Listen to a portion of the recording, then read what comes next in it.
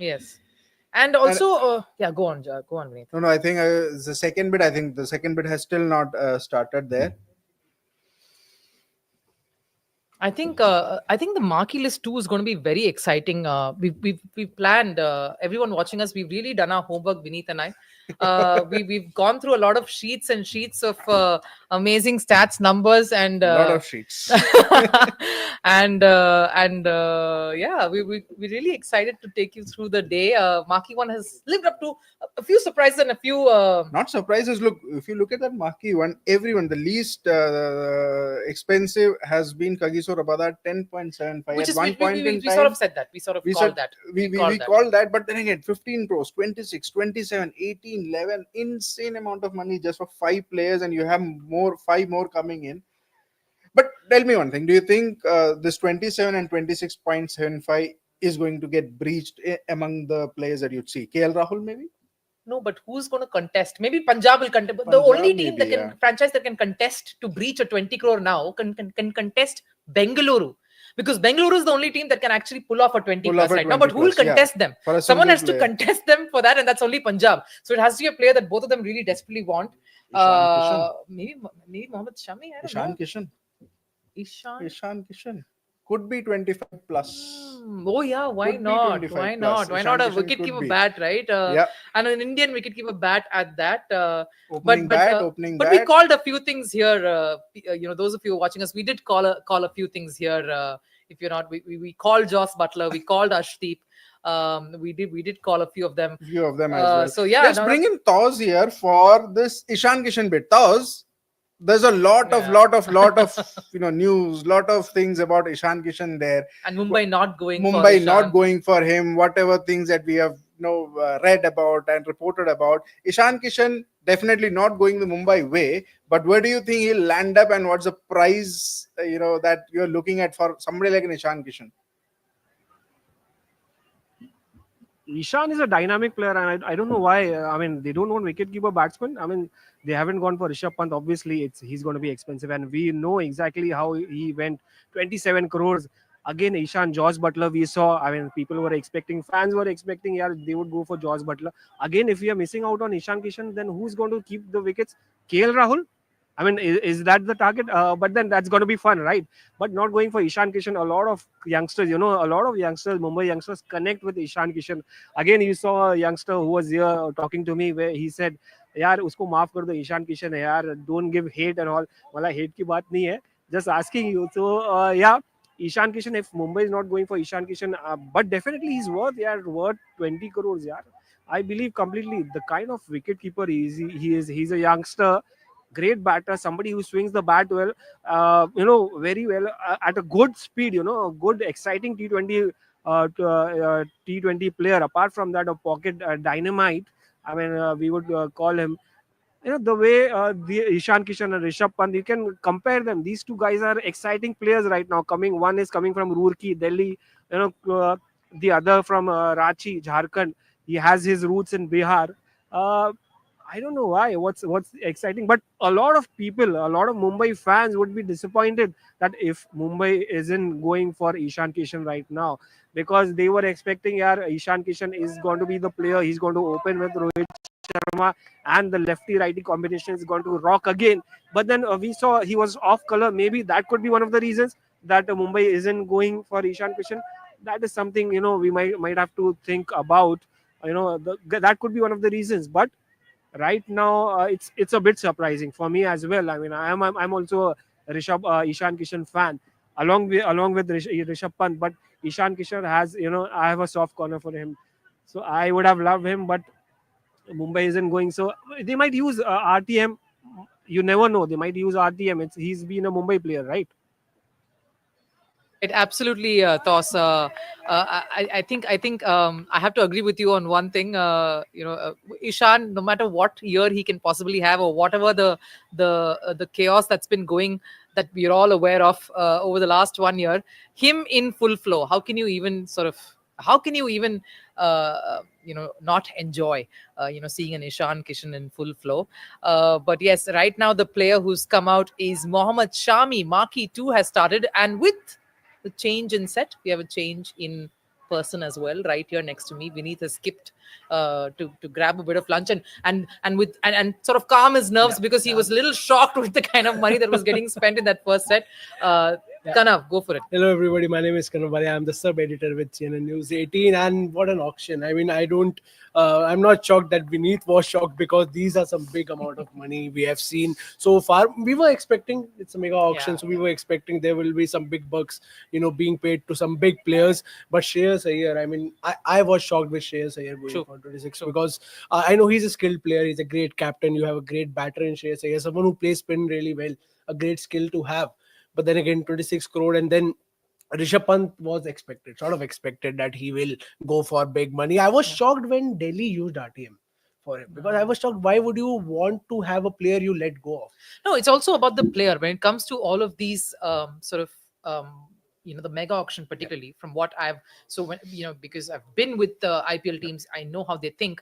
A lot of it is also about what the player wants. If the player wants a little more from what they will get when they are retained, yeah, and they feel that they will get that amount yeah, outside when they're being yeah, bid for, yeah, I think that's another agreement that yeah. sort of it's a mutual Mm, agreement that mm, players and mm. teams come to.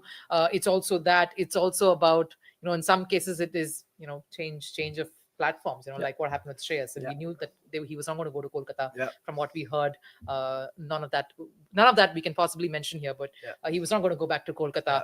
yeah, But right now, not surprising, Mohammed Shami going for big bucks. Injury, no injury. We saw how he made a comeback there in yeah, the domestic circuit on fire. yeah, Kolkata is definitely interested in that kind of, yeah. and I mean, so is Chennai. I saw Chennai coming in also that's interesting. in between for Shami.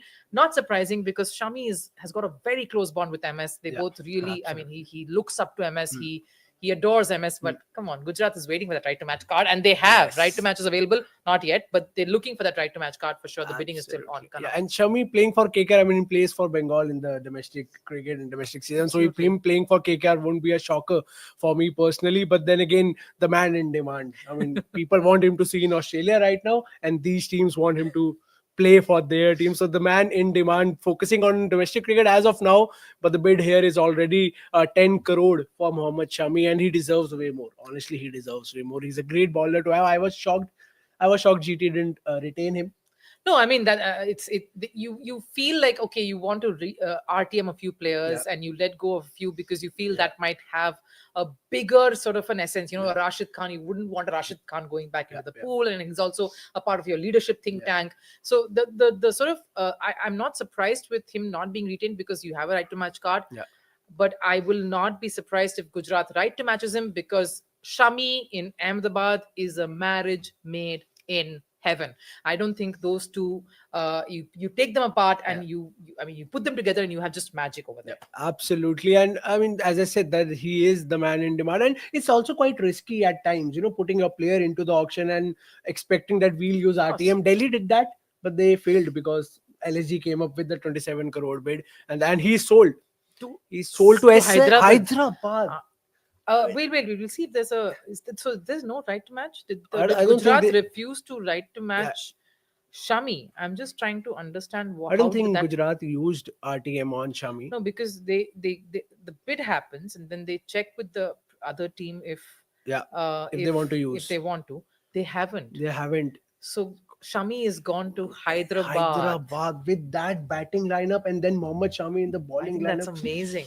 I mean, they fell short in the last IPL. I believe that they are eyeing the trophy now. They want the trophy now. They are building a good bowling lineup because they already have a gun batting lineup. They have gun I batting. don't believe they even need to look for more than two batters now. That too also a backup of But sort. I'm I'm a little surprised that he hasn't been retained by Gujarat I, because I thought yeah, he was gold for them yeah, in their yeah. venue. I mean, either they have some other plans or something because they must have thought of something. If you When you let go of someone like Mohammad Shami, it means you have a backup plan. You are thinking something. I hope whatever GT was planning, it comes off. They've They gone for David Miller, but again, they're bidding for him. They might not necessarily use the RTM. They RTM. might just bid for someone like a Miller. I think Yeah. that's definitely what they are thinking of. So they've not used their RTM Hmm. yet. Yeah. They've not used their RTM yet, and they didn't use it on Shami. I'm still sort of little. I'm a little in shock over that. I haven't been able to move Well, past you're that. not the But only one. You're not the only one. I'm equally shocked. I was shocked when they didn't retain him, and now them not using an RTM for Shami. Well, I think there will hopefully there will be an explanation after the auction. They will come out with a statement. But I'm but also David shocked Miller. with RCB. I mean, I thought they'll go all out for Rishabh Pant. Now that Punjab didn't. Punjab didn't go for Rishabh Pant. I thought RCB with the second biggest purse in the auction. I thought they'll go for him, but I'm shocked that they backed out very early. Which is what I think Vinith and I kind of touched upon. Yeah. We obviously felt that they were saving up Mm, for mm. a KL Rahul or a Yuzvendra Chahal, are players whom we think they would mostly target. Yeah. But yes, a lot of interest for David Miller. Again, unsurprisingly so, Yeah. he's at 6.25 crores currently, and Delhi and Bengaluru Yeah. sort of going at it with David Miller. Gujarat Absolutely. has that RTM card still; they can use that Yeah. if Yeah. they really have to, Yeah. considering they did show some interest initially. Absolutely. But a player like David Miller, kind of quite an asset to any Absolutely. T20 He's a franchise. gun player. He's what we call in today's generation a clutch player who can take the game away from you single handedly. And he has And that he skill. did that He against has, Chennai. I won't yeah, forget that. yeah. And he has done that a lot with Punjab also when he used to Yeah. play for Punjab. I still remember that innings of David Miller along with, I think, Mandeep Singh at the Mohali Stadium. I was there in the stands and I saw him doing what he did in that match, hitting long sixes and winning the game for Punjab. He's a great artist, but sometimes I just imagine what the players is going through while his auction is going on. He's sitting at his home, David Miller in South Africa, relaxing and then also nervous. You know, Some players obviously watching it, some prefer not to, yeah, yeah, and especially those who know a team is going to bid for them, because a lot of the franchises contact the players and let them know that they're going to be bidding for them. So when that happens, I think you probably don't really, you don't want to sort of switch on the TVs yeah, or the digital screens, yeah, in this case, to see what's happening. But even as we speak, David Miller 7.5 5 crores. crores. Gujarat in conversation there. Yeah, Ashish Nehra, Vikram Solanki. Of course, I was there at that match. I was part of the Gujarat Titans team when David Miller played that unbelievable knock against Chennai, sealing that game yeah, when stacks and all when it was stacked against them yeah, high and dry. Rashid Khan coming in towards the end and also knocking off a few yeah, big hits to get them over the line. yeah. So he is He's quite sold. the player, and he is sold Yeah, to LSG.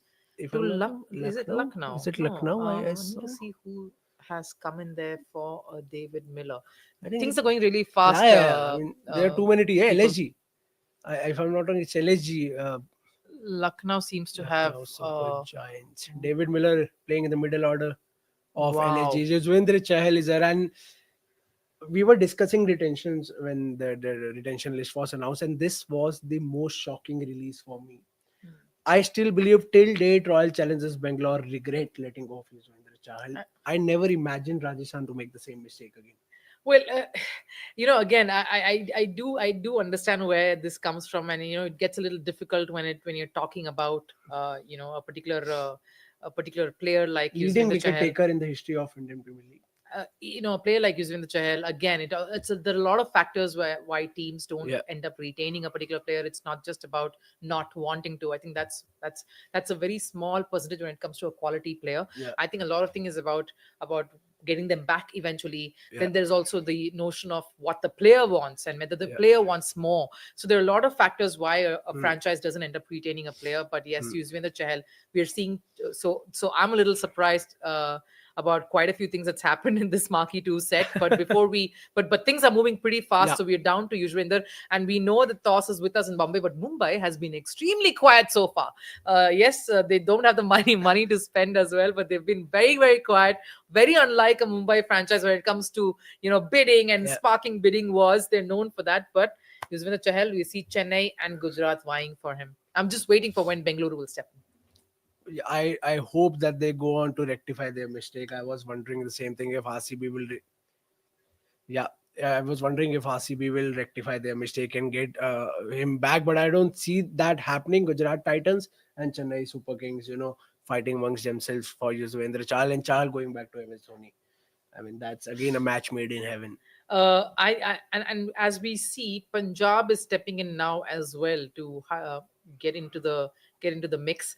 But I have to quickly, as we continue this bidding contest, let's go over to Purnima, who's in Chennai, because again, Chennai has been quiet. But Purnima, how is it going there? Our fans, our fans, sort of waiting to see when that first big buy is gonna come up. Fans are quite disappointed because every player who's up for grabs, CSK not going beyond 8 crores, and the budget so far that the CSK team has is 55 crores. So, every player up for grabs, CSK initially starts the bidding process, but beyond 8 crores, there's complete silence. Are you quite disappointed? What are your expectations now? Actually, they started off with Arshdeep Singh. That was the first player, and I thought they would go further for that. But they're not bit further than that. They're capping it around 8 crores or something like that. I hope they're holding the purse for players like Sundar, Natarajan, Ashwin, probably even James Anderson, all those players coming up. And we have Rachin Ravindra and others also coming up. We have old CSK players that we let go of. I hope they're all back. Probably we're just waiting to see. Even for Shami, Chennai started the bidding, and then we let go of Shami as well. So we are waiting for the auction to open up and then see what ends at the who ends up at CSK. CSK, we are excited for that. Yes. You're watching it live. Are you quite disappointed that we didn't buy any of the top players so far, CSK? I think we are good. CSK has never been a team which splurges on players, goes for 15 crore, 20 crore bids. CSK has never been that. So I'm okay with current standings as of now, because there are a lot of players to come. There are a lot of Chennai specific players who have been in CSK historically, Conway, Ravindra, all that. So we'll wait and see. We'll wait and see what happens. Probably another 3-4 hours, and then we can take a look at that. Yeah. But as of now, I'm okay with what CSK is doing. CSK is doing what CSK usually does. It starts off and then waits. Yeah. So CSK fans waiting patiently to see how it progresses through the day. One thing I love about Chennai Purnima are the fans. I think they're just so clued in and they're so in tune with cricket, with sport over there. I love it each time. And yes, Chennai is doing Chennai sort of things. They know they're conservative in their bidding. We've seen them up close and we've seen them from far. That's how they roll. They only will open the lockers and open the safety deposit boxes for one player. That's about it. At the most, it was Deepak Chahar for the last time. I think 15 crores, and also for I think Daryl Mitchell. I think they went for 13. I think if I'm not mistaken. But Chennai doing Chennai things. But if we speak about Yuzvendra quickly right now, again Lucknow getting into this, and I'm wondering where they're heading with the rest of their purse. But Lucknow and Punjab getting into that battle with Yuzvendra. Absolutely, I think I believe that he's a great asset to have in your team, and I'll be happy if someone like Punjab, because Punjab needs a good team. They've only retained 2 players, and they need to build. They already have a captain now. They need to build a good bowling lineup as well. And Yuzvendra Chahal as your lead spinner, I don't think it gets better than this. And there's obviously LSG also, fighting for Yuzvendra Chahal. 14 crore. I believe he deserves way more than this, because as I said, leading wicket taker in the history of IPL. So we'll have to wait and see. But I love Punjab Kings and their social game as well. We jump in the Uzi rays, as they say. And this gif of Yuzvendra Chahal is viral. I mean, for years we have been watching this particular gif going around on social media. And I think we are close to having a winner here between Punjab and LSG. We'll have to wait and see. 14 crore Yuzvendra Chahal as of now. There's a fight going on between quite a few teams. They want to have a lead spinner. They want to have the most leading wicket taker in the history of IPL in their team. So we'll have to wait and see where does Chahal go. And as we said, Shashank Singh, Simran Singh, 2 retentions for Punjab. I mean, they were smart with it. And I think it is the Ricky Ponting effect, because Punjab was, I believe, in the past few years, they were all over the place. Now Ricky Ponting bringing that stability to that camp, to that management. And as we speak, Bengaluru, after a very, very long discussion, very long, serious discussion between Mo Babat and a lot of the others at the table, have gone in to bid, and Punjab's not given up. It's Punjab. Bengaluru has called it off. That's it. I think 14.25 is all they could go for, and the bid is with Punjab. The bid is with Punjab for 4. Wait, who's jumped in now? I think it's someone Punjab. else has jumped in, but it was 4.5. It's Hyderabad. It's Hyderabad. Again, Hyderabad coming in. Hyderabad jumps out of nowhere. They just jumping out I'm of just nowhere. wondering, Yeah. with that purse, I'm guessing that purse is around a 40 at this point, or maybe a little less No, than yeah, I think 40. they had what 45 crores at the start. Oh, and they spent around 10 on Shami, so 30 or 35, 30 is what their purse is 30, at this point. I think and then they Vineet have made a lot of notes over here. Yeah, Okay, gave up the notes midway. But but if I could ask our team to sort of yeah. bring up, They had 45 crore. they had 45, and if I could ask my producer to just bring up what Shami was sold for, I'm just sort of wondering. Shami Or was sort of sold for 10 crores. 10 crores. 10 So crores. they have 35 35. at this And point. they are bidding Thank you, 60. producer. Yeah. Yeah. And director. And- Equal gratitude to both. But so Hyderabad with Yeah. that 35 is still going in after UZ. So I'm guessing they have to. I think this is the only thing that they would sort of fight for if they really intend to pocket him, because then with that remaining purse, there's you only can hope for smart buys, which will come much later on in the Yeah, auction. towards the You end. can't think of really going in for any big buys, but they do have a major part of their 11 intact. They already have the playing 11 that they have along with Mohammed Shami now, and if they get Yuzvendra Chahal, Who's I'm gone up to feeling- 17 crores? I'm Go on. absolutely. I'm feeling bad for the other teams because if they get Chahal, this is going to be a very, very, very strong This team. will be huge. This Yes. will be a huge buy for Hyderabad if they hold on. Yeah. But I'm wondering where their planning and their portioning of their money is going really. But and I'll get in toss in just a bit. But 17.5 is what's it gone up to. Well, there was a time when this was the highest amount. This was a big amount, but now players going for 17, 17.5. Every second player is going for around 17, 18, 20, 26. We have seen, and this is the beauty of mega auctions that we are watching here rather. And 17.75 crore for Yuzvendra Chahal. We'll have to wait and see. Is it with Punjab or with SRH right now? No, I think Bengaluru went No, out. Bengaluru I went think out. it's with Punjab. It's with SRH. Punjab It's is with Hyderabad with they're 7.5, discussing. 7.75 because Punjab went 7.5, 17.5. Yeah. Hyderabad came in there. The Hyderabad franchise jumped in with 17.75, and Punjab is heavily doing their calculations. Oh, we need this little later on. We need this play a little later on. And that tweet of Delhi Capitals is so apt. You see, chilling and watching the fun Yeah. unfold. Yeah, this is exactly what I wanted. I wanted a bidding gone up to 18. Punjab's bid gone up to 18 with the bid now on Hyderabad's table to That's- respond to.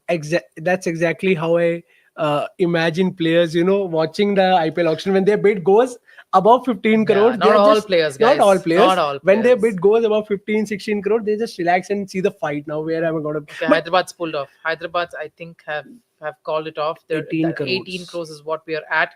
I think it is with Punjab. this- Are we seeing another big buy going with Punjab? Basically, Punjab.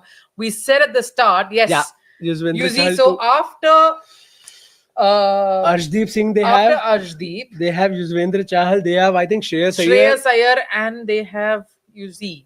So we said Punjab would play party pooper and really spoil plans for all teams, and they've done exactly that. Toss. How difficult is it for Mumbai to sit and watch this even as Mohammad Siraj comes up? Yeah. Absolutely, it's very, very difficult. I don't know why they haven't opened the account. I mean, that's how they say when you start your innings first, right?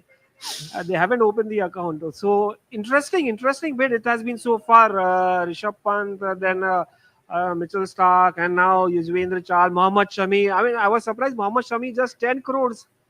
Yeah. I mean, Yeah. saw the Manjrekar's tweet. What happened exactly? Yeah, so this is surprising. But yeah, coming back to Yuzvendra Chahal, I would have preferred him to stay with, to go with Lucknow Super Giants, because they are, again, we'll go back to the wickets. I mean, the wickets are slower. You're going to play 7 matches at home. It's not easy for batters to bat out there. When you have a bowler like Yuzvendra Chahal, it becomes very, very difficult. And leg spinners are not luxury anymore. They are one of the most important factors in when it comes to T20 cricket. You may not see them in Test cricket, the longer format, but you will definitely see them as an important cog in the wheel of different teams, and leg spinners have become useful ever since IPL has picked off in the mid of the IPL. I don't know, Punjab or Lucknow Super Giants. Lucknow, he will be more effective in for Lucknow Super Giants because Punjab are going to have batting tracks, and it's easier to bat against leg spinners when it's a flat track or maybe a fast track. But this guy, Yuzvendra Chahal, is a smart bowler, right? Whether it's Lucknow, whether it's Punjab, he knows he has got variations. He's got those googlies and the flippers and the zooters that comes off from his fingers and hand.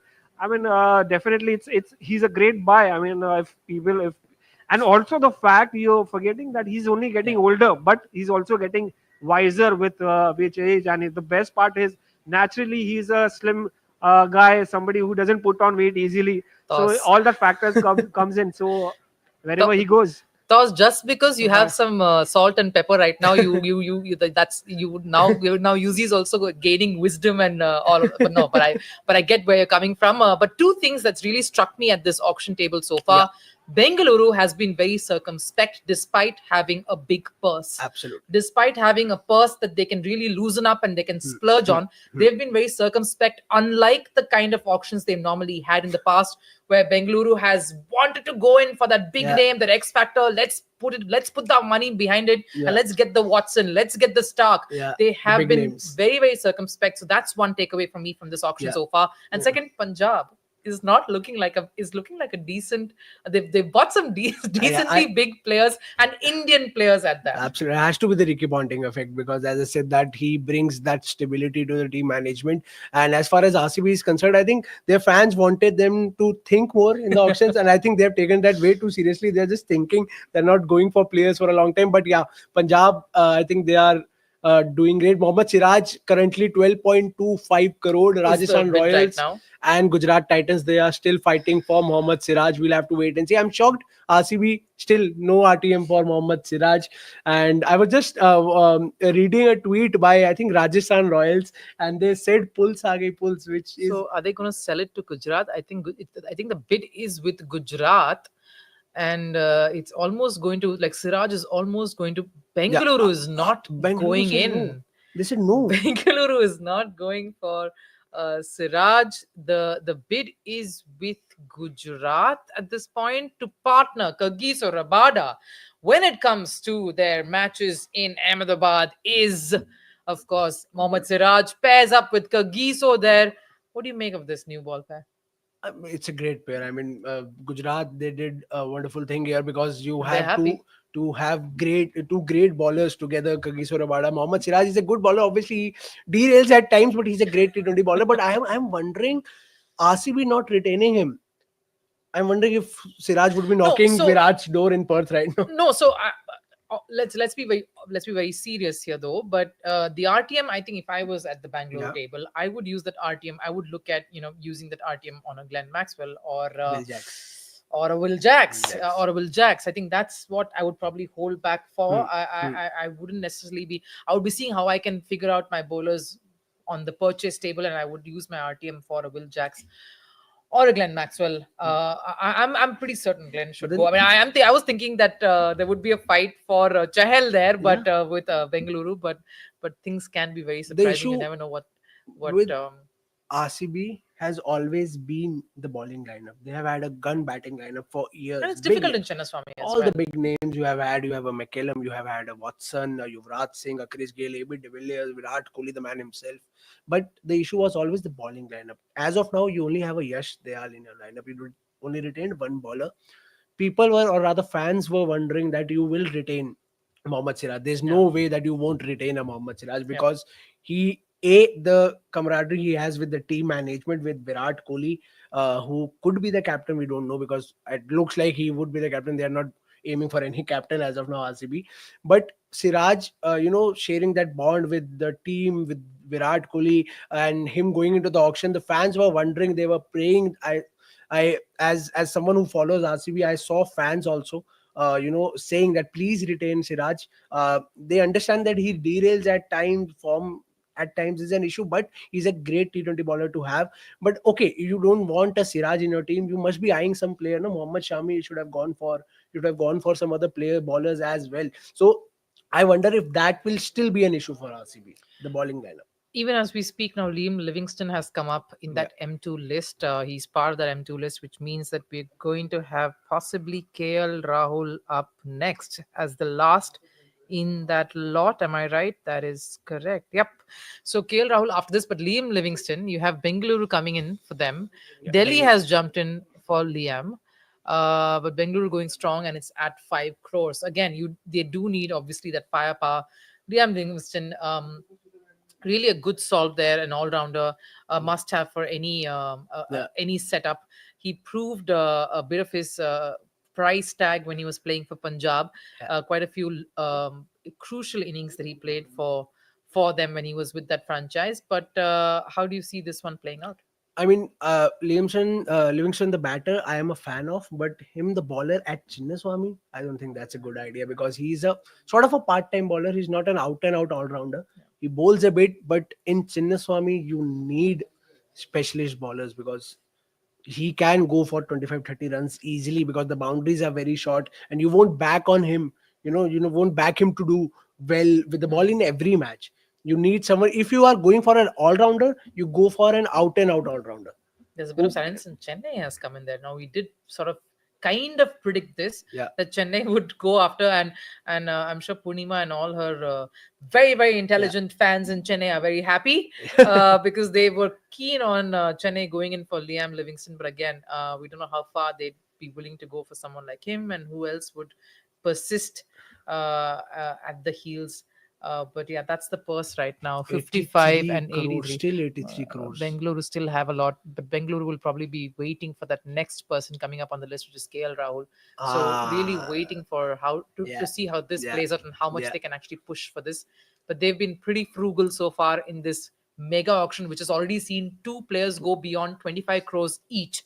So kudos to a franchise like Bengaluru to hold on to their purse strings and be careful about what they were spending on. But Liam's sitting with in a battle between the 2 southern states, Chennai and Bengaluru. 8.25 crore as of now. Someone else has come in. But Chennai, I think they have backed out. No, Chennai is still They're still there. They're still there, but I guess someone else is coming in on that bid for, or they've gone off. Chennai's dropped out. It's still with Bengaluru, and I think the other team to come in there because they're still in conversation. But I'm wondering which is the other team that went in for the bid. I believe English players are very risky to have because they often back out midway through the tournament because of their international commitments. We have seen Punjab is not right to matching. So is it with Bengaluru? Has Bengaluru? More or less, I think they have bid. I think they have won the first big buy for Bengaluru people. Is it going first to be buy? first buy for Bengaluru, and quite the price that you wouldn't expect a Bengaluru franchise to spend on a big marquee player. 8.75. That's a good buy.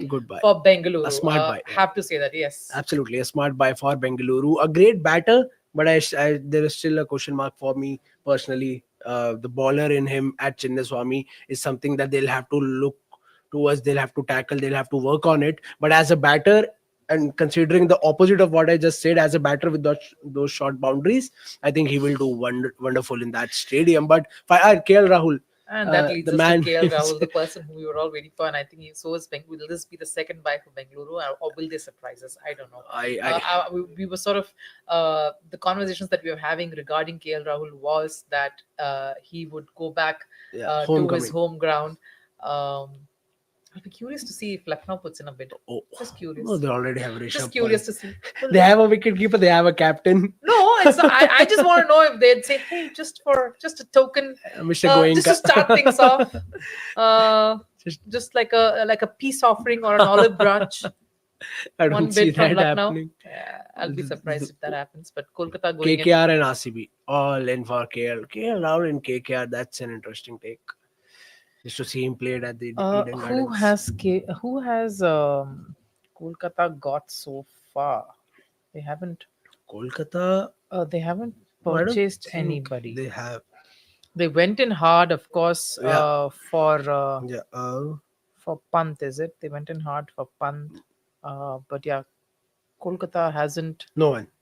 hasn't really purchased, which Yeah, means no. they So need a captain, they need a which captain. Yeah, means they're looking at possibly KL yeah. Rahul to captain their side, depending on how much. But I don't think RCB will let him go. I don't think this will happen. No, Really. so my thought is if RCB is really investing this particular mega auction on their bowlers, if they really, because they know that with that small ground, they've really hit a very rough patch with their bowling squad in the past. If they're really kind of saving up to spend on a good bowling attack, then they would have a cap for how much they would want to go for KL Rahul. But then they would have gone for Chahal or a Shami for quite But a there are bit many long. other bowlers who are yet to come. There are many other Yeah, good but buys who are yet to come. They're good, proper Mhm, mhm. spinners as well as pace bowlers who are yet to come in there in that list. Yeah, But but yes, that's what I'm wondering. How far would RCB go. would uh, would uh, would Kolkata and Bengaluru go? It's what 8.75 crore as of now. The fight is still on between KKR and RCB. KL Rahul used to play for LSG. Now he's back in the auctions. A big match player, played brilliantly recently in Perth. We all saw what he did. A different format altogether. But then again, KL Rahul, the batter, is. You can see the tweets RCB has put out a tweet when the next name is KLR and there's a Jimmy Fallon standing up in the GIF. And I think they are interested. RCB, as we discussed, it could be sort of a homecoming for KL Rahul. And I often wonder, maybe I get a hint that he also wants to, come back to his home ground. He plays for Karnataka in domestic cricket. RCB, he has played for RCB. He started, I think, if I'm not wrong, he started his IPL journey with RCB. As he touches 10 crores, just quickly going across to Thors, who's still there in a city that that hasn't really Mumbai, that hasn't really done much on the bidding front. But KL Rahul 10.75 with Kolkata and Bengaluru still interested. This is going to go up to 20 Yeah, yeah. for sure. Thors, how do you see this playing out? Very, very interesting that Mumbai hasn't opened their account. Again, I'm going back to that statement. I'm surprised. What's happening? Yeah, what's happening with Mumbai? But then, I mean, if I think again, see, Mumbai has all the cream player, all the marquee players are there in Mumbai. They have an opener in Rohit Sharma. They have an all-rounder in Hardik Pandya. They have a Jasprit Bumrah. They have Surya Kumar Yadav. So everything is sorted out. They just need to fill in those puzzles. So that is one thing. So where I'm sure you won't get from the with 45 crores in that account, you won't get from the marquee players because you'll have to spend a lot of money from your pockets. So what will happen if you spend a lot of 20, 10, 15, 20 crore on big players? What will happen? I mean, nothing. I mean, you won't be able to fill the slot as well because you need a partner for Bumrah, you need a partner for Rohit Sharma, you need somebody to bat at along What with are Surya you up Kumar to? Yadav or maybe spinners, right? This is a clear sign Virat Spinners. will lead. So yeah, so these factors might maybe you will see Mumbai coming in the second round. But yeah, KL Rahul definitely. Yeah, KL Rahul, it's more of an emotional factor for Bangalore, right? For Bangalore, and I feel they will go all out for him.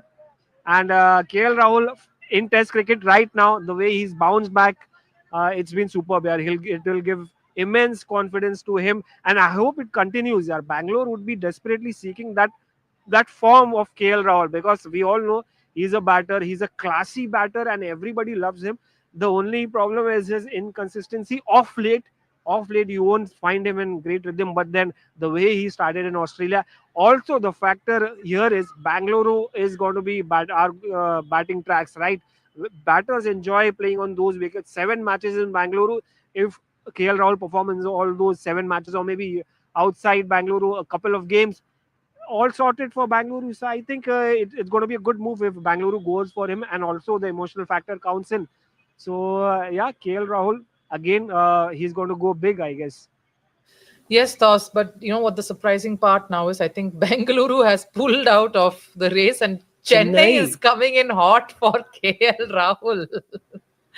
Chennai is coming in for KL. There's a bid that they've Yeah, put in there. Delhi seemed interested as well but I'm shocked. as RCB backing Kolkata. out for KL Chennai. The Rahul. bid is It's between shocking. Chennai and is it Delhi or is it Kolkata? Is it Chennai and Kolkata? It's Uh, Delhi and Chennai, if I'm not wrong. I think 13 crores is what we have right now. Bengaluru seems to have dropped out. What are they planning? What is the plan? Is there any plan behind all this? I'm wondering, because KL Rahul uh, is something about, rather was someone that fans were hoping that it's a no brainer. They will Yeah. go all out for KL Rahul homecoming, and I believe Rahul also wanted to sort of make a comeback to his home team. Yeah, But it's still with Delhi. With Delhi and Chennai going in. Remember, Chennai needs a nice, solid. They love a nice, solid middle order bat. They had that with Ajinkya Rahane for a while. Ambati Raju playing that role as well for a few yeah, seasons, though he moved up to open as well and then came down the order too. and Interesting. yeah, Delhi has got Delhi, KL KL Rahul Rahul. sold to This Delhi for 14 is, crores. They've got their captain, I'm guessing. yeah, Quite a good buy that for them. They'll be extremely happy with that. They really wanted to get a few yeah, players back in the first marquee list. They went in for quite a few of the players yeah. there. I think this is going to be Particularly interesting. Shreyas as well as Pant. Yeah, They tried to right to match Pant as well, but yeah. 27 was a bit too I much think for Delhi. So KL Rahul finding a new home, yes. Not his original home though. He yeah, is going to to Delhi Delhi. Capital. And this, I think this is interesting because I'm now thinking about the IPL Delhi pitches. Batters prefer batting on that surface, and KL Rahul, with all the noise that we have had around his strike rate, I think he's going to prove something, and I believe this is going to be his season. He's a great batter, we all know. It's just that he has not come out of his shell in the T20I format, I believe, and I think that this IPL, on that surface of the Delhi Stadium, I believe that that Arun Jaitley Stadium, he will come good and he will score a lot of runs. But the shocker for me is still RCB. I mean, yes, they have got Liam Livingstone, but no KL Rahul. I expected them to go hard for a Chahal or a Shami, but still, I think they have. I hope they have a plan, but this is actually very interesting. Rishabh Pant going to LSG for 27 crore, Wow. the highest bid, the most expensive player in the history of Indian Premier League, Rishabh Pant. And what a journey this guy has had in the last 2 years. Starting from that unfortunate accident to coming back to international cricket, winning a T20 World Cup, playing a border Gavaskar trophy, now being sold and being the most expensive player in the history of IPL. It's quite an interesting journey, and he deserves all that for what he has been through in the last 2 years, the recovery, the spirit that he has shown. But what an interesting auction this has been so far. Obviously, there's a lot that is yet to unroll in front of us, but big names, big bucks, something we were expecting. And I think that's the reason BCCI had this marquee list right in front, right at the start, with big names coming, with the Shreyas Iyer, Rishabh Pant, KL Rahul, Shami, Chahal, all the big names coming right in the front. And you can see KL Rahul 14 crore to the Delhi Capitals. Rishabh Pant, these are the big buys. Rishabh Pant 27 crore. LSG Shreyas Iyer going to Punjab Kings 26.75 crore. Arshdeep Singh 18.18 crore retained RTM used by Punjab Kings. Yuzvendra Chahal again Punjab Kings 18 crore, and Joss Butler, the danger Butler, 15.75 crore going to Gujarat Titans. Shubman Gill, Joss Butler, and Sai Sudarshan. I think GT is also building a good team. They are a smart camp. GT, I believe, they have had a very short journey so far in IPL, only 3 years, but they already have one trophy, one runner-up position, and they know what they are doing. So I back them. They are smart enough to build a good and a strong team, because this is a mega auction. You are building towards a new cycle. You are building a team from scratch. And they are Kagiso Rabada also gone to GT. Mohammed Siraj also, if I'm not wrong, gone to GT. So it's a gun team. I believe this is mega auctions is a battle half won. You build a good team, you build a good base, and then the fight starts on the field. But this is the first step that you need to pull off. And great. We already have tweets coming in from former cricketers. Harbhajan Singh, 18 crore for my champion brother Yuzvendra Chahal. Welcome to Punjab. देख kangaroo भी तेरी copy करने लगते हैं. This is Harbhajan Singh. I mean, welcoming Yuzvendra Chahal to Punjab, to his hometown. Um, and I'm pretty sure the players will also react in a while. They'll also put out tweets. They'll also put out their reactions. We often see players putting out videos when they are bought by a team. And but it's quite an interesting auction so far. Right. So what's happened so far? If we just have to recap, Joss Butler going to Gujarat Titans. We had Shreyas Iyer, a big bidding war for Shreyas Iyer, and he's gone to Punjab. Lucknow taking in Rishabh Pant as well, and Kagiso Rabada going to Gujarat. Kagiso Rabada and Mohammed Siraj is who will pair up at the top with the ball there, and a few interesting buys there as well. No Chennai and Bengaluru. Bengaluru coming in and getting in Liam Livingstone, a good buy for them, and so too for Yuzvendra Chahal to find a place in Punjab. That squad shaping up pretty well under Ponting's mentorship. And yes, that's how it has panned out at this point. Quite an interesting auction. Both the marquee sets is pretty much wrapped up at this point. Yep. As I said, quite an interesting auction so far. Big names, big bugs, and we have Taus. I think we are with us. Taus, Mumbai, as we have been discussing, they have not yet opened the account, but so far, Punjab going for the Arshdeep Singh, Yuzvendra Chahal, GT building a good team. We have been discussing Kagiso Rabada, Mohammad Siraj, and then you already have a Shubman Gill up there with Sai Sudarshan. Your thoughts on GT and Punjab so far? Yeah, amazing. They were Arshdeep Singh is not surprising, right? They were supposed to go for Arshdeep Singh, and he's been playing for them over the time. But yeah, GT and they have Mohammad Siraj and Kahiso Rabada. Very interesting pair of choice. I mean, Rabada is an experienced player. Siraj has also become experienced over the time, but he's been quite expensive. But then that is what the leader of the team has to go for, make it into a lethal pair. Who's coming? That is the target. That should be the target. How Kahiso Rabada and Siraj are going to play that role, because we can trust Rabada, somebody he's been there, who's done that over the years in T20 cricket, whether it's for South Africa, whether it's for any other IPL team. But Siraj, yeah, it's a tough buy, but then that's okay. He's returned to form in Australia. That's a good news for Gujarat Titans. They might be very happy, but then it's IPL, right? IPL happens in India, and the wickets are not that helpful like a Perth. And off late, you have seen Siraj has not been in great form. So I hope he returns to form. But a good choice, yeah, good choices. Whether it's Mitchell Stark, whether it's Yuzvendra Chahal, whether it's Liam Livingstone going to RCB. Again, RCB is an interesting choice. Liam Livingstone going to RCB on a shorter ground. He's a big hitter, a strong hitter, somebody who chips in with his right arm off spins. Right arm off spins, he won't be. I don't know if he's going to be as effective as he was maybe for his England side. But the Chennai Chinnaswamy Stadium ground is a bit smaller with the wicket. The ball doesn't turn much on that wicket. But then he's going to compensate. So Glenn Maxwell, maybe he could play the role of Glenn Maxwell if RCB doesn't go to doesn't go for for Glenn Maxwell, or doesn't uses that RTM card against Shreyas Iyer. I'm looking at Shreyas Iyer right now. Shreyas Iyer is a very, very good choice for Punjab.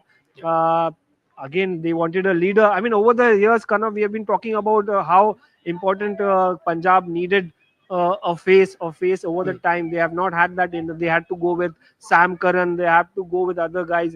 I mean, their biggest brand was Yuvraj Singh. Then, I mean, the result did not come out. So I think Shreyas has the leadership. He has done it before for KKR. He has led Delhi Capitals. He's a good, massive, amazing T20 batter Yeah. and a good leader. I mean, he's played a lot of cricket, right? He's played a lot of cricket, so he brings in a package, kind of a package for Punjab.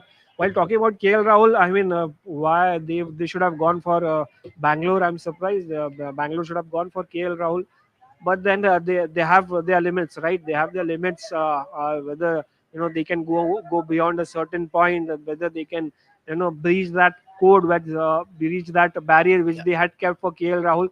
That might have gone against their own strategy or maybe the rule, because it's not just one or two players Hmm. that they have to buy. They have to buy a whole lot of other players, right? They have to fill in the Yeah. slots. Strategy यही होती है कि आपको अलग अलग slots के लिए players bye करने पड़ते हैं. फास्ट बॉलर्स के लिए spinners, then you have top order batters, you have a Virat Kohli, you have retained a couple of players. So these factors count in, right? It's not just about one or two players being bought in for huge amount and then people will talk about them. No, it's about Hmm. filling the slots. It's about the wants. It's about the things, the experience they need. It's about the balance that they should have when it comes to T20 cricket. All that factor counts in. So kind of, I think all have been smart right now. Yeah. I am still wondering what happened to Mumbai Indians. I would Yeah. like to speak to a few fans if they come over here. I mean, you can see all of them are busy. I mean, they are Yeah. playing their game. It's a Sunday, Kanav. It's a Sunday, so they are loving their cricket. They are keenly following the IPL auction at home. But here it's all action, boy.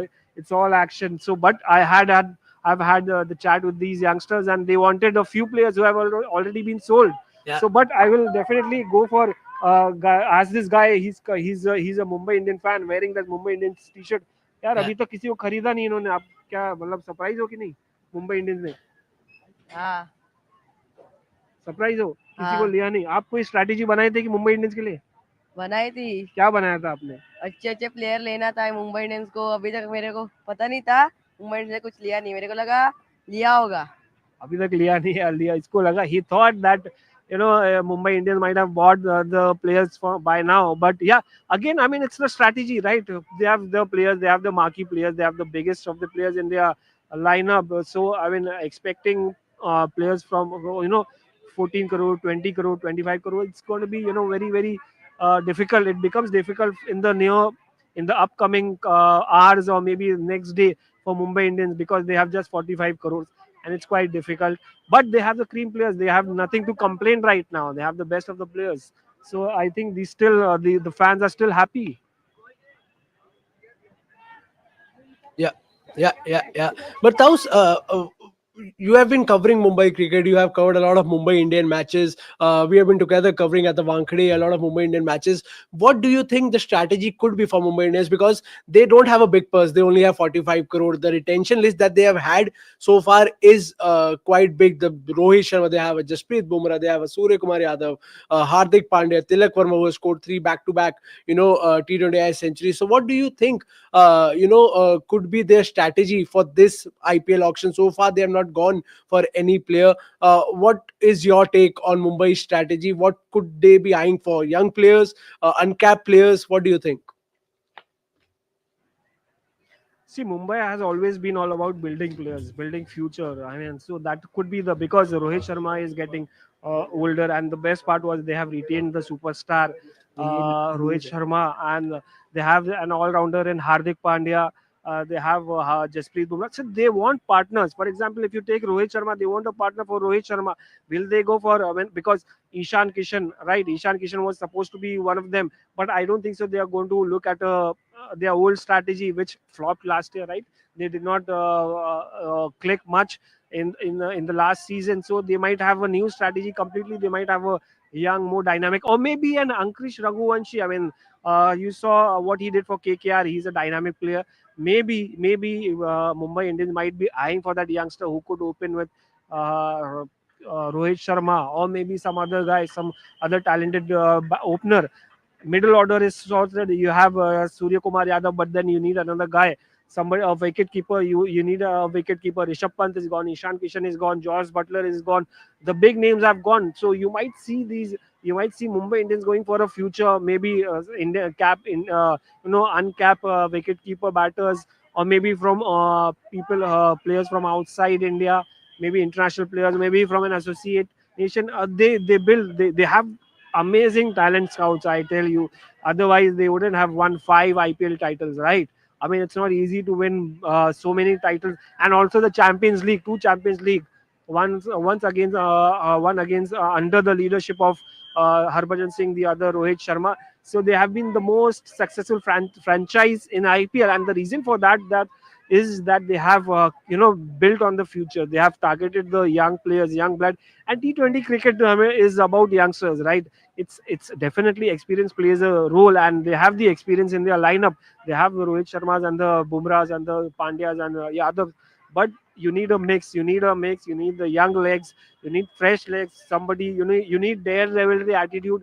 Maybe Rohit Sharma may be cautious in his own start as a batter, but you need daredevil batters who can go out there, start hitting from ball one. You saw exactly what happened in the again. Did I miss out on Tilak Verma? See, again you have Tilak Verma. So your middle order is sorted out, right? Surya, Tilak Verma, and Hardik Pandya. Again, if you look at the what happened in South Africa, the way Team India played, they dominated completely. They scored massive run, and it was all young side, right? It was all youngsters out there getting expressing themselves, hitting those sixes, unbelievable shots. But it may have been in South Africa on batting tracks, but it won't be different in IPL. So Mumbai Indians has a clear strategy. It's playing bold cricket and playing betting on the future, punting on the future, and that is what they might be looking for. Hence, they did not go for the marquee players, because these guys, these cricketers, maybe on the wrong side of 30s, maybe on the wrong side of in the late 20s. So maybe that could be the reason. 25, 20 to 25, or maybe at the most 30. That could be one of their strategies right now, I believe. Yes, absolutely. I mean, Mumbai Indians is a team which, they love to invest in youngsters. As you said, that many marquee players are towards the other side of 30s. There were some who were young. There's a Rishabh Pant, there's a Shreyas Iyer. But then again, Mumbai Indians, they are a successful team. They are a very successful team. But I have with me here Harshit Best. Harshit, thank you so much for connecting with us. IPL so far, IPL auction so far, rather, mega auction so far. What has shocked you the most, and which team has impressed you the most, rather? I mean, I'm impressed by Gujarat Titans' business so far. They have signed three players. They have got Rabada, they have got Josh Butler, they have got Mohammed Siraj. Rabada is a very good bowler. With Josh Butler, they have got an experienced captain. They have got somebody who will provide experience to Shubman Gill in the captaincy. He's a very good, they were in search of a wicketkeeper batter after Matthew Wade and the retirement of Riddhiman Saha. They were in search of a wicketkeeper batter. In somebody like Josh Butler, who's a seasoned campaigner who has scored runs, mountains of runs in T20 cricket. They have got a very brilliant player at the top who will open, who will do the wicket keeping duties. Then you have got Shami as a replacement of Shami, because they did not bid for Shami. They've got Siraj. Siraj is a very quality player. I'm not surprised by that RCB did not retain him, because even despite having an RTM card, but that's a good addition to GT setup. And then obviously there is Rabada. So I'm very happy with how the Gujarat Titans have performed so far. And I'm quite surprised by RCB's business, because there were so many players that we are talking about that RCB will bid for. There was KL Rahul. I was expecting them to bid for Rishabh Pant. I was expecting them to bid for Kagiso Rabada. Even AB de Villiers asked them to, go behind Rabada, go get Rabada, get Chahal back. Everybody in the world was talking about get Chahal back, get KL Rahul back. They did not sign them, even though Chahal got 18 crore, but RCB had the purse of 83 crore. What are they waiting for? I mean, who do you want to sign then if you're not getting Chahal, if you're not getting KL Rahul? KL Rahul has expressed his desire to, I want to play for RCB. Yeah. He's a local lad. He has scored more than 4,500 runs in 132 IPL matches. He has a batting average of 45. I mean, last season also, even though he was criticized a lot, he scored more than 500 runs. You need a batter, you need a captain, you need an Indian player. Who are you waiting for? Wicketkeeper. And what have you got? You have got a Livingstone for 8.75 crores. I mean, you are supposed to, if you want to make a very strong side, then IPL auction is there. If you want to make a very strong side, you had a very good Indian options. You had a Shreyas Iyer available there. You had a Rishabh Pant there. You had a KL Rahul. You did not sign. I mean, I am not surprised by other teams, because teams like Chennai, teams like Mumbai, they had a very limited purse. Yeah. Teams like Rajasthan, very limited purse. So they have kept their cards close, and because they have retained their core, they are okay with that. But somebody like RCB with the purse of 83 crores, second most expensive purse, the costliest team, and what are you waiting for, man? And Livingstone, you can get 10 players like Livingstone in this IPL auction in the coming sets, right? You should have invested in some good Indian player. I mean, see, if you see Punjab Kings, they were very clear in the IPL auction that we want an Indian captain. They bid for Shreyas Iyer because, I mean, Shreyas Iyer has worked with Ricky Ponting in the past, and he is a two-time IPL final captain. He has won the last IPL, and they broke the banks. They splashed rupees 26.75 crore for Shreyas Iyer. Absolutely. They They wanted to sign Chahal. They went all out for him. They signed him for 18 crore. They have signed Arshdeep for 18 crore. So that is how you have to get into the IPL auction. And I'm not sure that how many quality players are available in the coming sets now. I mean, you have some certain players, but I'm surprised. I'm very surprised by RCB. But RCB not using an RTM for Mohammed Siraj. I mean, they were even asked to that. Do you want to use RTM? And what Siraj was sold for? What is 12 point something? Yeah. I mean, you should have signed him. You should have get him back actually. I mean, which other players are you going to sign now? I mean, you don't have any quality Indian players left. You will have only what? Glenn Maxwell. You have a Will Jacks. I mean, these kind of players. And since you have signed Livingstone, I mean, I'm not sure that they will go after Will Jacks now. Yep. I mean, similar kind of players. What is the point of getting two overseas players who are exactly the same kind of players? Yeah, absolutely. I think I will pose this question to Taus as well. Taus, talking about RCB, Harshit here very well explained what he think RCB went wrong. Your thoughts on RCB? They didn't use RTM for Mohammed Siraj. Fans were hoping that they would get a Yuzvendra Chahal back, rectify their mistake. Then they were hoping that they might and they will for sure. It's a given that they will go for a KL Rahul. He wants to play for his team. He's a Karnataka boy. He plays for Karnataka in domestic cricket. Your thoughts on what RCB has done so far in this mega auction? Yeah, even I was thinking that KL Rahul would go to RCB. But yeah, I mean that is how the function. What is going in the mind of the auctioneers, the teams. It's something into their mind. It's very difficult to read their mind because you get a lot of surprises. I mean, what you predict from here, what you predict from your TV sets, from your studios, what we predict from the grounds, it doesn't happen like that, right? That is what the IPL, the beauty of IPL auction is. That is how they conduct. So yeah. They have their own strategy. They have Virat Kohli, maybe RCB. They have got a Livingstone. Maybe they did not. They weren't desperate for KL Rahul. So or maybe Yuzvendra Chahal or maybe Mohammad Siraj. So they have a different idea. Maybe they want again. I would be keen to know like how they go for the next set of players, because I mean, if not going for Siraj, if not going for your old KL Rahul, if not going for that emotional factor where KL Rahul might have brought in more crowd, considering he's a Bangalore boy, and has a great fan following, even though he may not have been informed. But again, it's RCB, the team that has been there for a long time. I mean, it's been one of the strongest side over the years, but haven't won a single title. Comes as a surprise, right? They have had the best of the players. They have had Kumble's, they have had Dravids, they have had Daniel Vittori, they have had some of the best players. Then they had Virat Kohli, right? The biggest superstar in IPL in world cricket, but they haven't won a title. So, what is the strategy? They might be looking for, again a new strategy, a fresh set of players. They may not want the old oldies. Maybe they may not want Siraj, who's also like not been as effective for RCB as they might have wanted, or Yuzvendra Chahal could have been effective, but then he's a leg spinner. They may not want a leg spinner, or maybe it's Chinnaswamy Stadium. Leg spinners may not work in Chinnaswamy Stadium because it's smaller in size. And then KL Rahul again could have been a good choice, but then maybe they are looking at they were not desperate for KL Rahul. So all in all, we'll come to know slowly and gradually what is exactly they want, whether it's Mumbai Indians, whether it's RCB. Smart moves by LSG. They have gone for RCB, Rishabh Pant, or maybe Punjab, Shreyas Iyer. I mean, these teams are desperate teams. They want marquee players. They want faces. RCB has faces. RCB has Virat Kohli as a face. Mumbai Indians have multiple faces. Chennai have their face. They have an uncapped face, the biggest of them all, Mahendra Singh Dhoni. But again, yeah, I agree with the fact that they're not moving. They're not.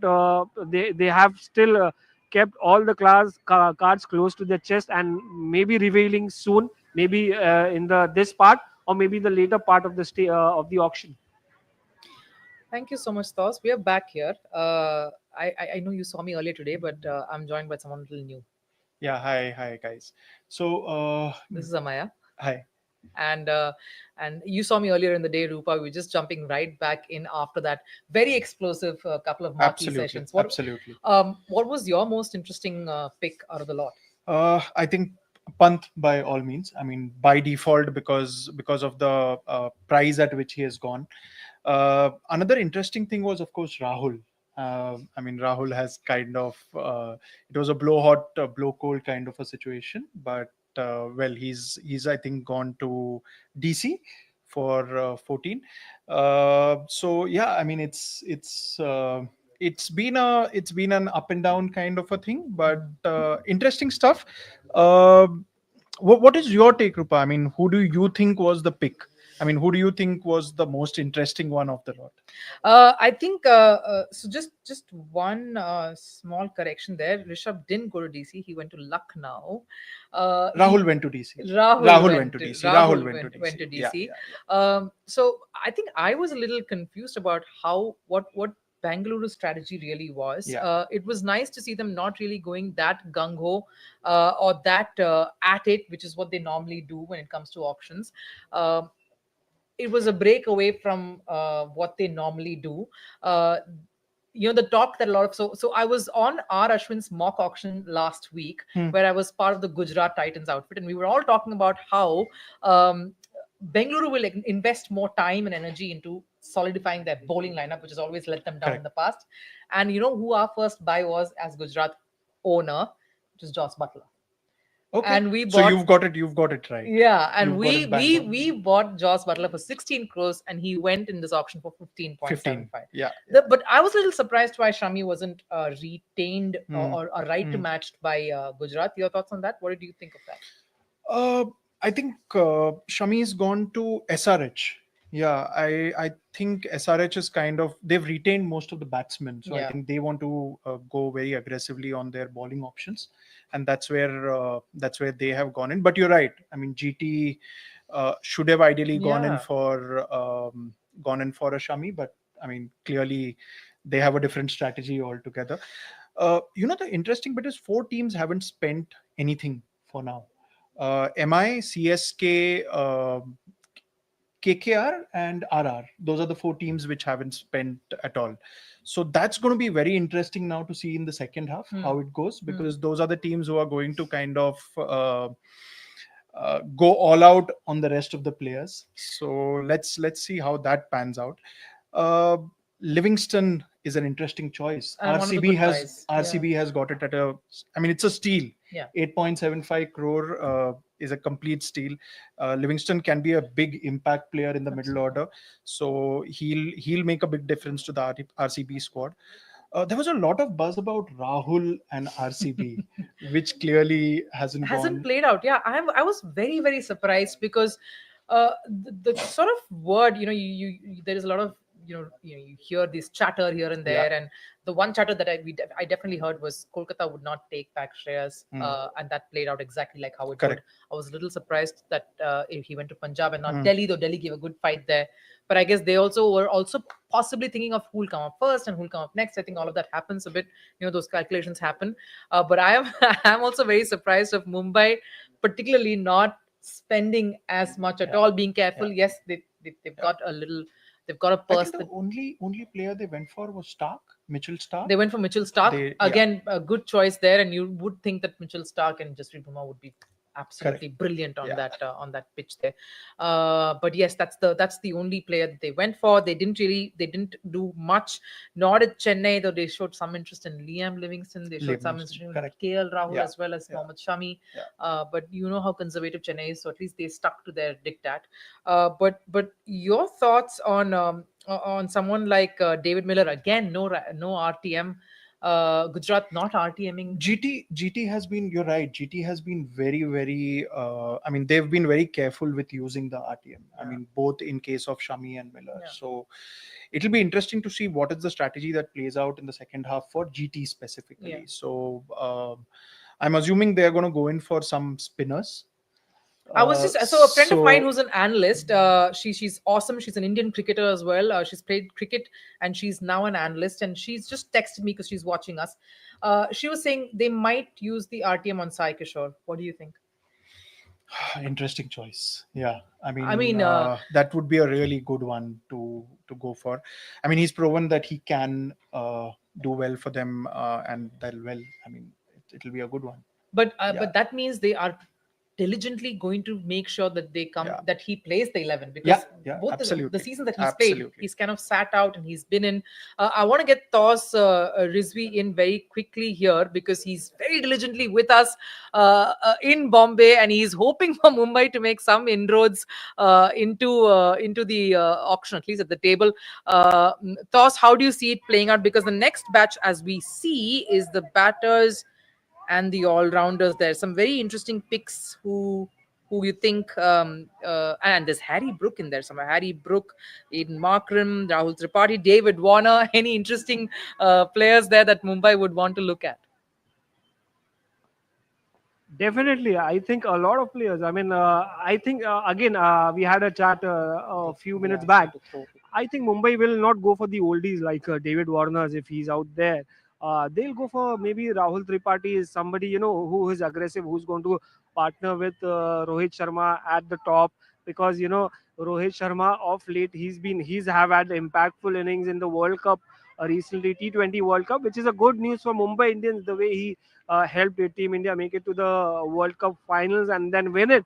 At the end, he may not have done in the IPL final, but then that crucial knock again, that crucial half century against Australia was something impactful, which means that he's still there. That T20 cricket is still there, and all the question marks related to that he's getting older. T20 cricket is the game of experience as well as fitness as well as entertainment. The way you can bat. So I think it's all the strategy may be all about youngsters. They want to fill in for the future. They want people who can be in the present as well as in the near future, maybe another 4 5 years. If you see, if we think about that factor, so yeah, Rahul Tripathi and the other guys who are there in the lineup, maybe that the reason that they may not have gone for this the marquee players, because obviously they knew the fact that having just 45 crores, which is not a huge amount compared to a Punjab or maybe a Lucknow Super Giants, who have a huge number of money, because they have retained the best of the T20 players, the biggest names of T20 cricket, the Hardiks, the Rohits, and the Bumrahs. So they did not have much in their account. They do not. They have just 45 crores. So they have. They will be very very cautious. They won't just get excited just like that. I mean, this franchise is the most successful, right? As we spoke about, for 5 IPL titles and 2 Champions League trophies, and it doesn't just come like that. You get up one day and then go on to win IPL or maybe Champions League. It doesn't work like that. So they have a strategy. They have a strategy in place. It did not work out last year with Ishan Kishan. It did not work out last year with many other players, which they may have released, which they may have not gone for, like Ishan Kishan and other guys. So, or maybe they did not go for, they tried for Mitchell Stark. They might have thought, yeah, the righty and lefty combination would have helped, but it did not work out. They were there till a certain point. So all these, if you look at the factors, that they have less money, hence they will be smart enough. They won't spend much exuberantly or maybe extravagantly. They will be wise in their choices, and looking at the future and present is what they are going to plan right now. And definitely the IPL title this year would be their aim, because mix of present and experience will help them definitely, I'm sure, because the kind of players that they have retained. Yes, Toss. I think before Amay and I get into a little more conversation on what to expect, I want to go across to Sudat Bharadwaj, who's in Bengaluru, and want to ask him if he's managed to speak to any of the fans, and if they're wondering why didn't they go hard for Chahal, why didn't they go hard for KL Rahul. So are fans really asking questions now, because you only managed to get one, though it's a good buy, but what's the buzz there? Really, it's honestly a bit shocking that they didn't go for someone like Chahal. They didn't even try bidding for KL Rahul for too long. So I don't know why RCB is not going for any of the marquee players. While I do agree that Livingstone is a steal at 8.5 crores. I think is an excellent value buy. But it puzzles me as to why RCB didn't go hard for someone like Pant or KL Rahul. I thought one of the two would definitely be something that RCB would aim for, given the fact that they have a massive purse left. So it's a bit bewildering. I thought they would definitely go for someone like Chahal as well, because he has an exceptional record at the Chinnaswamy and we are badly missing such a quality spinner. So this is something really shocking. In fact, I have a fan with me as well. Were you surprised that they didn't go for KL Rahul? Yeah, I wanted KL Rahul in the team. It was a bit shocking that they didn't even bid a single time for KL Rahul. Yeah, they bid for some time, but they didn't go. So I mean, they didn't bid for too long. Like they didn't try bidding for KL Rahul for too long. Did you think that they bid for someone like KL Rahul or Pant? Whom did you want to see specifically in RCB? As a Karnataka fan, I wanted KL Rahul in our team, and which bowler do you think RCB would need? Which fast bowler do you think RCB would need? RCB actually needs Rabada in the team, but it's already bidded. So as you can clearly see, fans are bewildered. They're shocked that RCB didn't really go hard. You can see they tried bidding for Ashdeep Singh, they tried bidding for Rabada, but with the purse they had, I surely believe one of Rabada or Ashdeep or one of KL Rahul or Pant could have been with us by now, because we need one fast bowler, we need one solid international quality bowler to build our team around, and of course a solid batsman. A captaincy option like KL Rahul or Pant could have been something on the cards for us. But I have a feeling, is it time? Is it something that we could see where Virat is back at the helm of the captaincy? I think this indicates a move of that sort, because I have a feeling RCB might very well ask Virat to come back to captaincy. But I am wondering, why RCB is not being a little more active at the table right now with such a healthy purse left. From what I see as of now, I think RCB might very well go for someone like Phil Salt, Will Jacks, Kodzia, and other such players. But I think it's time RCB buckles up and goes for some good picks, because I think they've missed some real good ones for now. Surely someone out of Ashdeep, Rabada, Chahal, KL Rahul or Pant, at least one or two of them could have been purchased by RCB. That's something definitely RCB would rue missing out on. Yeah, so that your fan was heartbroken and in shock from what we could see. He really couldn't believe what's panned out in that marquee auction. They're the most active fans, and they've clearly he was yet to recover from the shock of what has happened at the auction. Yeah, but seriously, I mean, I think for the kind of purse that they had, the kind of amount that they had, I'm a little surprised that they didn't really. It's very surprising. I mean, they could have gone in for a lot of these players, and which they haven't. Which also, I mean, very interesting point, which is captaincy. Yeah, that's going to be a big point, talking point at RCB. So does it go back to Virat Kohli? Yes. Or will they now go in for somebody from the rest of the players as a captain, which seems unlikely, because most of your marquee players are done. Yeah. So it's going to be most likely Virat Kohli back as captain. Or are they going to? I mean, I don't know. I mean, we've seen even look what cricketers have often told me is logic doesn't work at an auction table. Are they going to write to match Faf and get him back as captain? I don't know. I mean, the craziest things have happened at an auction table, so I'm not going to put anything past them. But Jamie's also joined in. Are we seeing a few of their teams sealing their captains?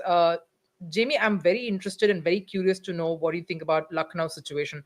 They went hammer and tongs over Pant. They've got Pant. So is Nicholas Pooran not going to be their captain? I don't know. I mean, look, I know Rishabh Pant is a hot ticket. We discussed this before. 25 crore ceiling will be broke. But what are they bidding for? Are they bidding for Rishabh Pant, the captain? I mean, one of the worst overrates with DC were last year, happening every second match. Again, I know the captaincy is many factors go behind it, the environment of the team, the manager relations, all that stuff.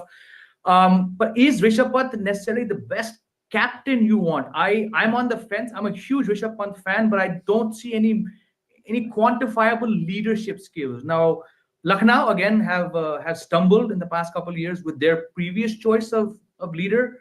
I think Rishabh Pant is probably somewhat better, but again, he's look at his returns. Barring the IPL a few seasons, is he actually a natural fit in T20 cricket? He's India's GOAT when it comes to Test cricket. But personally, and I know I'm being very, very harsh here, he's still, to my mind, yet to crack the T20 game. My point is, Rupa, his numbers in T20s across the three formats are actually one of his worst. So 27 crores for a player who is not a natural captain, who we've seen struggles to get his bowling together. Again, long way to go in this auction. We don't know what the nature of Super Giants bowling attack is going to be. But it's just problematic for me that they've gone for 27 crores. Hats off to him. But again, you're playing half those matches on a very tacky, borderline, not fit for T20 pitch in Lucknow. And Pant falling over all the time, looking to hit every single ball over fine leg. Is it the best fit? I'm gonna hold back my judgment, and let's talk about this next June once Lucknow's campaign is done. No, so this is exactly what we were discussing just before Rishabh Pant went on for auction. Is what we thought that Nicholas Puran seemed like the official captaincy announcement that was impending, waiting to happen. Rishabh Pant would be lapped up by Punjab in all probability, is what we were thinking. But when a franchise spends 27 crores, you're thinking of more than just a... Interesting, but I think it's also a lot of optics, right? I mean, Shreyas had gone to Punjab for 26.75. Yeah. And these guys, after the whole right to match thing happened, said 27. Yeah. Right, which is so it's also a lot of optics of making him the most expensive player, which kind of gives you that the publicity, if I may call it so, where you have bid for the most expensive player in the IPL. So I mean, that's one way of looking at it, of course. Captaincy, I agree with what Jamie is saying. I mean, Rishabh hasn't really proven his captaincy. His captaincy record isn't really great. So we spoke. I'm not sure how they're going to manage this. That's exactly what we even had the conversation on. I mean, we were earlier thinking if he goes to Punjab, and there was this news, but now we know that Shreyas is possibly the captain of Punjab. We were thinking that there was this new rumor doing the rounds that Ponting wanted Steve Smith to captain that side. And my thought was, Rishabh Pant would like to just sit back and not be captain. Correct. He would just want his batting to do his talking for once and live up to all the expectations that we already put on him as a match winner, which we've seen in Test cricket but not seen in T20 as much as we would like it to. But your thoughts? I mean, Jamie, I am stunned at how Bengaluru has managed to do these auctions. What is happening there? What is Bengaluru doing? 16 seasons, I think a lot of their fans are still asking. I don't want to go take a pot shot at their fans, but how are their fans still even in this multitude with this team? We discussed it a few hours ago when I was there, maybe this time, but again, they're showing signs of. Does RCB are they interested in winning IPL? It's like we're talking about this PR exercise. It seems like 21 crores for Virat Kohli, letting go of Faf. Not going for KL Rahul. RCB fans, I wish you all the best for the next season. Jamie, we had one right now, and he was shell shocked. I don't think he could speak much. Yeah, he couldn't speak much at all. So that managed to get one of them who was obviously who was obviously in utter shock, and he couldn't really live that down. But yeah, I think I'm also. A few surprises there for me too. I must say. I honestly thought Gujarat should have RTM'd Shami. I don't know why that happened, unless there is something else that we're not aware of, and Shami. I don't know. Injury worries. Could possibly be that. I think again, I've never been part of these engine rooms, but I just think when you're away for a year, another year goes by. Look at the BGT. There was talk about he should be on the same flight. Look, he got those 6-7 wickets for Bengal against MP. They won a match by a narrow margin, but the BCCI selectors didn't jump the gun. They said, you know what, go play a few overs of Syed Mushtaq Ali Trophy. You're telling me that a few matches of T20 where Shami would probably bowl his 4 overs in 2 spells. That's preparation for the BGT. So I think perhaps it's just that fact, they don't know. And maybe franchises see that if he's going to be rushed back into Test cricket and maybe even the Champions Trophy squad, given how brilliant Shami was, chalo, it's been a year. But he had a massive say in India's form, in the World Cup last year. Yeah. Maybe they're just worried about, burnout or injury. He got wickets, Rupa, but he didn't look like the fittest Shami. Now, that'll come the more you play. He can become leaner in the next couple of months, but who knows? Maybe these things do play. I don't know. I mean, the way I look at it, you cannot really take Shami out of Ahmedabad. I think those conditions were perfect for someone like him. Yeah, I think that's he true. really was amazing there. Mohit stepped up as well last season, and they really supported each other really well. Now, GT instead of that has gone for. I mean, if I just kind of look at it, Mohammed Siraj and Kagiso Rabada. I don't know. I'm not sure how that matches up to what Mohit and Yeah, it doesn't. It doesn't. I mean, it doesn't add up at all. I mean, Shami has been a star, and you've rightly put it. I mean, the wicket there at Ahmedabad does suit his style, but clearly they think Siraj is maybe less injury prone than Shami and may play the whole season. yeah, of course, 3 years. So so could be that. Another thing that's really struck me, Stark was the most expensive buy in the last auctions. Now this time he's gone in for less than a lot of the Indian pacers, right? I mean, Shami is lower than him. He's gone for less than Siraj. We kind of predicted the same just yeah. before his bidding started. We said that he would go for around 13 to 14. Again, He's gone for I'm not too 11.75, surprised yeah, though, yeah. and we've had this conversation. I think when Jamie and Vineet we were having this conversation, not too surprised with what Stark actually went for, because he can be a bit deceptive. He's one of those players, like I keep saying, he's like, this is just in good humor. We speak about trophy wives. I think a lot of these foreign pacers are like that. You want to buy one to show it off, but will they really sort of translate to getting you what you really paid them for? I don't know. But a lot of interesting buys in that department still yet to come. You have Trent Bolt, whom I'm very correct. keen to see where he goes. I think many more if I just see the list. But yeah, thoughts on that, Jamie? Stark and his price tag. 0.75, I believe. That's right, 11.75. DC. Yeah. Again, DC, we discussed this earlier. DC have, like you just mentioned, Rupa, they've gone for that overseas fast bowler, Nokia, Rabada, a couple more back in the day. Names aren't coming to me in my old age, but it's I think he'll be a good fit. Again, it depends who they're going to bolster their bowling attack with. But half the matches at the Kotla, where I think more than Eden Gardens, his style of bowling might actually work. I would bowl him 2 up front, and then I would not even think about giving him a third. I would wait for the back end, because at the Kotla a lot of wickets do follow. It's a small ground, runs can be scored, but a lot of fast bowlers, if they're accurate, can get wickets in the back end of innings. So I think Mitchell Stark, yes, I'm surprised. I think 11.75 is a bit too high for him, but he's a World Cup winner. He's a WTC winner. He's an IPL winner. So a lot of things going in favor. Not right now in Perth. He's probably hating Test cricket right now after bowling a lot of overs. But 4 or 5 months from now, if he's fit, if he's energized, I think he could have a 20 to 25 wicket season for DC. I think I'm very interested in seeing Josh Hazelwood as well. Josh Hazelwood, Nandre Berger. I'm curious to see where they would go. Someone like Norke. I mean, those are really solid buys for you. We've got another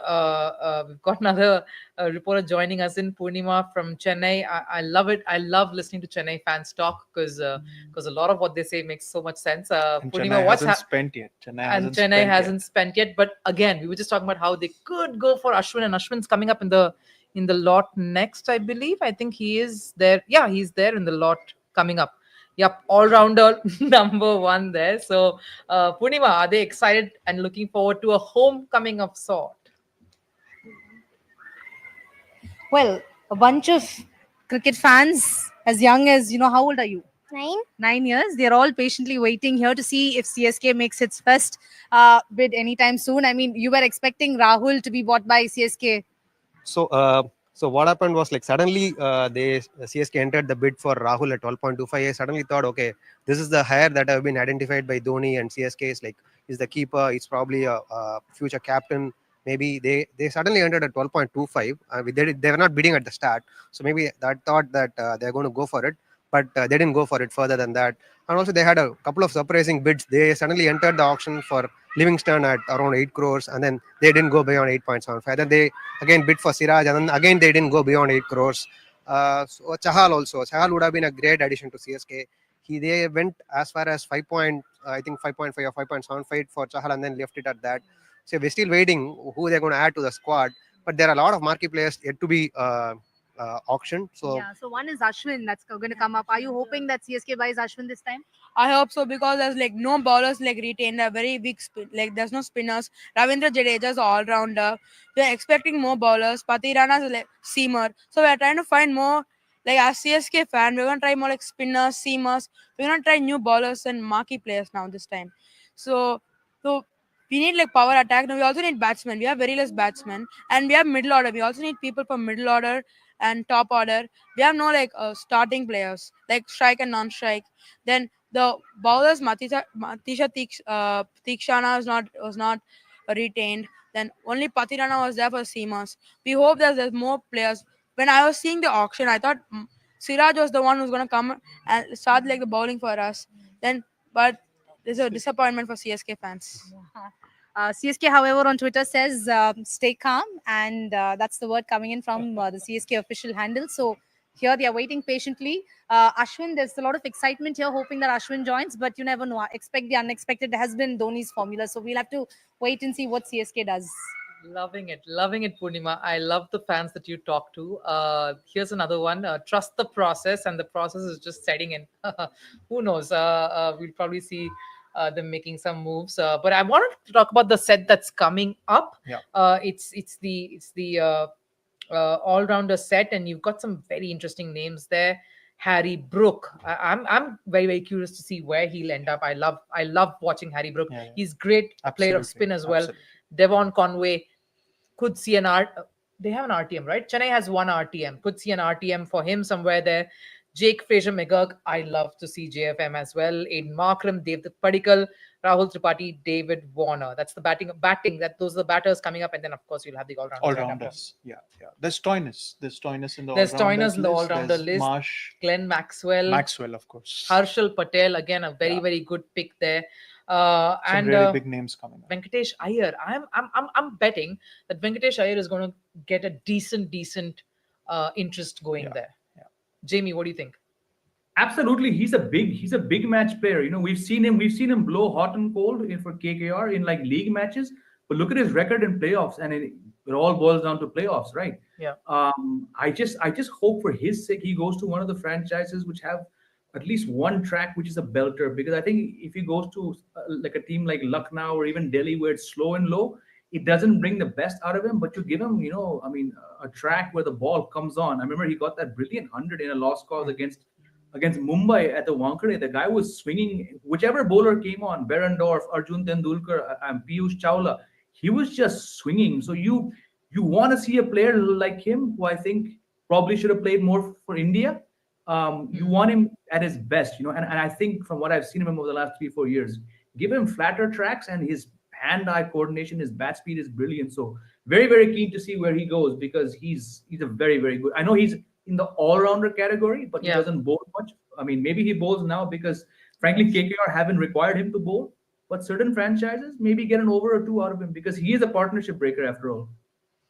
Amaya, your thoughts on the batting list as well? David Warner is going to be a very, very interesting one. I mean, we'll have to I see don't know. where. I always think, why? I honestly, okay. So here's my thought, and this is one of my things that are going in even when I was doing this mock auction bit.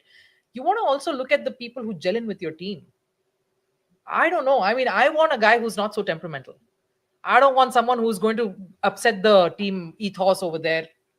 And I'm very curious. Who picked David Warner in the mock auction? In the mock auction, Bengaluru to open with Virat Kohli. I'm like, wow. Let's see how that goes. Trust RCB to go for yeah. We can expect them to do that. Strike rate has been dipping over the last few years, and like you mentioned, is perhaps a bit temperamental. He's achieved so much. Like I said, he's 38. Strike rate is a problem. I was seeing his recent form. He's only played that max 10 in the Cayman Islands. Yes, probably small ground. Does a team want to pay upwards of 4 crores for David Warner? He's not a Faf du Plessis who still reels off 80 or 40 every few matches. I'm talking about the guys who are 38 plus. Fantastic. One of the, I think, the leading overseas player in IPL history. Maybe him and Gale are up there. But like I said, I just feel he's a spent force. So he'll go somewhere. But Yeah, he'll go I somewhere. would pay more than 3.54 crore for David Warner right now. But here's the thing: if he goes somewhere, he has to be in the 11, right? Yeah. And he has to open Absolutely. Rupa. He has to open. And with RCB, you never know. He may just captain them. He has a captaincy record. He's Oh my captain God, DC, Virat he's captain playing under SRH. David Warner. So you never know. With I RCB, am you never hiding know. my face. You hiding could my just face. have RCB's next captain in David Warner. Oh God, that'll be interesting. I mean, it'll make for good. It'll make for good conversations and Meme good. material. But yeah, I want to see where he lands up because he has to be in the 11 if you're getting David Warner.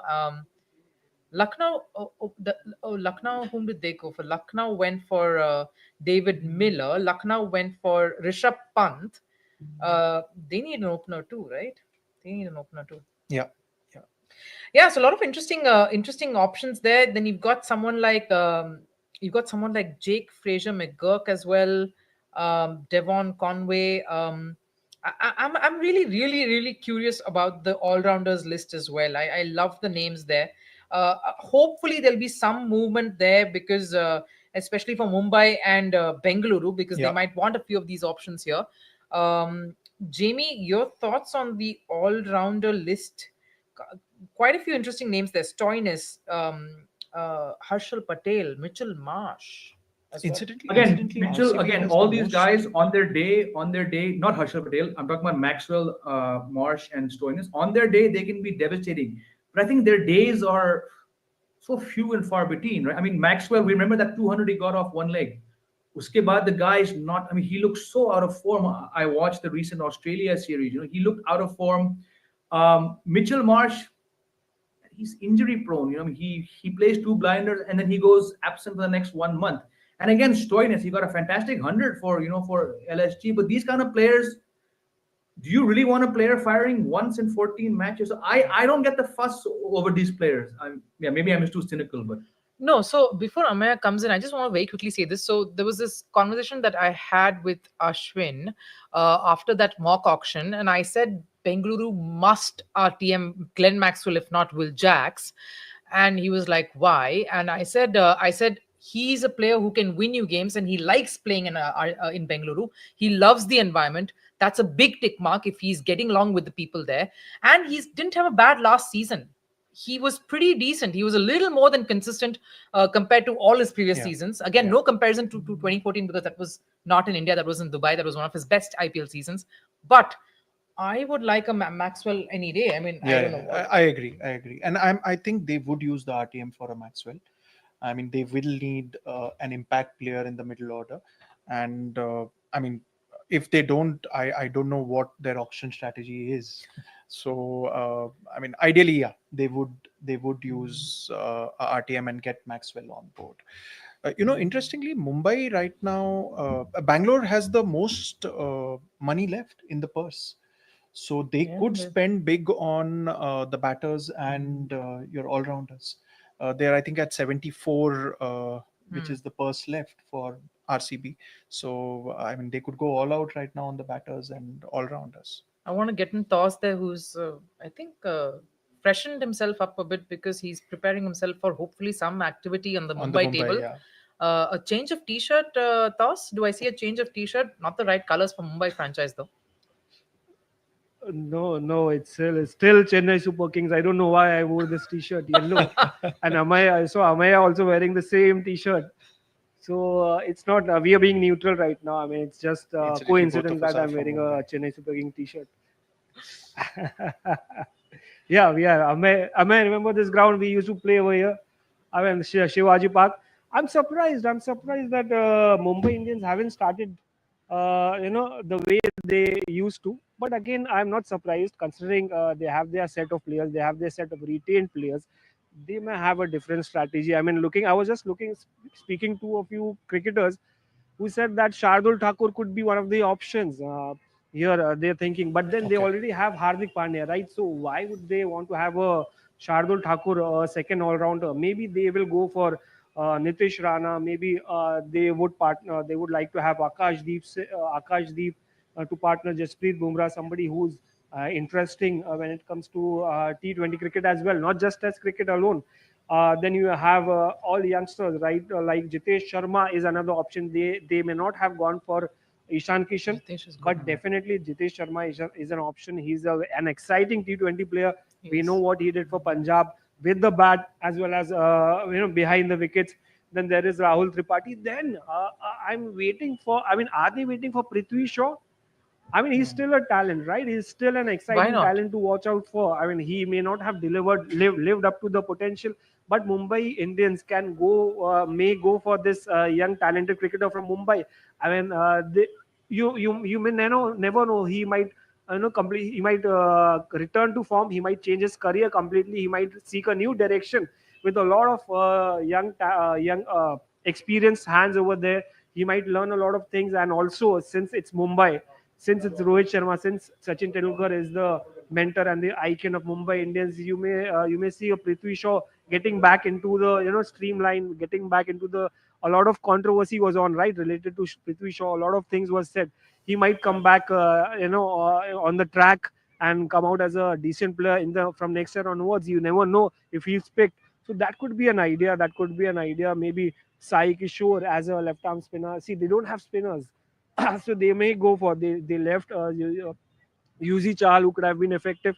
See, they had Piyush Chawla. He did well decently for Mumbai Indians, although he was like he's like above 35 or something, right? He's quite an experienced guy, but then obviously they did not retain him for obvious reasons. But they could have gone for Yuzi Chahal, but then they did not go. So they have a lot of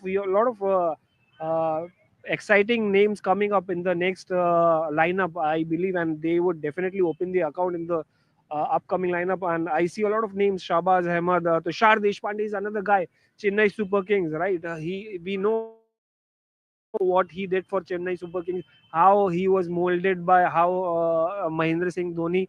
So it would be an interesting choice to have Tushar Deshpande as well, considering that they just have 45 crores in their account, so they will have to be very very cautious. Again, they might also look at Krunal Pandya, their favorite player, their match winner. Again, Hardik Pandya would be keen on having his brother partner in crime, or maybe a Washington Sundar. So there are some exciting names out there, right, to for Mumbai to fetch. So I'm not really. They have the best of the players in the lineup right now, the retained players, but then they have to just fix in those puzzles. That's it. It's not a big task. I think they'll be back. Yes, of course, it's about fixing those puzzles. I think for most of all of the Absolutely. IPL franchises, the after the break, I think the second lot, third lot of batsmen are out, and Harry Brook, one of the most exciting talents going around, is definitely there. Remember, Harry Brook was with Delhi. Was with Delhi, did not play the season, but then again, one of the most exciting talents, and of course, going for 6 crore currently.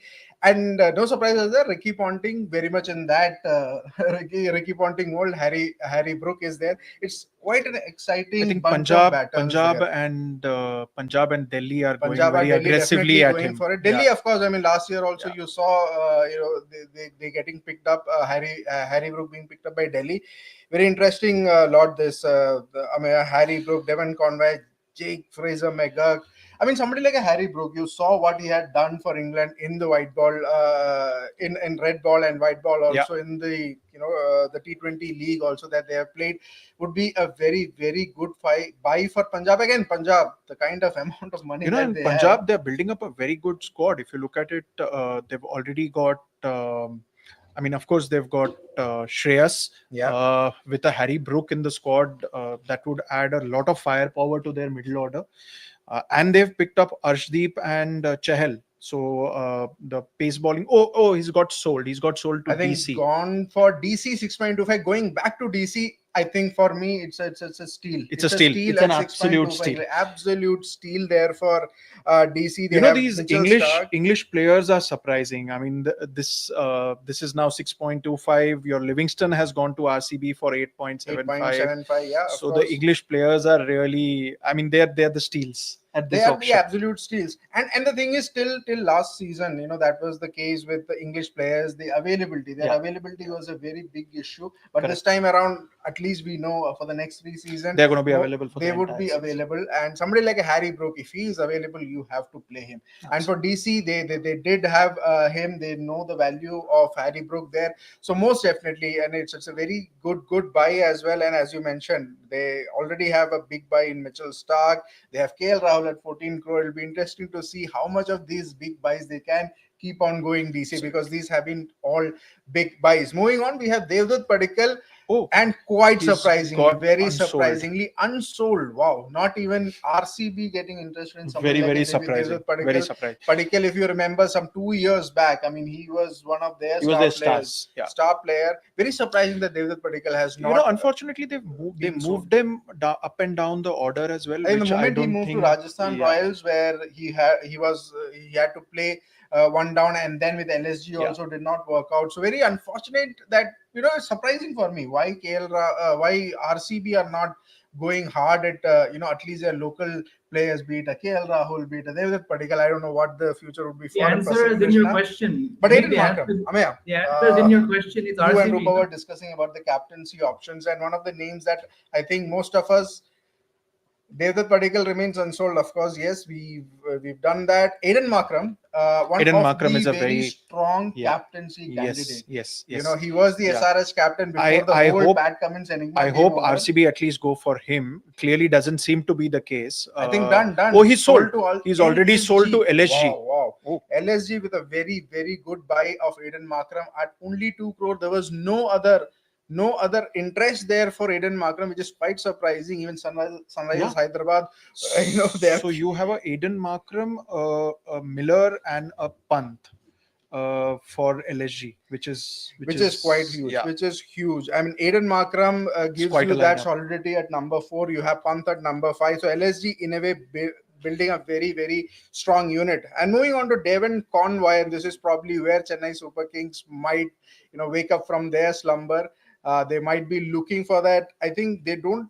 They have an RTM on an uncapped player, if I'm not wrong. But Devon Conway going up to 2.2. Chennai Super Kings are definitely looking at it.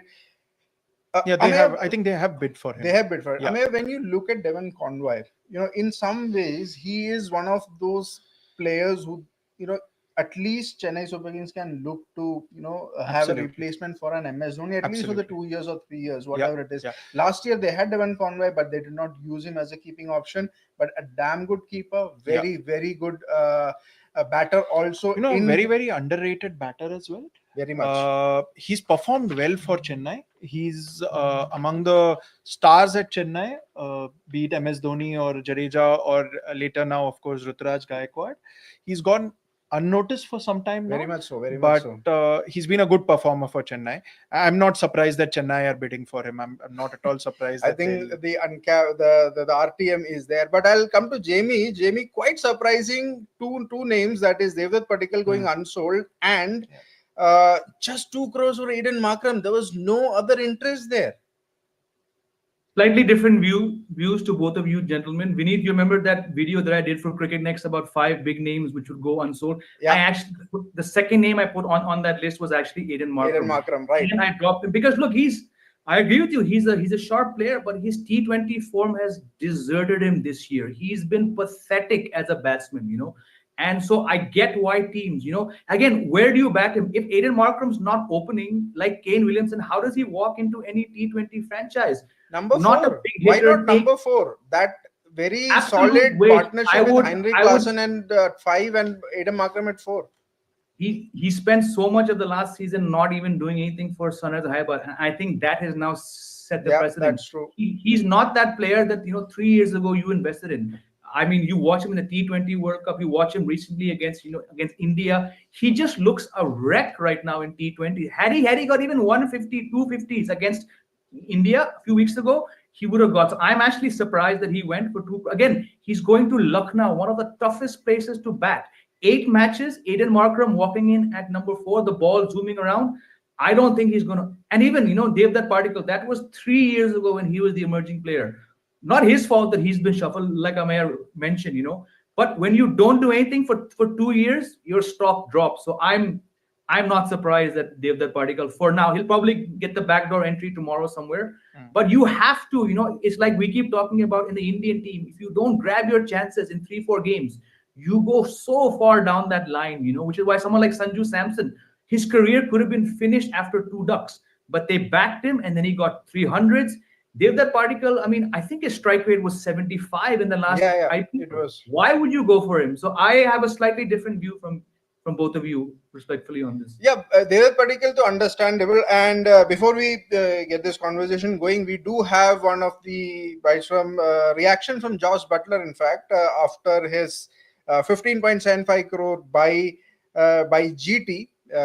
So most definitely, Josh Butler would be a happy trooper, and they would be combining forces with Shubman Gill definitely at the top of the order. Quite exciting. It will be. We'll have the soundbite ready. Yeah, of course, we can run it. Hi guys, Josh Butler here. Absolutely delighted to be joining the Gujarat Titans. Amazing watching the auction, and obviously delighted, as I said, to finish up at the Gujarat Titans. A few people there I know really well already, who I'm looking forward to link up with. And exciting names, obviously Shubman Gill, Rashid Khan, guys. I can't wait to play alongside. So really excited for the season. Have a day. It's going to be quite an opening combination. Very interesting opening combination. And the name that he says, Rashid Khan. Look at that GT lineup: Rashid Khan, Shubman Gill, Josh Butler. It is going to be one power packing. And as I was also mentioning when Rupa was here with our broadcast, that Josh Butler is somebody, will give you that explosiveness, but also somebody who can bat deep as well. But Jamie, I do have I know you have a different take on this. Do you see Shubman Gill, Josh Butler, both of them combining at top of the order, or you would see, Gill getting into that kind of a shell, or you probably wanted somebody else to give Gill that kind of an, freedom, so to speak, to have that T20 opening slot there? I would want someone to just take the pressure off him. As good as Sai Sudarshan has been, they kind of bat the same way, right? You mentioned earlier taking it deep. Shubman Gill's version of taking it deep is not necessarily good for his franchise. He had that bumper season that year. But again, last season, without Hardik Pandya around, without Mohammed Shami around, it almost seemed like he's taking on too much pressure, Yeah, Conway has gone to CSK. Yeah, Conway has gone to CSK. Conway at CSK, 6.25. Again, that's again a very, very good buy for them. If they had to retain Conway, probably would have to shell out 11 crores. But at least I really didn't expect anybody else to go for him. I think there was a bidding war which happened, but I'm not surprised he's gone to CSK at all. I'm again surprised with the fact that why are RCB not going for these kind of players? That is what they need. Here's another interesting name, Rahul Tripathi. He's performed really well in the past couple of seasons. Underrated player, extremely underrated player. It's a good thing that his bid from 75 lakh has gone to over 2 crores. Knight Riders and Super Kings, again, they see a lot of value for what Tripathi does. It's kind of Tripathi is, kind of that player that who doesn't have any baggage. He'll come in. He'll do what is required of the team. He won't really look at his stats and numbers. Something he did for Sunrisers Hyderabad as well. Interestingly, they are not even in the bidding war right now. It's basically a war between Super Kings and Knight Riders. Correct. Knight Riders looking for, with six players retained, they are just trying to add on to, they're playing 11, and Tripathi will fit right in that slot most definitely. Super Kings and Knight Riders. Super Kings, I think for the first time they've had this prolonged bidding. They've been in this bidding actively for Rahul Tripathi, and also makes sense to have somebody like a Rahul Tripathi in that setup for sure. So we are kind of in the end of this this all-round batter slot. David Warner to go and Jake Fraser McGurk also to go here. Could be quite interesting. Australians, yeah. Your pick on Rahul Tripathi? What's the bid that he might eventually get on with? From 75 lakh to 3.4 is quite good. I think he's that's it. I think 3.4 is what he's getting sold at, but and which is par for course. I mean, I don't think. I think they have done it 3.4. Yeah, 3.4 to Chennai. Crore to Chennai. Chennai. Rahul So- Tripathi slots very well into that. I wouldn't say Ajinkya Rahane mold, but definitely in that number 3. No, Number he's 4 far more slot. aggressive. Far than, more aggressive, of course, than far more Ajinkya aggressive, Rahane. of But, course. yeah, So it's an Chennai with interesting pick. back-to-back buys. Interesting pick. Chennai with back-to-back buys there now. They've gone up 3.4 crore and 6.25 crores with two. We are left with, I think, two more names: Jake Fraser McGurk and David Warner. Quite interesting. David Warner. Yeah, Jamie, there, I do want to have your thoughts on David Warner. Where Are is he going? RCB going for him? Should he be going anywhere? That is my question. Are RCB going for him, Jamie?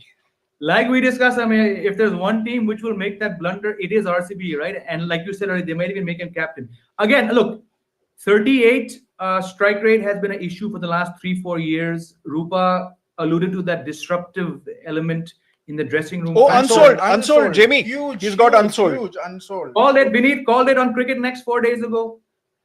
Of course, I mean that First is name, huge. First name I said. This first is name I said he is was a gone. bona fide legend of the game who's getting unsold. Yeah. David Warner going unsold, and here comes his heir apparent Jake Fraser McGurk. We'll have to see where he goes. But David Warner, wow. Thous, I'll come to here. Absolutely. David Warner, One of the top getting run unsold. scorers of the IPL going unsold at an auction. I mean, one of the top scorers. I think the player with the most fours in this tournament with 50s right there at the top. As I said, he's one of the goats of IPL. Thous, you'd call it an end of an era where you had one time Chris Gayle getting unsold, and here you have David Warner getting unsold. Absolutely, it's not surprising. Yeah, he's 38, right? He has done what he has done. I mean, he's achieved greatness. He's got the record. He's broken the records. He's achieved everything in T20 cricket, and especially the IPL. I mean, he might be thinking, yeah, he's done with Australia.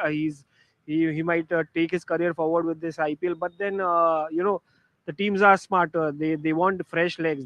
You saw what happened with Tripathi, the last player, and then you saw what exactly this guy went for 2 crores. Aiden Markram, Devon Conway. So but teams won't bet on the oldies, right? With all due respect, you are getting older, so they have to realize. See, it's not just about 1 or 2 years. It's about like when will the next mega auction will come up, and then if you bid for 2 crores or maybe more than that on a player who's on the right side of 30, or maybe he's closer to 40. It doesn't work like that. Everybody is not Mahendra Singh Dhoni, So Mahendra Singh Dhoni is a different breed altogether. He's a legend of the game. He's still active, and he plays once in a year. But that is again, the IPL. you need So to show some respect to the goat of IPL, of course, isn't it? Well, Jamie, Rupa is I'm here, not and surprised. she is saying that she was right, isn't it? She was right. Why did David Warner go unsold? I outlined this in the video that I did for the Cricket Next channel 4 days ago. The first name I had going unsold was David Warner, because like I said earlier, 38, Rupa also mentioned very truly that disruptive element factor. The strike rate has been dipping. 110, 112 just does not cut it. And then I gave his recent form. If your recent T20 form is playing that 10-a-side thing in the Cayman Islands, where we don't know how big the grounds are, yeah, everything was stacked against David Warner weeks ago. So I'm not surprised that, again, 4 more guys that I've named unsold. We'll see how they go. But yeah, David Warner, I'm not surprised at all. Yeah, but it definitely is an end of an era in the IPL. Kind of, yes. I mean, he was one of your big impact players in the IPL. From an overseas point of view, one of Absolutely. the biggest impact players, apart from a Malinga and a Chris Gayle, to be honest. Correct. Yeah, absolutely. Great partnerships there with Shikhar Dhawan at SRH, with Johnny Bairstow at SRH. Even you associate David Warner with the Delhi franchisee as well. So of course, definitely big. But moving on, I mean, it's looking ahead to the future. As I mentioned earlier, the heir apparent to David Warner, Jake Fraser McGurk, is there, and it's a very healthy bid that is going on. Punjab was it's a there. fight between Punjab and Lucknow was there. I think Delhi has now come back in. Delhi. Delhi have an RTM. Delhi have enabled the RTM. In fact, I mean, there was no way in hell that they were going to let go of Jake Fraser McGurk. He came in as a late replacement and just hit it out of the park, literally, with his stupendous innings there, fastest 50 scores. So of course, there's this is going to be interesting. So there Punjab are is- going to have Punjab will have to now up their bid, and he's currently at 5.50, 5.5 crores. So which is Punjab again going to be will- a steal if they.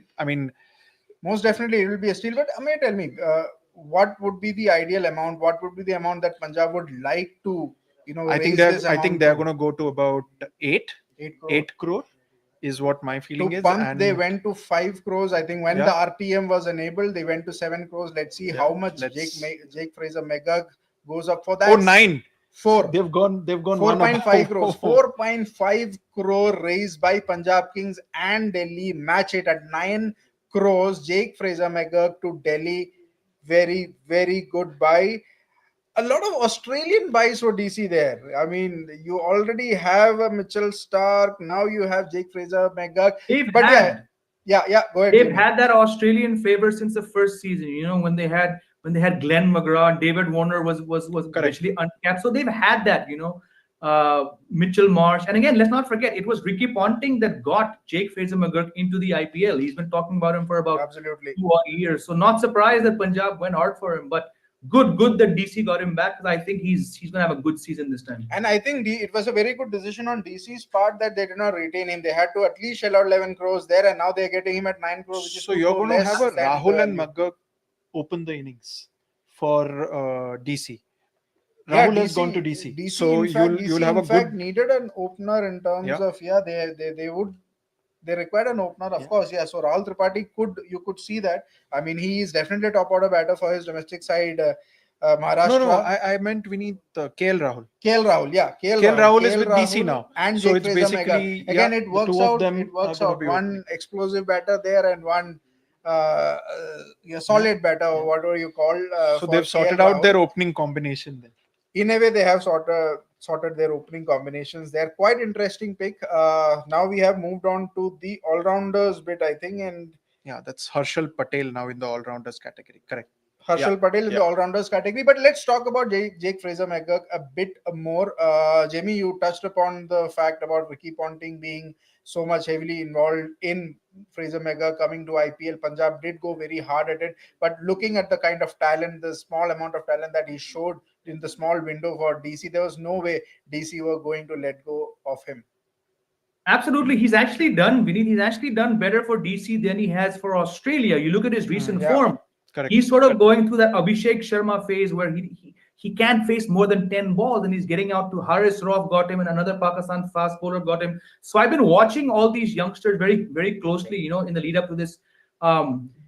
He's not going to get you hundreds, but if he can get you a 50 in 20, 23 balls every 4 or 5 games, that's gold when it comes to the IPL. And you have someone like KL Rahul, who, let's hope for Delhi Capitals fans' sakes that KL Rahul bats the way we all know he can. And even if he doesn't, to have someone like Jake Fraser McGurk, it just gives KL Rahul the license to bat deep, be the anchor, if that's the word you want to use, and then hope that Jake Fraser McGurk works. Because in the few matches we saw him, guys, in the IPL, he didn't have any regard for whoever's coming in. You could be Mitchell Stark, you could be Jasprit Bumrah. If I feel I can hit you into the side screen, oh, by God, I'm going to go ahead and do that. So very, very exciting player. But like Australian fans are now day by day, match by match learning to accept, even DC fans are going to have to brace for more failures than success. Because when you bat that way, looking to swing at every ball,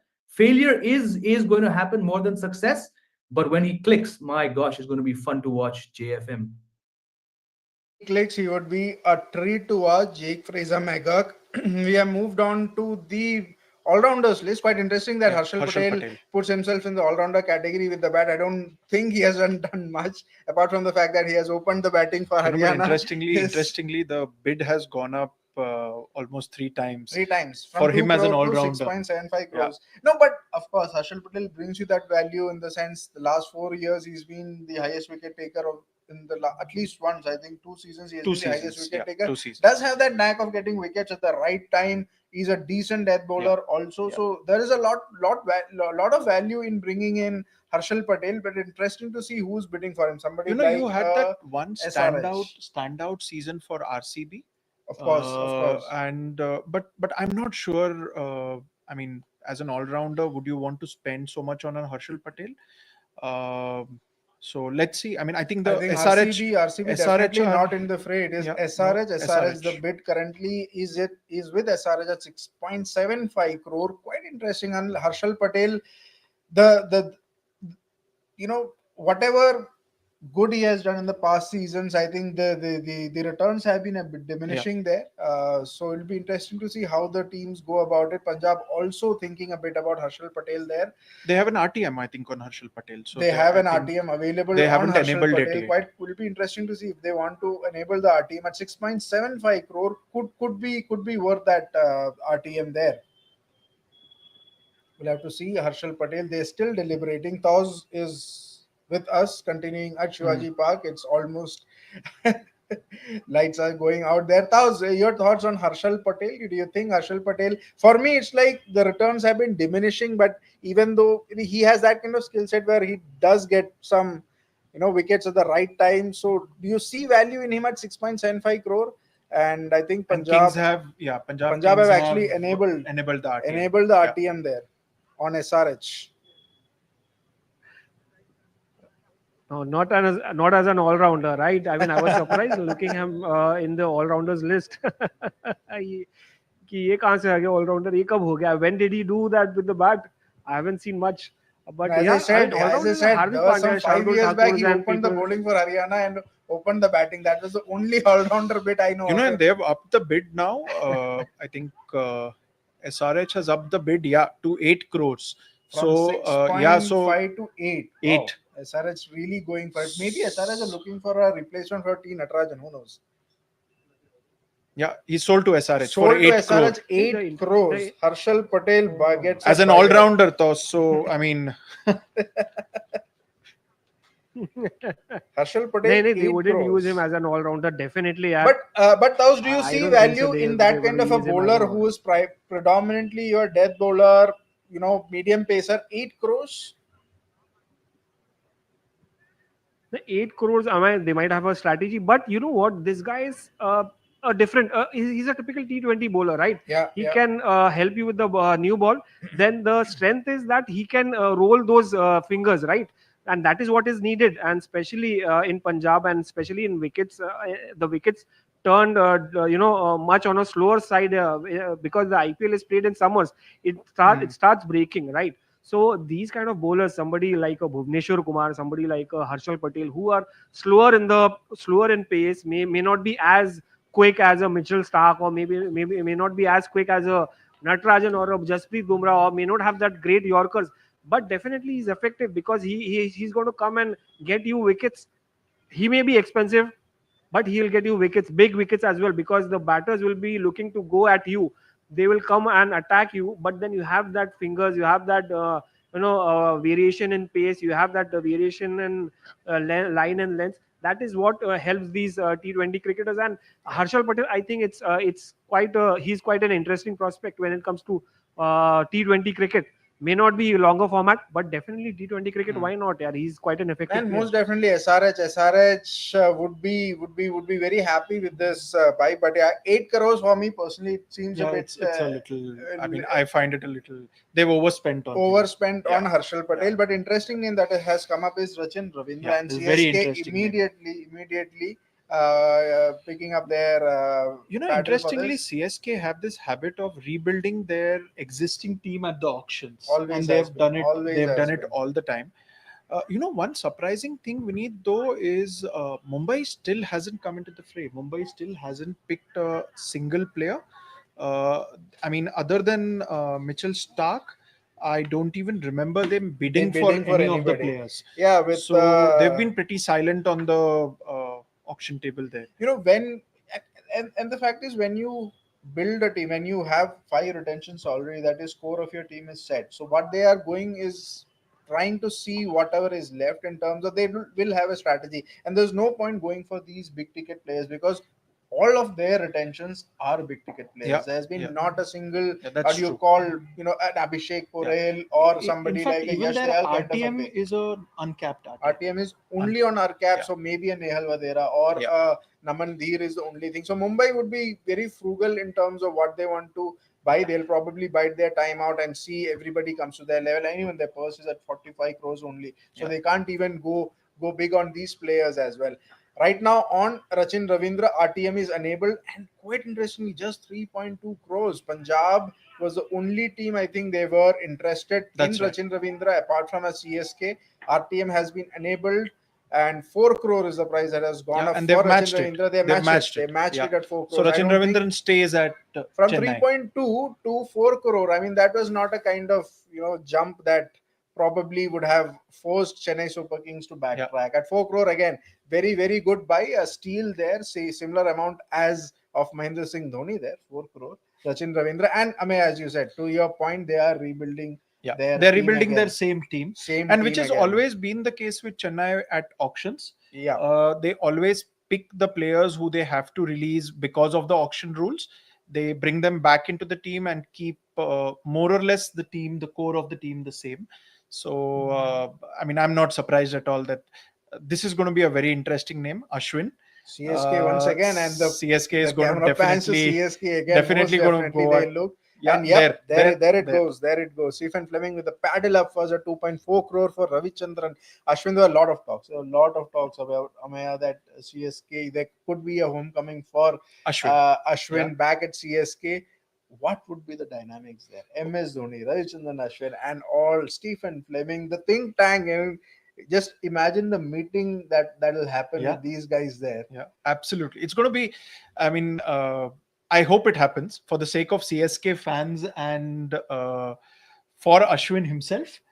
He's towards the fag end of his career. Yeah, that's true. He's going to play maybe a season, couple of more seasons. So if he can spend those seasons at CSK, nothing like it for him as well as a player.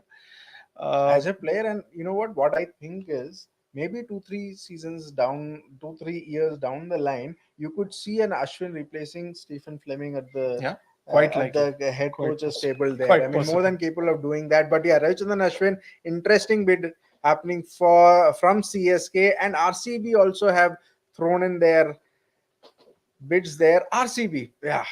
I mean, would they want a Ravichandran Ashwin there? I think RCB, CSK, and there was another team in the fray. I think SRH. Did they bid for him? I No. think it's just No, between CSK and RCB. Between CSK and RCB. Between CSK and RCB, it is there right now. 5.25 crore. I think anything less than 10 for Ravichandran Ashwin, I would still treat it as a bargain buy. Oh, their Royals have got into it now. Rajasthan Royals. Rajasthan back Royals have to got into get Ravichandran Ashwin. Deliberation. Ravichandran Ashwin would feature in their scheme of things, especially with Chahal not there. But Rajasthan don't have much room to really go for a big bid for Ravichandran Ashwin there. But Amaya, what do you think? Ravichandran Ashwin 10 plus would be. No, I don't think so. I think about between 8 and 9 is when they'll close 8 it. is what Rupa says. Let's 7. Okay, 7. Rupa's saying 7. So 7's already there. 7.25 crossed, is right. It's 7. crossed. Yeah, I'm So thinking Rajasthan and between 8 and 9. Chennai, Between 8 and 9 is what I'm thinking. Chennai do want Ravichandran Ashwin more than what Rupa thinks Chennai want Ashwin for. 7.25. Very interesting there.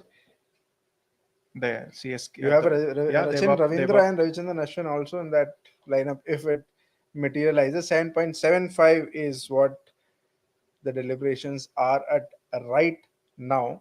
And Bangalore has backed off, so it's basically I think between Bangalore's RR done. and Bangalore CSK strategy now. is just weird. Yeah. Bangalore strategy is just completely weird.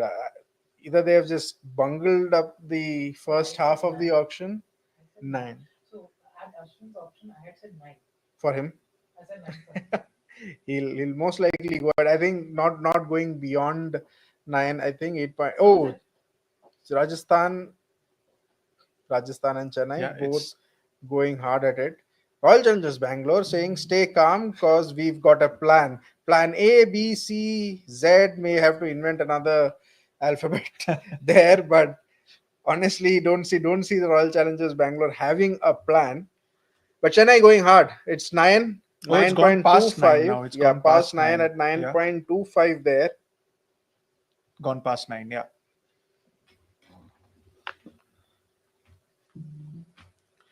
So at 9.25, it's still Chennai and Rajasthan.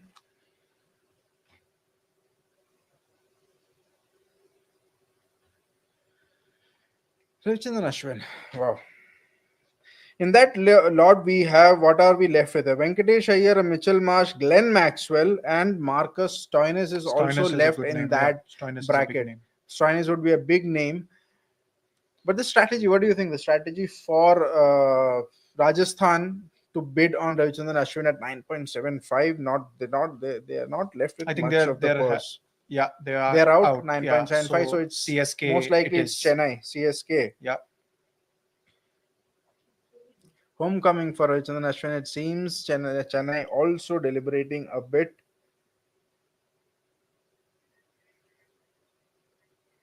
Okay. Yeah, they've got it. So Ashwin returns to Chennai. Ashwin returns to Chennai at 9.75 crore, and we have Purnima Murli joining us from Chennai. Purnima, after a bit of a slumber for the Chennai Super Kings franchise, they've had quite a few buys, none bigger than Ravichandran Ashwin. Kind of a homecoming now for him at 9.75 crores. I was talking to Ameya here, the think tank or the table where their strategies would be discussed. Have an MS Dhoni, has a Ravichandran Ashwin, has a Stephen Fleming. That is going to be one fiery meeting rooms. That is going to be. In fact, Ashwin is something that CSK fans wanted him back to the CSK team. Earlier in the live, you were saying, joining us is Vignesh. He's also someone who's interacted with Ravichandran Ashwin. So, Ravichandran Ashwin, he's not new. So now he's back to CSK. How does it feel? Homecoming, and it's a wonderful feeling. When Ashwin is back to Chennai, so you can connect more locally, and what he has done for CSK and for Team India, it's all started from here. So coming back of Ashwin is something a bright spot because CSK needed a spinner badly. After we lost some of the key spinners, there was a season where we had to go in for Harbhajan Singh, but he was already to pass his prime, and then after he retired we didn't get that particular kind of momentum in bowling. And with his batting as well, and at that armory that what he has got with his spin bowling, whether it's the carom ball or the off spinner, to a lot of different things, and he's still playing some good active cricket. So I feel that Ashwin is a very, very good pick for CSK. Do you think it's worth the wait? Because from the beginning, CSK did bid, the team did bid, but they didn't buy anybody. So do you think it's worth the wait getting Ashwin back? Absolutely, absolutely. I think what CSK did was pretty much right. They know the formula, they know the success formula, so they waited for the people, not just Ashwin. They waited for Devon Conway. They got somebody like Rahul Tripathi because Rahul Tripathi was actually not even in the radar for a lot of other teams, but they know the caliber of what Rahul Tripathi can provide. And now with Ashwin, I think three good buys, and they're going back to that winning formula that what CSK produced over the last few seasons and how successful they have been in IPL. Well, you can see the excitement here. They are saying that CSK is all set to get back to the winning formula, but we'll have to wait and see how it goes. But many happy that Ashwin is finally back to the CSK team. Yes, definitely. Thank you, Purnima, for that. Yeah, Chennai Super Kings fans would be very much happy. And Rupa, your thoughts on Chennai Super Kings? You were calling it right. Yeah, I was. It was quite a. I mean, not an obvious choice, but there's this feeling that this could be, the last phase of Did his. you have an insider input during the mock auction that you went? I don't reveal my sources, but there was obviously the conversation was that there would be an avid interest for Ashwin to get back to Chennai. And avid interest we are seeing for Venkatesh Iyer, and he has sped to 14 crores. Not surprising. Wow. At all. In fact, just before you step back in, Vineet, we were having a conversation with Jamie and Amaya, and all of us were talking about how he could be a very, very big buy in this auction. Quality asset for any franchise, and I'm not surprised that Kolkata is going up there because he's Kolkata will done. most definitely go for him. Yeah, I mean, I because think Kolkata was silent for this long, waiting for somebody like a Venkatesh Iyer yeah, because they see the value in him. And frankly, with the kind of retentions they did, they just did not have the bandwidth to retain a Venkatesh Iyer. yeah. If they had, they would have easily done that. Yeah, I mean, Venkatesh Iyer, fabulous asset to have, no doubts there at all. He's more of a he's a batting all rounder, more than a bowling all rounder. He loves to bat right at the top. And Can as can Jamie shuffle mentioned, in big match player. Of big course, a can big shuffle match in player. anywhere. You can fit him in anywhere. I mean, of course, he's probably more comfortable top of the order, but you could see him coming lower down Yeah, as well. opens plays top of the order for Yeah. MP, has played top of the order for KKR, has come down at number 5 as well. Decent enough bowler. We have not seen much of his bowling, but again, very very good line and length bowler. But then again, I mean, somebody as Jamie also mentioned, big match player. When there is a need of him, he'll definitely step up. 20 crores, you might think he'll go for. This is a little surprising though. I mean, yes, he's Wow. a great player, and So after a long time, we are getting this 20 plus. Yeah. I was thinking 15 to 20, somewhere in between that, but clearly he's breaching that because, KKR. and also Kolkata. I mean, who do they have in their, whom have they got so far? I know you're Who? diligently keeping notes, Vineet. Um, he's yeah, Kolkata has been very, very quiet through Very this quiet auction. throughout the So auction. this is their first big buy. So not surprising they're going after him. Yeah, they'll definitely go after him.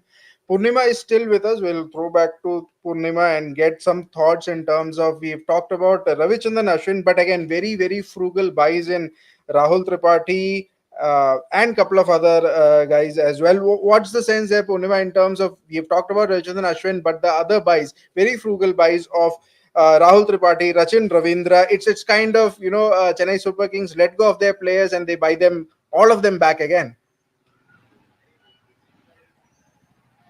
Well, it was a slow start for CSK because initially they were not ready to spend more than 8 crore rupees. And all eyes were on whether CSK is ready to spend more than 8 crores to get Ravichandran Ashwin. In fact, when Rahul's bidding was happening, many thought that perhaps CSK would, spend to get Rahul on board, but that didn't happen.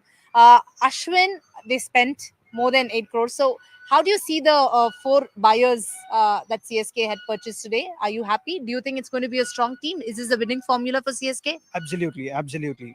Why I'm saying there is a winning formula is they have won with this particular side. It's not that you're going ahead and buying somebody who's pretty much new.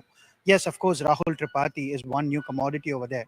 But if you see the crux of the team, they've still gone ahead with Devon Conway, who played for CSK and won matches for out in the top. And then you have somebody like a young kid like Rachin Ravindra, who's doing amazingly well for both New Zealand and as well as for Chennai Super Kings. The winning formula, why I said that is because Stephen Fleming, who is the head coach of CSK, knows his players and he gets a lot of buys from New Zealand because he is also a New Zealander. So that is also that particular combination which works out well along with MS Dhoni. MS Dhoni's input is still there. You might say that maybe he's not the captain, Ritu is a captain, but Tala Dhoni is always there with us.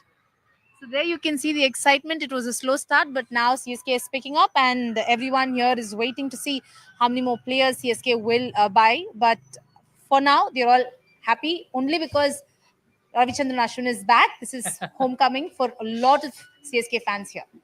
Yes, we're all looking forward to that. I think it'll be amazingly emotional, and it'll be nice to see Ashwin sort of back at Chepauk in Oh, yellow. yes. In fact, it was IPL that got him a break into the national Side, setup. yeah, right. So it'll be nice to see him. And even as we speak, Vineet sold to Kolkata. Kolkata Knight Riders, Royal Challengers Bangalore with an interesting tweet that no hesitation, time to cook, but they have been cooked, it seems. 23.75 crores. Kolkata were very much interested in buying Great Venkatesh buy. Iyer. This, I think, probably is the Third most highest, right? surprising. Third highest right now, I think, but the most surprising bid at 20 plus. I mean, nobody expected Venkatesh Iyer to go over 20. As you mentioned, 15 is fine, but Yeah. 20, they really, really wanted Venkatesh Absolutely. Iyer. I think it's great that we sort of mentioned him also just before this lot came up. We were talking about what would the interest be like Interest and how would be much for he the would go all-rounders, for. yeah. Again, a very very quality player there.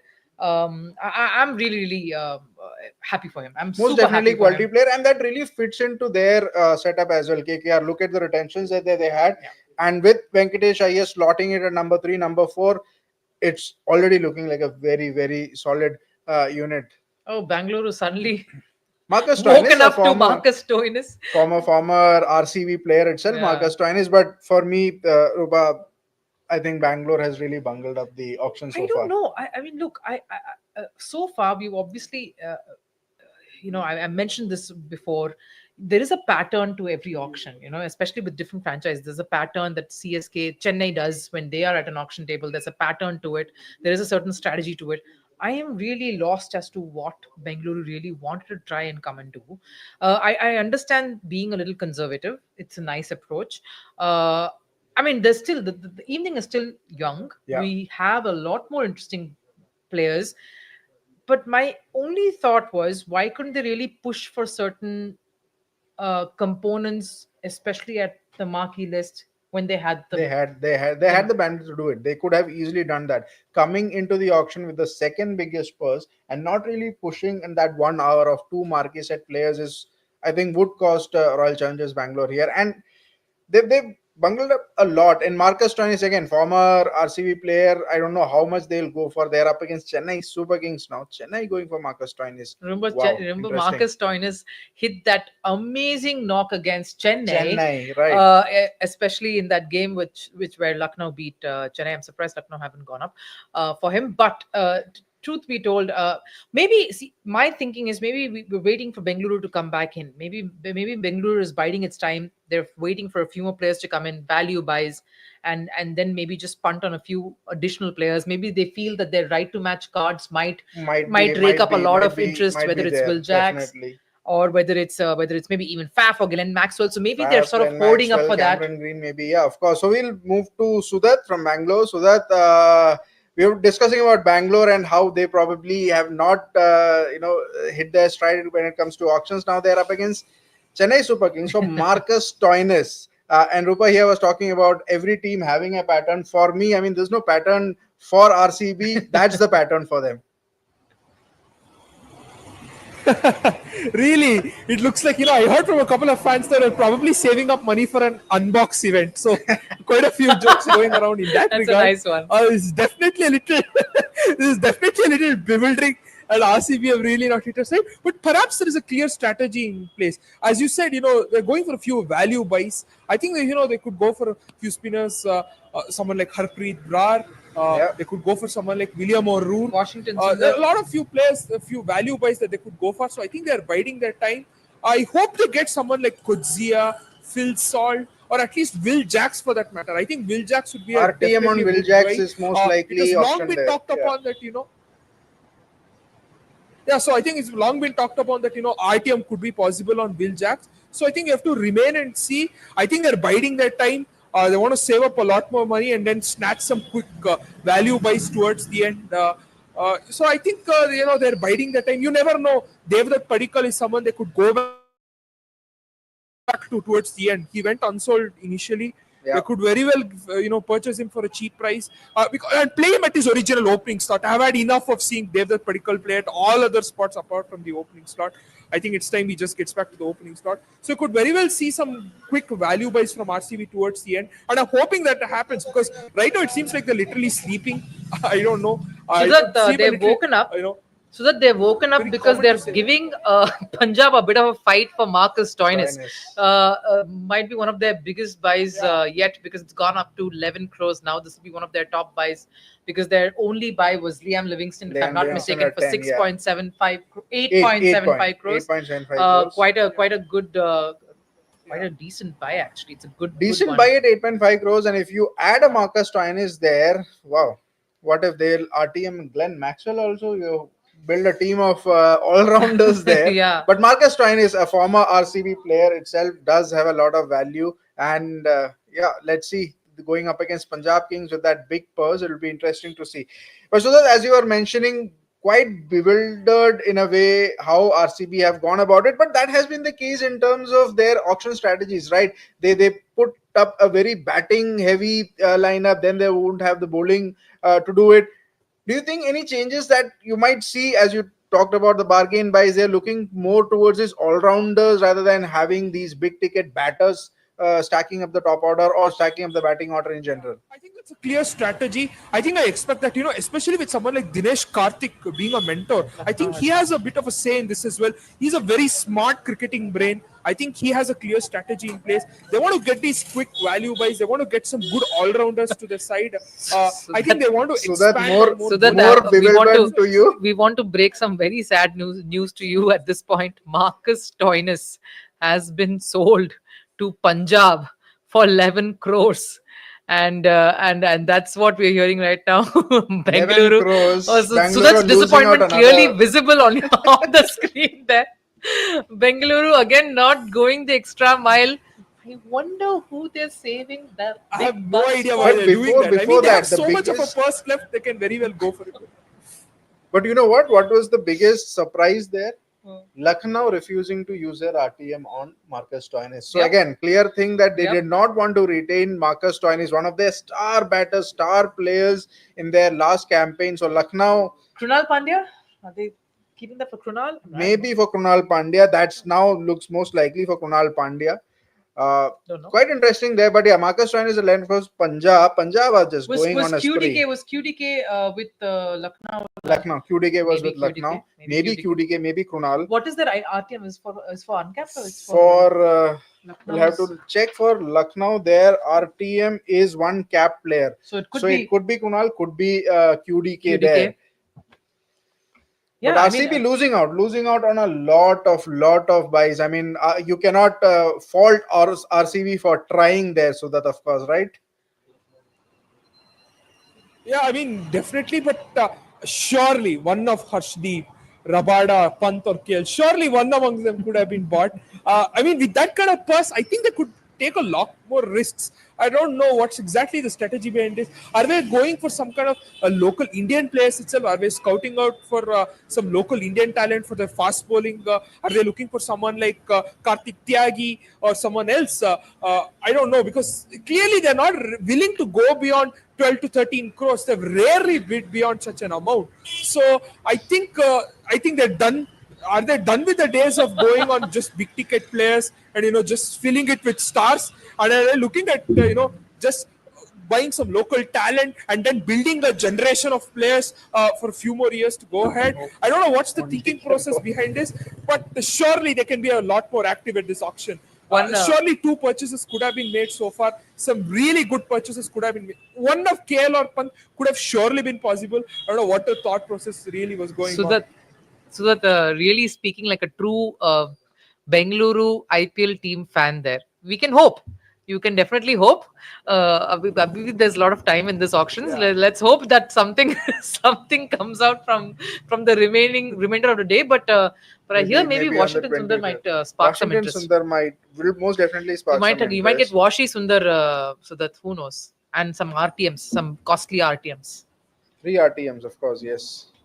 Will Jacks have definitely. Seriously, all I really request for is they just get one good pacer. They get one good all-round pacer for Chinnaswamy. Because I can't see just getting some random person spending 12 crores, 13 crores. No offense, but someone like Alzari Joseph, and to get just carted out of the stadium. So I hope I don't see that. Hey, Alzari was not too bad for GT. Solid I thought. Maybe Prasidh Krishna or Vijay Kumar Vyas, both of the local boys who know as long as injury doesn't eat up one of them. Yeah, most definitely. So currently the bid is for Mitchell Starc. But yeah. Go ahead, Sudhir. I think I really missed. I think one of Rabada or Arshdeep, they really could have got one of them, because Arshdeep again shows a lot of variety. He would have been suitable for something like Chinnaswamy. I think he really has those variations necessary.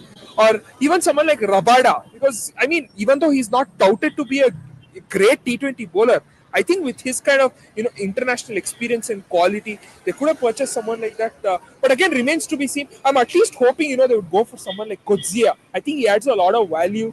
Raw pace, is smart thinking bowler, can also hit those few lusty blows. So, or they can go for someone like Marco Janssen as well. So I think there a few more options that RCB can try upon. But God, they should start being a little more loose with their purse, because they have a lot of purse remaining. I cannot see them just stop at 11, 12 crores and go, okay, Don't I'm worry, done. Sudat. Don't worry. Glenn Maxwell is up next. I think you should stick around and just see what happens Just here, go see what happens with Glenn because Maxwell. if this also doesn't go your way, I hope there is some. I hope you're I think near it a is food stall not- I or think it somewhere where you can is- sit and you can have. It's not going Glenn Maxwell's way at all, I think. Nobody is bidding. Wait, hold on. What's happening It's here? complete silence for Glenn Maxwell.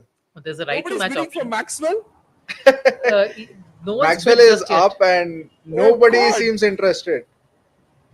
Wait, there's a right to match option in case no one goes. Even if Isn't This there? auction is rigged. If somebody no one has to bids- bid, no, Some- for no, RTM. Somebody has to bid for an RTM to be Oh enabled. my god. Somebody No, has but to- even if he but goes they can unsold, go for 2 crores. okay. yeah. Hyderabad has started. the Hyderabad, bid. finally Hyderabad at 2 crores for Glenn Maxwell. Yeah.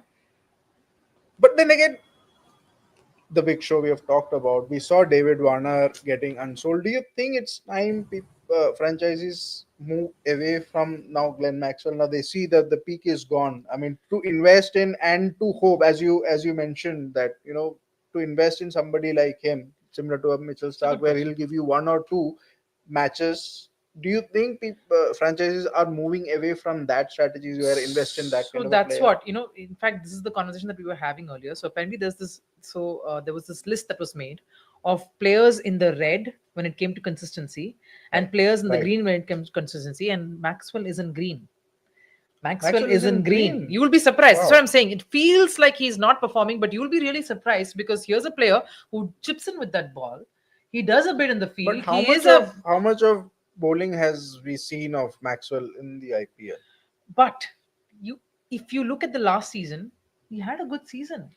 Season was Bangalore good, made yeah. to the playoffs. He notched up a couple of 50s, if I'm not mistaken, that season. Hmm. I mean, that's okay. You can't expect to win an IPL with all of you, with at least with 7 of your 11 players firing. That doesn't work. Absolutely, yeah. You want one player to stand up in a particular match for that to happen. So I won't be surprised if Bengaluru right to matches Glenn Maxwell. Wow, CSK bidding for Glenn Maxwell. Wow. In that case, the CSK RCB Kaveri clash should be quite interesting. Glenn Maxwell donning the yellow against the red Oh God. at Chinnaswamy. That's a very it's a very strange sight. I was just Would when be we were very talking about strange Lewis sight. Hamilton in red next Red, year for yeah, Ferrari. absolutely. I mean Maxwell in yellow. I mean, yeah, he's an Aussie. I get it.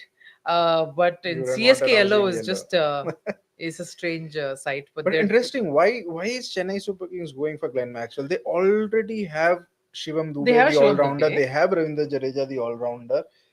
Quite interesting that they're going for. They have Rachin Ravindra per se, an all-rounder. Why do they want to stack up no their so lineup with another all-rounder? No, so I understand the comparison that you make with Shivam Dubey and Glenn. I understand that still because you're looking at a similar not sort much of a role. Jadeja. Not much of Jadeja, of course. Yeah. You're looking at a similar role, but I won't compare him to Rachin.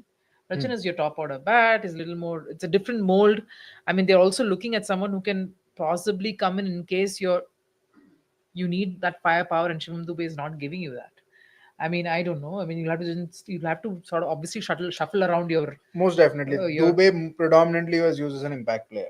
Yeah, So, exactly. So if yeah. that's the case, then they're probably looking at Maxwell to sort of step into that if that doesn't work out. Punjab going. Yeah, Punjab is for- right now in the bidding war with Chennai. Wasn't Punjab the team Glenn Maxwell really did in his book? Yes. Quite interesting. But Punjab was also the Punjab- team that he had the best season with best as well. season, absolutely best Yeah. season. One of the best season for any player, Yeah. like you could imagine. Yeah. So it's quite interesting, and there's a bit of deliberation. So the person who's sitting at the Chennai franchise table at the corner, he's an analyst. He worked with Kolkata before that. Oh. Damn sharp, super sharp, and he was in fact responsible for Sunil Narayan to open the innings. With Kolkata. With Kolkata, that was his brainchild. So so quite a sharp head when it comes to picking players and Quite interesting that and Maxwell's going with bid has Namakanchi. been like in a meandering way.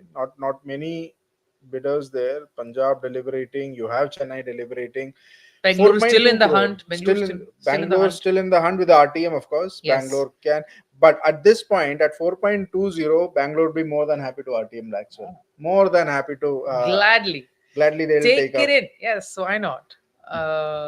They have 3 RTM options available, and it's sold. There's no RTM. Did they Sold not? to PBKS, and as I said, they have moved on. RCB moving on from Glenn Maxwell. They have not RTM Glenn Maxwell. Wow, that's Oh interesting. my God. Sudat, RCB are waiting for is some Sudat there? miracle. Is he still standing, or has he collapsed somewhere? Has Sudat collapsed on the floor with this also? Sudat. Sudat, Glenn Maxwell also. Gone. Sala, bye bye. 4.2 crores and you're not RTMing him. 4.2 What's happening, crores. Sudat? What's happening? See, glimpse of Mumbai there. Are we planning to take the field with just 6 to 7 players? Do we not want 11? I don't know what's happening. I mean, surely Maxwell at 4.2 crores is a steal. Like, I mean, I would go so far as 7 to 8 crores. No problem. I fail to understand what's RCB strategy here. Are they just planning to go with some low-key players so that no one focuses on them? I think they're probably I don't going know. Is for there some their kind of weird players who strategy can give them consistency. As simple as that. They are not going for their big ticket players, hoping for them to give you 2 or 3 good matches. They are looking at players who can give you 14 good games throughout the season. And in Maxwell, that's what I'm telling you, that even though he might be in the green, for me is that consistency factor where the peaks and the lows and the peaks are just too much for a Maxwell to be put in that consistency category. Had a few slow months post the World Cup as well. But yeah, I would have loved to have Maxwell in my squad any day. It's just we're just wondering, with that purse of 70 crores, what is Bengaluru waiting for? I'm just Bangalore trying may to be figure. waiting for wicket keepers, which is actually the next lot with Quinton de Kock, QDK, Rahmanullah Gurbaz. Oh, the big Oh, they one. will try to go to Quinton for sure. They will Big try to go one. to The Quinton. big one coming up in this Ishan lot is Kishan. Ishan Kishan. You also have a Phil Salt. You also have a very, very good Jitesh buyer, Sharma. Jitesh Sharma. Could be one of the stories of the IPL. Yeah. My bet is Mumbai is going for Jitesh Sharma. Nice. This is where they'll wake up. Yeah. Interesting bit. I mean, wicket keepers, very high premium commodity there, and most of them, all of them, apart from Jitesh Sharma, are opening bats. Yeah. QDK, Gurbaz, Ishan Kishan, Phil Salt, Yeah. and Jitesh Sharma. And Jitesh Sharma also one of the reasons why I do think Mumbai may, or most of the teams would, because he's the only player, wicketkeeper batter, one of the few who's a finisher. Otherwise, you're looking at all top order batters. I from love, a yeah, I wicketkeeper love point. what I see of Jitesh Sharma. I have to agree with you, Vineet. Quite a quality player. Easily, again, someone whom I think a lot of people will go after. If you have someone like Jitesh on your side, what a power packed lineup that is bound to be. But yes, so that you're still there. Thoughts on the wicket keepers? What's Bangalore going to look at? I mean, they I mean, is do you think they'll probably Mumbai and Bengaluru will have a say in this lot coming up? I don't know. I think, as you pointed out, I think they could go for Ishan Sharma. They could go for Jitesh Sharma. I think Ishan Kishan is also, good bet. But again, QDK, I'm not entirely sure they would go down that route. QDK too has been off late very iffy. And again, it seems like he's going through a clear slide. I'm not sure. QDK is it his best years? I think it's past him. But I think they can definitely go for someone like Jitesh Sharma. I think he would be an excellent buy, lower order batter, would give those quick runs. But once again, with someone like Liam Livingstone already being there, would they go for Jitesh Sharma? I'm not entirely sure. I think they should go for someone like Ishan Kishan. I think he can open with Virat Kohli, make absolute use of that power play, ensure that Virat settles into the game and, goes on to play as long as possible. But I think having someone like Ishan Kishan, I think that would be a steal. Anything above that, as you've seen, they just stop bidding after 11 to 12 CR. So I don't know how far they'll go for Ishan Kishan, but I think they should definitely try for Ishan Kishan. He would be a good bet. Yes, so that the set that's coming up next is very very interesting. I'm sort of very very curious how this will go up. Um, the next is the wicket keeper slot. A lot of interesting names there, and the fast bowlers. I'm keeping my eyes peeled out for these players, guys. Fast bowlers lot would be very interesting. I'm keeping my eyes peeled out for these names: Ishan Kishan, Phil Salt, Jitesh Sharma, Trent Bolt, Josh Hazelwood, as much as you might think otherwise, but Josh Hazelwood. I'm also very curious about T. Natarajan. I want to know. I feel that's going to be a nice little contest CSK, there. another. Yeah, why not, right? But I keep thinking, but I feel like I mean I want him to go to his own Homecoming, state, his own his state, own yeah. state and state franchise, but will they bid for him? I don't know. Very I mean, there's been a shift in strategy when it comes to MS versus, Rituraj. Oh yeah, Rituraj is more of depends on the pace bowlers rather than the spinners. I don't know if you've noticed that. Yes, most change definitely, in- yes, most definitely. There is that shift. You can see that. I mean, when Rituraj took over, it was more of pacers, less of your spin bowlers. That was probably the reason why you didn't see Mitchell Santner play a lot of games last season, also. Yes. But yeah, in that sense, I mean, we do talk about MS Dhoni in terms, but we are also forgetting, Rituraj Gaikwad will also have his, inputs in this Absolutely. auction. So it might be that way that they'd be looking at. So what I've also observed so far, Vineet, is that I think when it comes to this last season, MS took a step back Very and let much. Ruturaj sort of take charge when it came to games and strategies. You could see the evident shift in that. So, which is why I feel like, okay, they might actually have this eye out for a lot of these pacers. Though Ashwin was a very emotional call, and I like that call actually. I think that's one of my favorite buys so far. What Ashwin. was yours? My favorite buy, wow, would be difficult. Not kind of favorite buy. I would say, Delhi.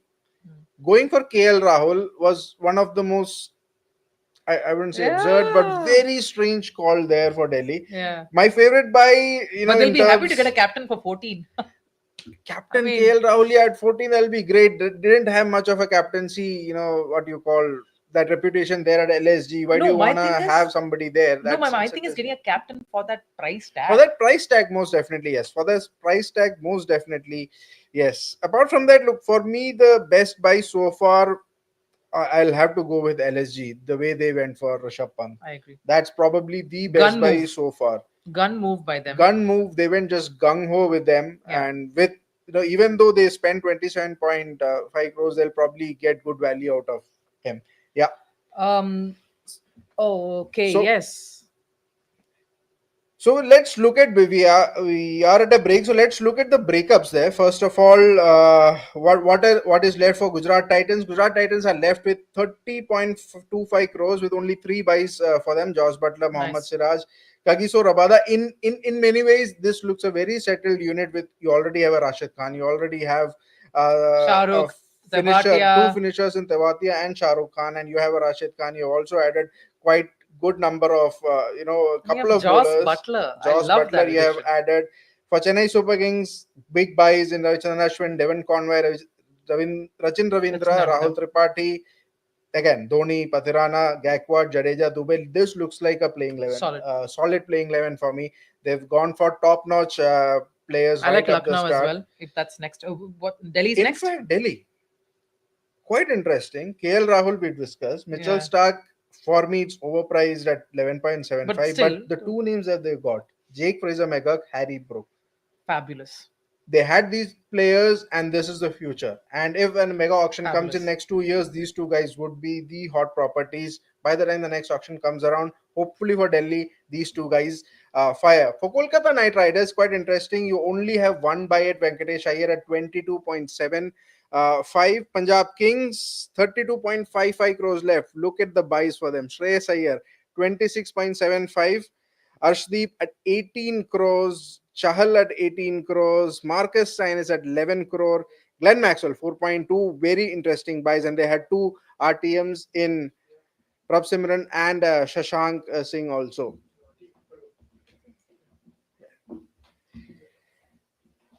And from Lucknow Super Giants, they're left with what, 29.110 crore. Rishabh Pant, of course, their biggest buy. They also had Mitchell Marsh, they also had Aiden Markram, they also had David Miller. And moving on to RCB, I think Sudat is there joining with us. Sudat, you still see a turnaround for RCB there. RCB are still left with 72.25 crores only by being Liam Livingstone there. How are RCB going to turn this around now? How do you think they will turn it around? Well, first thought, I thought they were just planning to take the field with just 5 to 6 players, but hoping that doesn't happen. But yeah, I think that again, I think they're waiting. I think they're going to wait till the end of the auction. They're going to hope to see, all the other teams exhaust their resources and then get some quick value buys. I think that is Accelerated the auctions strategy. maybe is their best strategy going possibly forward. only thing I can. I think again, I think they're going to go for one wicket keeper and then just go all out for fast bowlers. I think this is possibly the strategy. They're waiting for the fast bowlers to come. I think they've decided to stop focusing too much on batters like the past and keep their bowling short. This has always been the problem with RCB. They invest heavily on batting and always fall short on bowling. I think this is exactly what they're going to do. Once the bowlers come out, I think RCB are going to go all out. I'm just hoping they go all out and get some really good buys, because I think on Chinnaswamy they do want to ensure that their bowling attack is not vulnerable in any way, and I think they're just looking for some explosive batters, but they're ensuring that their bowling is solid. I think possibly this is the only thing I can think of for now.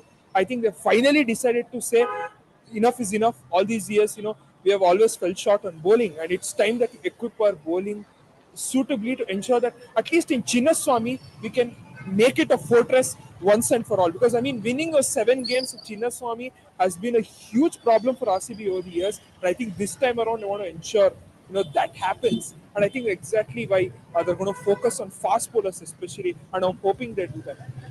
Yeah, of course, fast bowlers is a good strategy in terms of trying to win you matches. But then, Kanav, do you actually feel you can make Chinnaswamy a fortress with your bowlers? It has to be batters. I mean, Chinnaswamy is such a high-scoring venue that beat any bowler, maybe apart from a Malinga or a Bumrah, you are going to go for runs. So that strategy of trying to build a fortress, similar to how what SRH did with their pace bowling attack of Bhuvneshwar and Rashid Khan and maybe T. Natarajan, to an extent that they created Rajiv Gandhi Upal Stadium as a fortress with their bowling. With in Chinnaswamy, you can't really do that, can you? No, you can't. I mean, basically, as you said, that you need batters to make it a fortress. It's a small boundary. You need to hit a good 220, 240. But the issue with RCB has always been that they have had a gun batting lineup. They have had the likes of Gale, De Villiers, Kohli, Yuvraj, McCallum, Watson. And they have gone on to score 230s, 240s. But then the other team has chased that down. So that has always been an issue with RCB. They have always been a very batting heavy side. So I am more than happy if they want to balance it out, if they want to invest in bowlers along with the batters. You can't just make it a bowling heavy team now. It's Chinnaswamy, as you said. You need batters, you need big hitters. And RCB, see, I have no idea what is RCB thinking. I'm not saying that they should have gone for every second player. But the strategy has lacked a bit of spunk. That is what it is. Absolutely. But we'll move on to Rishabh Pant, the talk of the town, of course. And we have Suresh Raina talking about Rishabh Pant and the buy. Just a reminder, Pant went to LSG at the highest ever buy at 27 crores. Most likely he'll be the captain. Yeah. Us, the panel here, were divided in terms of did he merit that kind of money, but that was something expected. So let's hear into what Suresh Raina has to say, Geo Star IPL expert there. Suresh Raina on Rishabh Pant. What are your thoughts on Rishabh Pant being sold at today's auction for a record price? Rishabh Pant, I think it's a great buy for Lucknow Super Giant.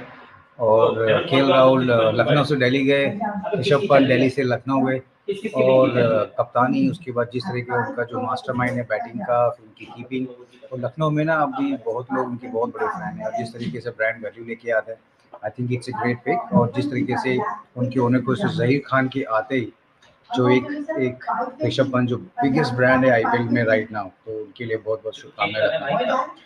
Shreyas Iyer reunites with Ricky Ponting at Punjab this time. So, what are your thoughts on that?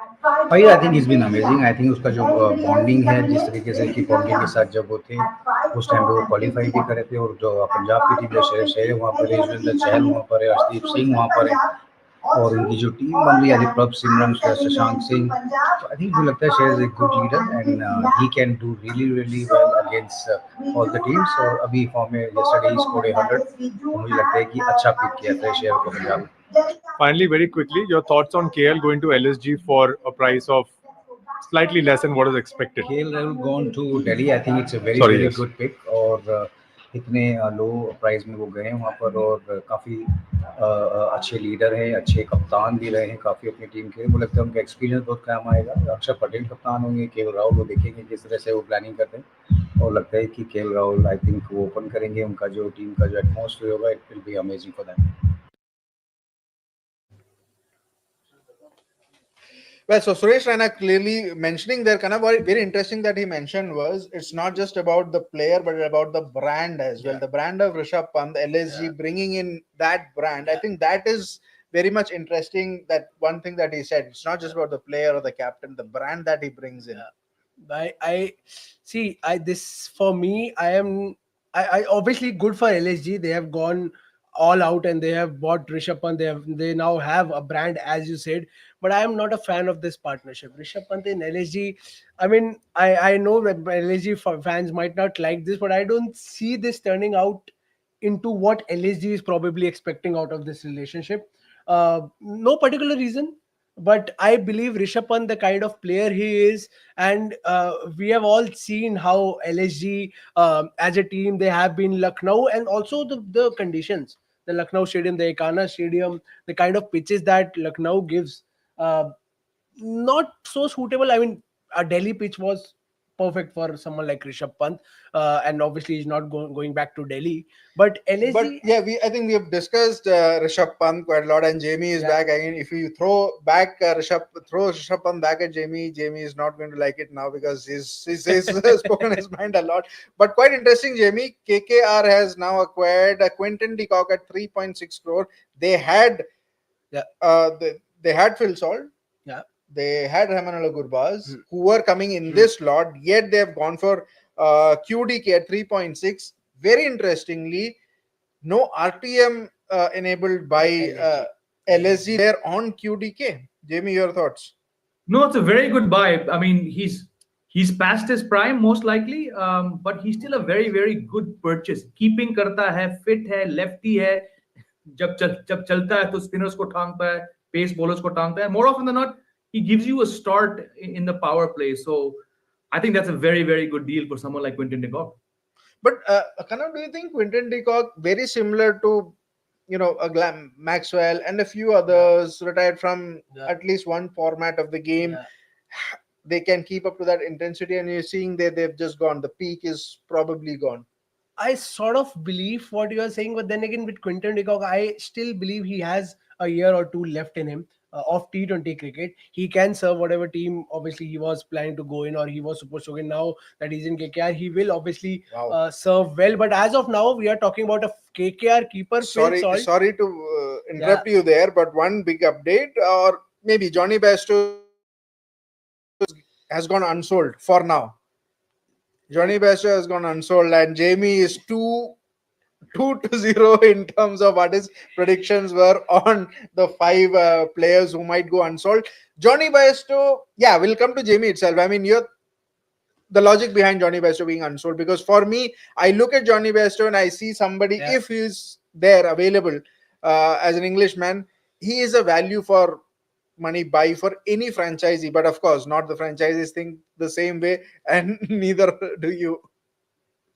I just think we need these kind of players who are out of favor with international cricket, who are often injured. If you're not scoring in 6 out of 12, 14 games, there's no value, right? So I'm also surprised someone like Harry Brook. Harry Brook in Asia in white ball cricket has done nothing. He got that 100, but he had 10 failures for Hyderabad. So these players, look, Johnny Bairstow, optics, recency bias, he's not playing for England in any format, right? He's just playing T10. वहां भी कुछ खास form नहीं है, you know. Last year for Punjab, 2 good innings out of 10.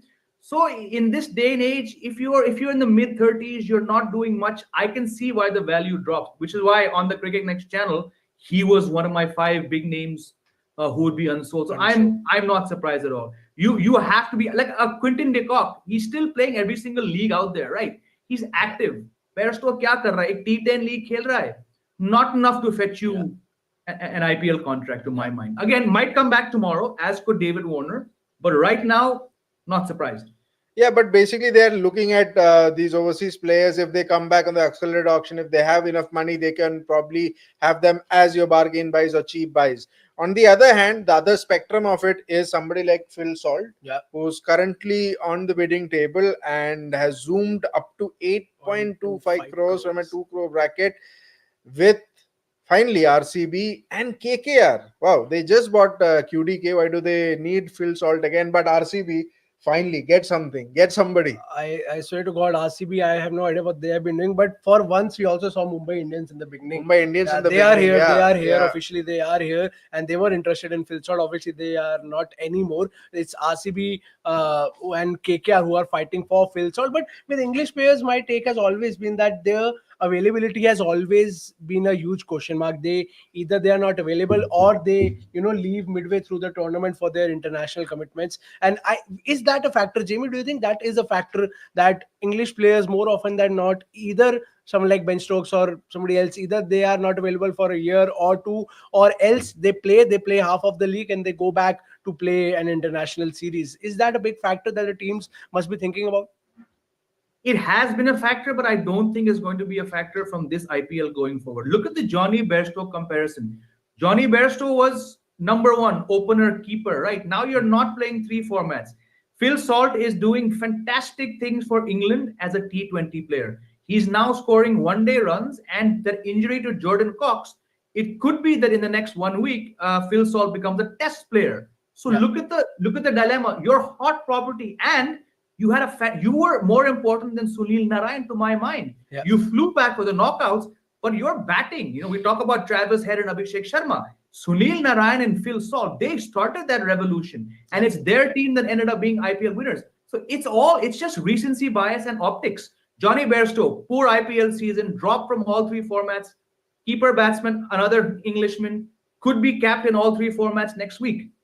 You have to be making the right noises. So I'm also not surprised that Glenn Maxwell went for such a small amount. I mean, I saw him. I was talking earlier, Kana, before you came. I saw him in the recent Pakistan series. Haris Rauf ne to uska number liya tha, So it's just with each passing year, and now we've seen get Pat Cummins or Mitchell Stark ke price tag ke baad, teams are not hesitating. There's no 17, 18. Now we're seeing 23, 24, 26. To get that kind of money, you have to be making headlines. And frankly, Warners, Maxwell's, Bairstows, they're not making headlines. Absolutely. And I think Phil Salt, the bid has gone up to 10.5 crore, and it's still between RCB and Kolkata. RCB, I think, has the current bid as of now. RCB with the current bid. I think it's high time RCB, zero down on somebody. I mean, it's going pear-shaped. It's going downhill for them if they are not able to compete. And for me, KKR, I really don't see the sense of why they'll go so hard for Phil Salt, because they already had him and they just bought Quinton de Kock. It's going to be that kind of a scenario where you have a Rahmanullah Gurbaz, you also have a Phil Salt, and you end up playing just one of them and not playing the other guy. But quite interesting how KKR's strategy here is in terms of going with Phil Salt. But of course, I mean, if you look at the kind of performances he put in for KKR, you don't want to let go of this kind of a player. Maybe QDK is the backup and Phil Salt was their primary number 1 choice. Maybe both of them open together. Both of them open together with Sunil Narayan, Andre Russell. Why would you buy 2 wicket keepers, 2 openers, and then keep one on bench? Especially not just an uncapped or a youngster, an overseas former South African player, an English player, together in a team, both wicket keepers, both opener batters. You already have a Sunil Narayan. There must be some plan. There has to be some plan, because I don't know plans as of now. So I don't know what plans certain teams have. RCB I don't know if they'll get Phil Salt or But not. this is quite interesting. You mentioned Jamie KKR. Do you think with QDK, if they are able to get Phil Salt, you would have QDK, Phil Salt, Narayan, and Russell as their 4 overseas players? I don't know. It's tricky, because it's not the first time that KKR have kept 4 RCB. keepers. Yeah. They had Gurbaz. They had another. Who did they had Jagadish, and they had another overseas. Was it Litton Das? Litton Das. So we've seen them have 4 keepers and not have a blooming clue what to do with them. But for me, getting Dick off. Look, you've taken Dick off. You're gonna play him in 14 matches. So interesting. I would. For RCB's sake, I would hope they get Phil Salt because They have got Phil Salt at 11.50 crores. Very good. They have their openers probably set in Virat Kohli and Phil Salt. The openings pretty much I sorted. would say no Ishan Kishan for them. So that means no Ishan Kishan. Ishan Kishan is not definitely. I don't think RCB are going for Ishan Kishan now. It would be interesting. Maybe CSK. Or do they play Ishan down the order? There's no value in Ishan down the order. I don't think. If you want to play Ishan down the order, there's no value in him. You need to have him at the power play overs. That is the most he will have impact. Otherwise, you're just wasting him down the order. There's no point having Ishan beyond that 6 overs point. And at 2 crores, they've got somebody, Rahmanullah Gurbaz. KKR have bought back Rahmanullah Gurbaz at 2 They are crores. behind having a second keeper. They have got a second keeper now. They want 2 keepers. They wanted 2 keepers.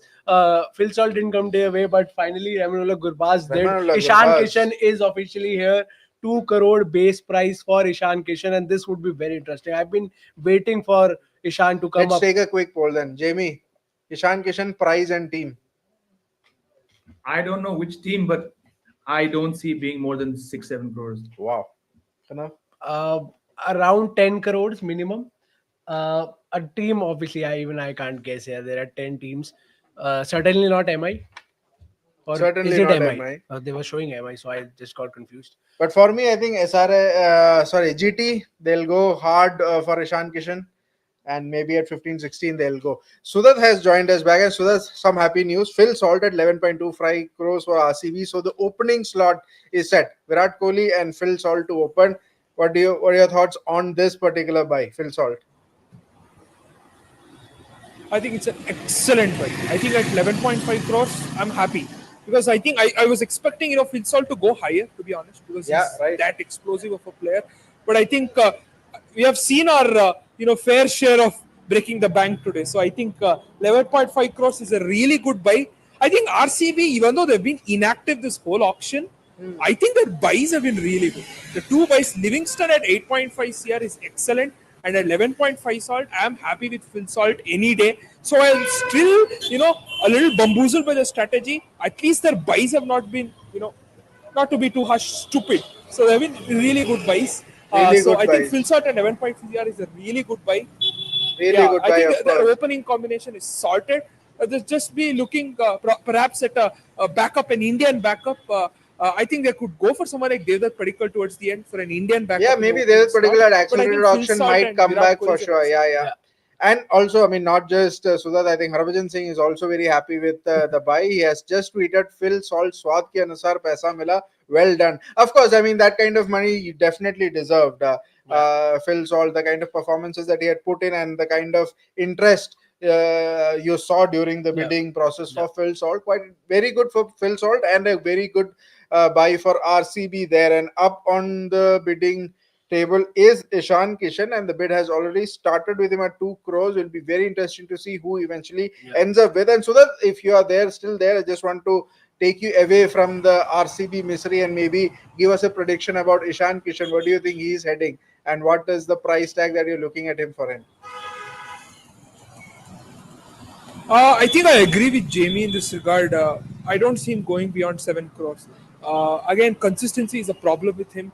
I don't see him going beyond 6 to 7 crores. Any team that gets him at around 5 to 6 crores, I think it's a value buy. And again, the problem is I don't want any team to buy him and play him at a different slot. I think this is the same problem. Even though he has played for India at 5 and other slots as well, I think he's best utilized to go all guns blazing at the top and just utilize the power plays to his best of his abilities. So I think any team that would purchase him would eventually buy him for 6 to 7 crores. I don't see him going beyond that. He's already up to 5.5 crore, and there's a fight going on. Earlier, it started with Mumbai Indians and Punjab Kings. Now Mumbai is out of the way. It's Punjab Kings and Delhi Capitals as of now who are fighting for Ishan Kishan. And as of now, 6 crore. He has reached the 6 crore mark. We'll have to wait and see where does he go. Mumbai is officially out of the race.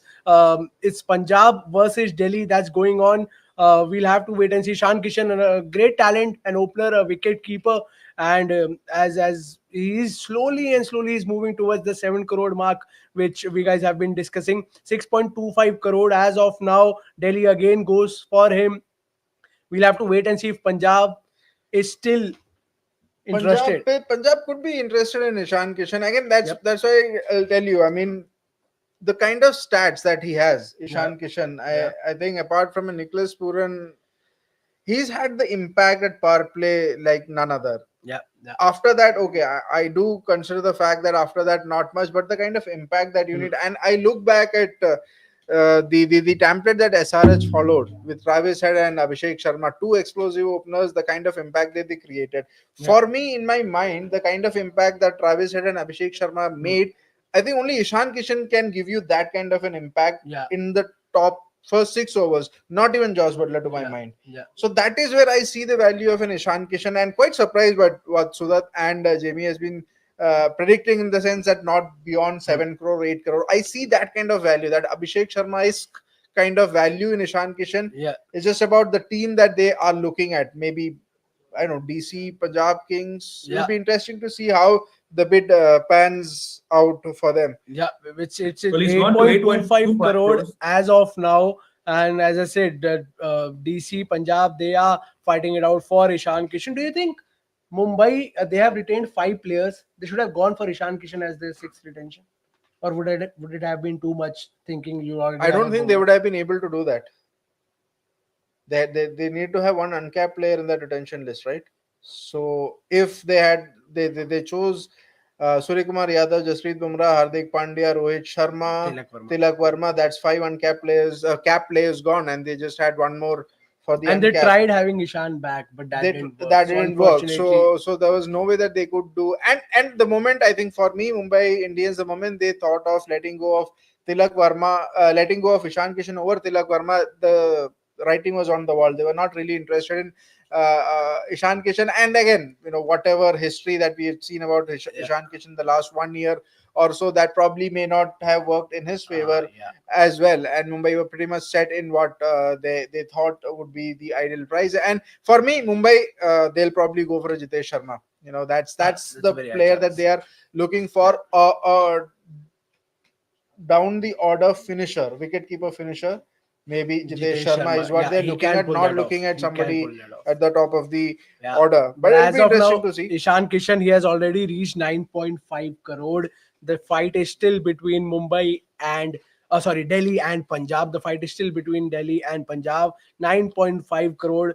I would fancy Ishan Kishan at the Arun Jaitley Stadium on that surface. I mean, I can already see Ishan Kishan at the Arun Jaitley Stadium. See, Ishan Kishan, after the power play, he becomes a liability. His dot ball count is just too high. So if he doesn't give you that start, and then you're facing 3 different spinners, dikkat hai. Again, he's an outrageous talent, but I just don't think he's justified his talent. So he's gone to 9.75. He's crossed 10 now. Good for him. But again, as you mentioned, Vineet, he has to deliver in the power play. Post the power play, I don't think he's got 100 in the IPL. I think his highest is 99 against RCB. Okay. Well, okay. So he got there. But again, his main job is to give you 50s and 60s, because I think had he been a better talent, he would have got a lot more 70s, 80s, 90s. But unfortunately, if you look at the stats, he doesn't always, cash in post the power play. But he's still getting big bucks. So I think teams will value him.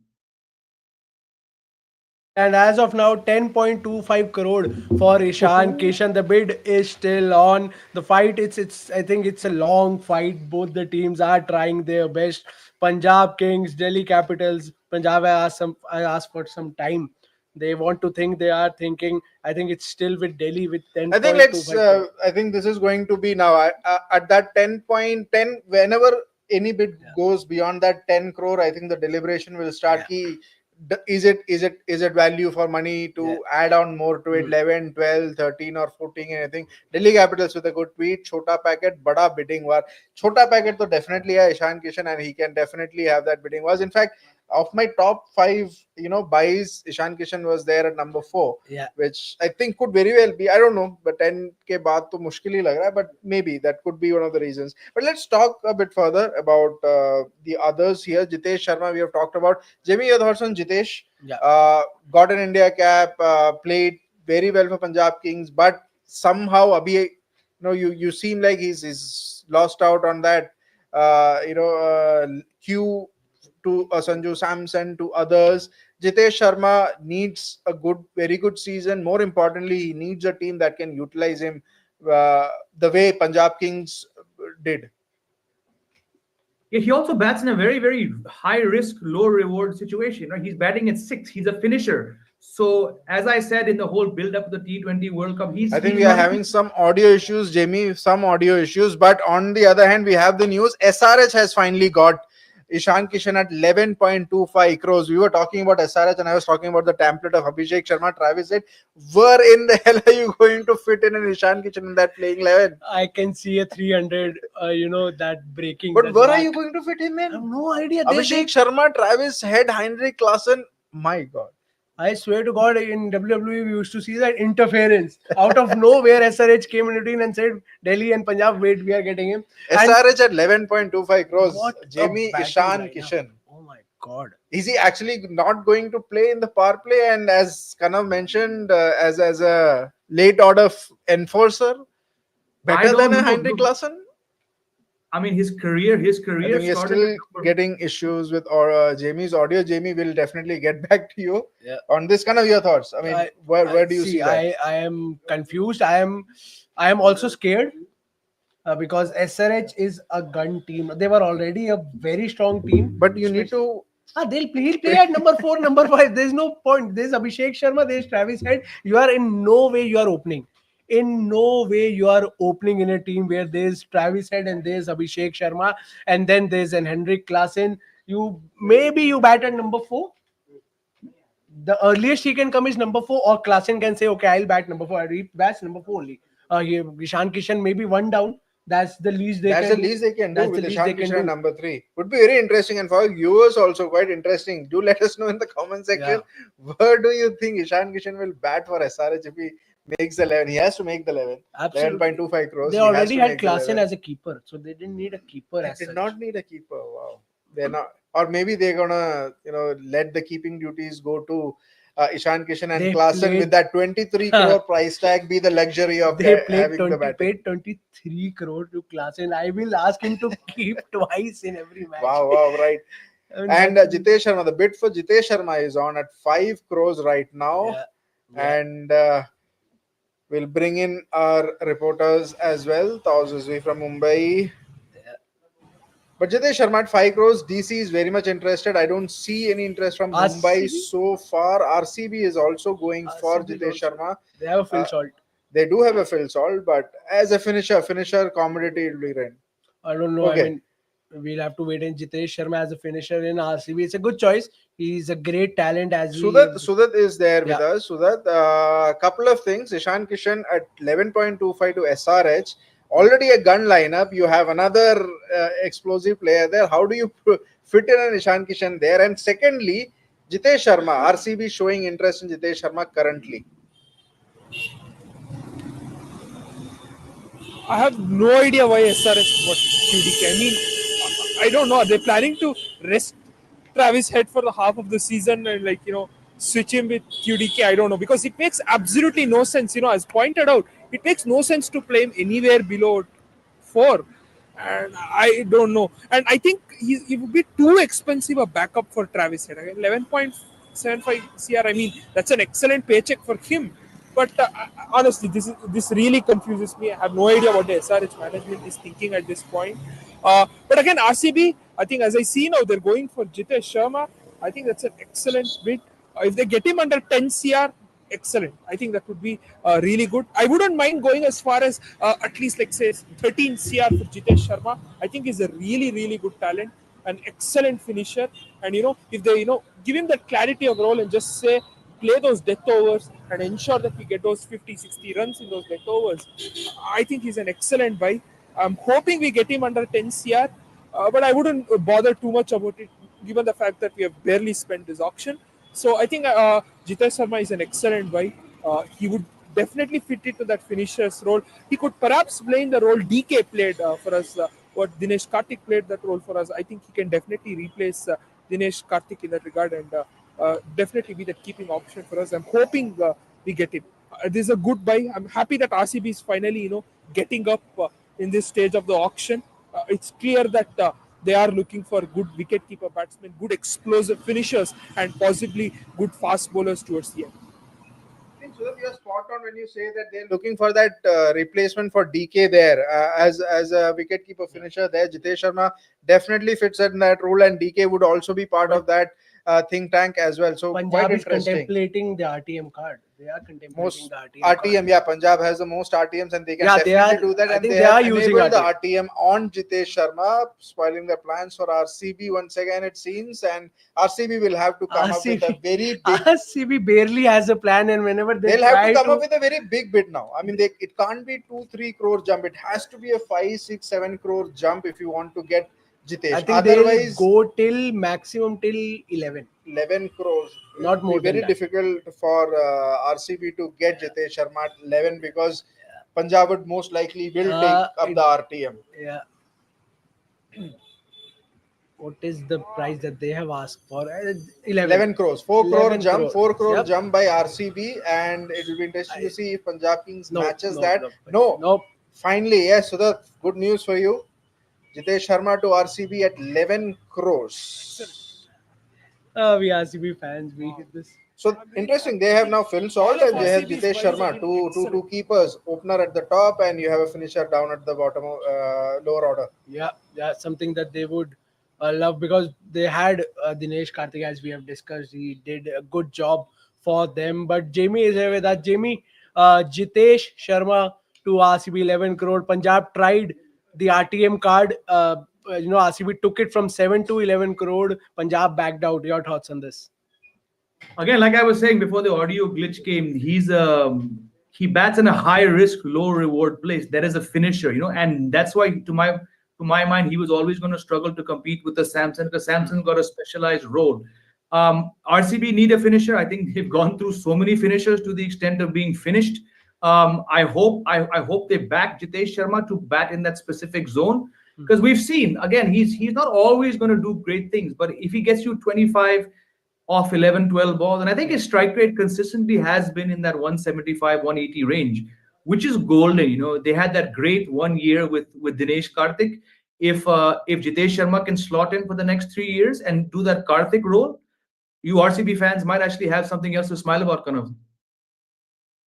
We really do get those opportunities, but a finisher would love a stadium like Chinnaswamy. I mean, it's a paradise for all the finishers out there. We have a Josh Hazelwood, the bowlers. And before we go to the bowlers, Jitesh Sharma, it's very important for him also. As I mentioned, it's not just about him, how the team uses him as well, in the scheme of things for him personally as well. And RCB really fits into that mold really well. And he'll be playing half of his game at Chinnaswamy as a finisher. It's a paradise, as I think Jamie and you had mentioned. Yeah, absolutely. We have a Josh Hazelwood now. The bowlers, the group has started for the bowlers. It's KKR and LSG who are fighting for Josh Hazelwood. The bid is up till 6 crore already. It's growing fast, 6.25 crore. And Josh Hazelwood as a T20 bowler. Your thoughts on this?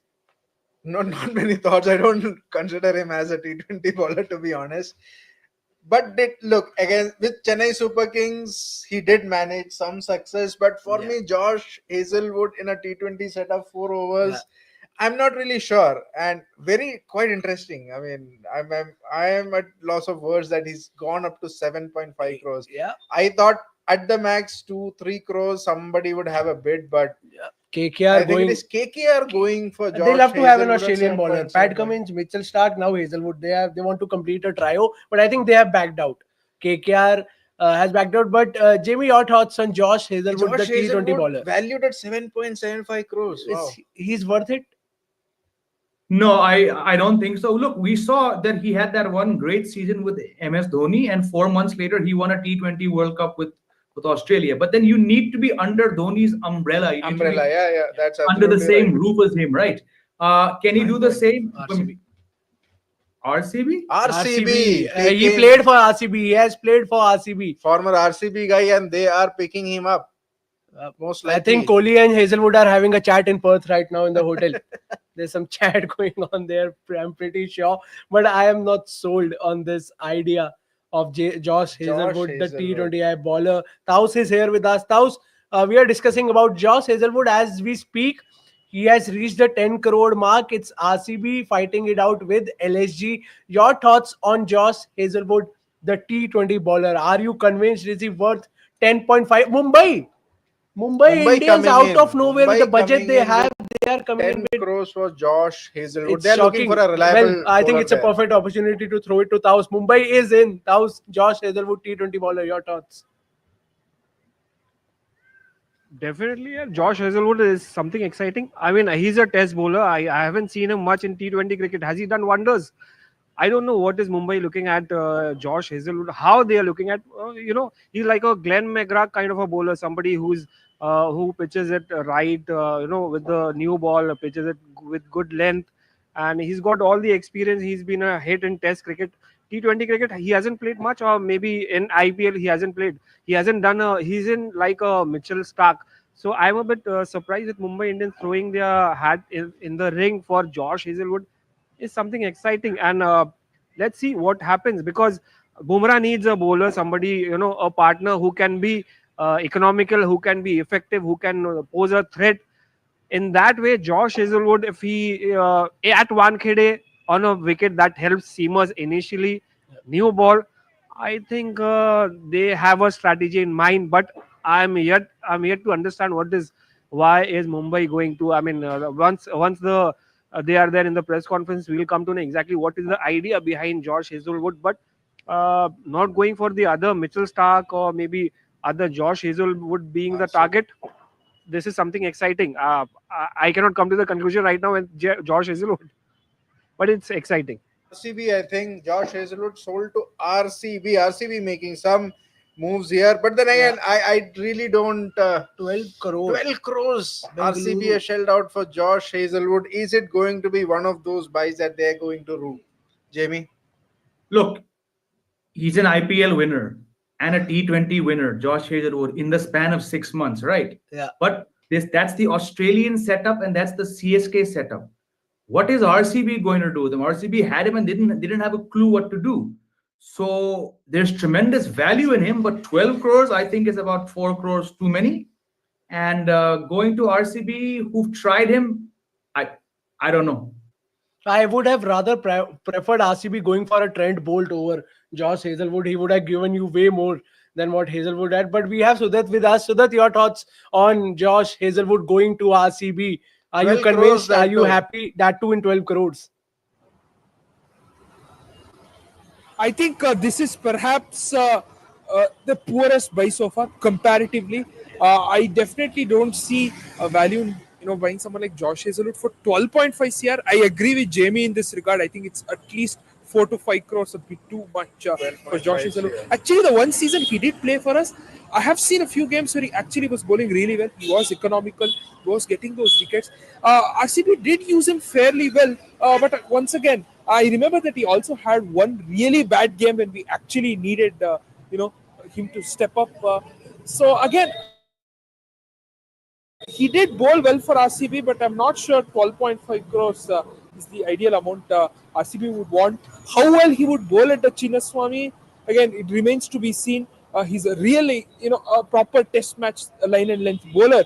And, with the shots that we see in today's day and age, with the impact player rule, players hardly refuse to play any of the innovative shots that you see. So, can he innovate to that extent? I did see him, develop a bit of a good slow ball during the World Cup and the IPL that he won with CSK. So I guess he has developed a few skills over the years to up his T20 game. But is he really worth it at 12.5 crores? I'm not entirely sure, but at least I'm happy they got a good bowler, an international quality bowler. There is every chance he could work well for us. He is after all not someone who is going to get whacked around. He is going to be perhaps not the most effective T20 bowler. But he's not someone who will leak too many runs. He will keep it tight. So yes, it is a bit too expensive, but I'm happy that RCB is at least getting active, making those moves. It seems there is a bit more clarity of thought towards the end of the auction. Of course, I mean, yeah, I mean, you can look at it that way, that it's an international quality bowler, as Sudat mentioned, as Jamie mentioned, too. IPL winner and a World Cup winner as well. There are times when you think of these things and say might work out for you. But moving on to the same set, we have Prasidh Krishna, another Karnataka local boy there, and he's already up to 8.5 crore with his former team, I think. Rajasthan very much interested. GT are in the fray as well for Prasidh Krishna. Remember, Rajasthan doesn't have any RTM cards, so if they want to buy him back, they have to buy him at the auction right there itself. And GT have been very much frugal with their buys so far. And Prasidh Krishna, they let go of Mohammed Shami to get in a Prasidh Krishna instead of Shami would be a good buy there. 9 crores already up for Prasidh Krishna. And he's been kind of an enigma, right? Prasidh Krishna has been injured for a long time, but we see the potential in him, the debut that he made, and even now in the Australia series, he's there. Hopefully, we may see him. But Prasidh Krishna at 9 crore, I am valuing him at about 13-14 crores for sure. 13-14 crores. I mean, yes, he does bring something to the table. The hit the deck bowler, height factor, it's a big factor for him. Immense talent, as you said. Unfortunately, one of those players who has a lot of talent, but the career has been marred with injuries. He stays, goes in and out of the game. I think RR has backed out.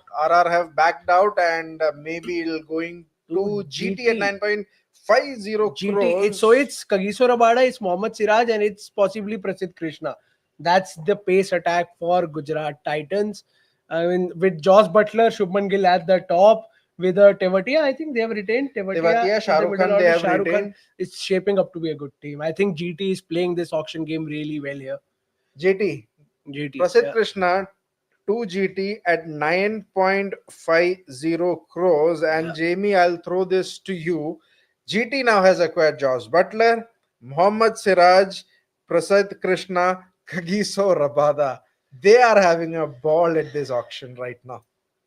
No, overall good choices, because we've seen that Ahmedabad track does give you reward. Mohammad Shami did very well there. Mohit Sharma did very well there. So it's looking like a good team. Mohammad Siraj, I don't think that's a smart buy at all, especially for 11 crores. But Prasidh Krishna has done good for RR, and in his rather brief ODI career, he was very, very impressive. So I think he's actually a better white ball bowler than he is being built up to be as a red ball bowler. If he stays fit, that's a guy who can give you 25 wickets in an IPL season. 25 wickets in an IPL season, most definitely. I mean, Prasidh Krishna, you see the value in there, you see the potential in there. Given that he's injury free, he's coming off a lengthy injury layoff, and if he remains injury free, very, very good buy there for GT. Now we are up to another interesting, young, exciting Indian bowling talent, and that is Avesh Khan. Rajasthan Royals also with a tweet that they're not too happy by letting go of Prasidh Krishna there. Avesh Khan, quite interesting, has gone up to 3.2 crores. I think the bidders. Rajasthan retained Shimran Hitmeyer, so I don't think they have the right to so the bidding is happening. Taos has joined us. Quickly, Taos, I do want to get in your thoughts on Ishan Kishan's buy. Ishan Kishan, 11.25 crore for Sunrisers Hyderabad. We were expecting that Mumbai are not going to go gung-ho for him, but SRH, who already have 2 explosive batters in Abhishek Sharma, Travis Head, where are you going to fit an Ishan Kishan in that lineup? Yeah, I mean, I thought Mumbai would go. In fact, a lot of fans I had a chat with were expecting Ishan Kishan to be one of the guys, that Mumbai would go for. But then, surprise, Ishan Kishan is not there.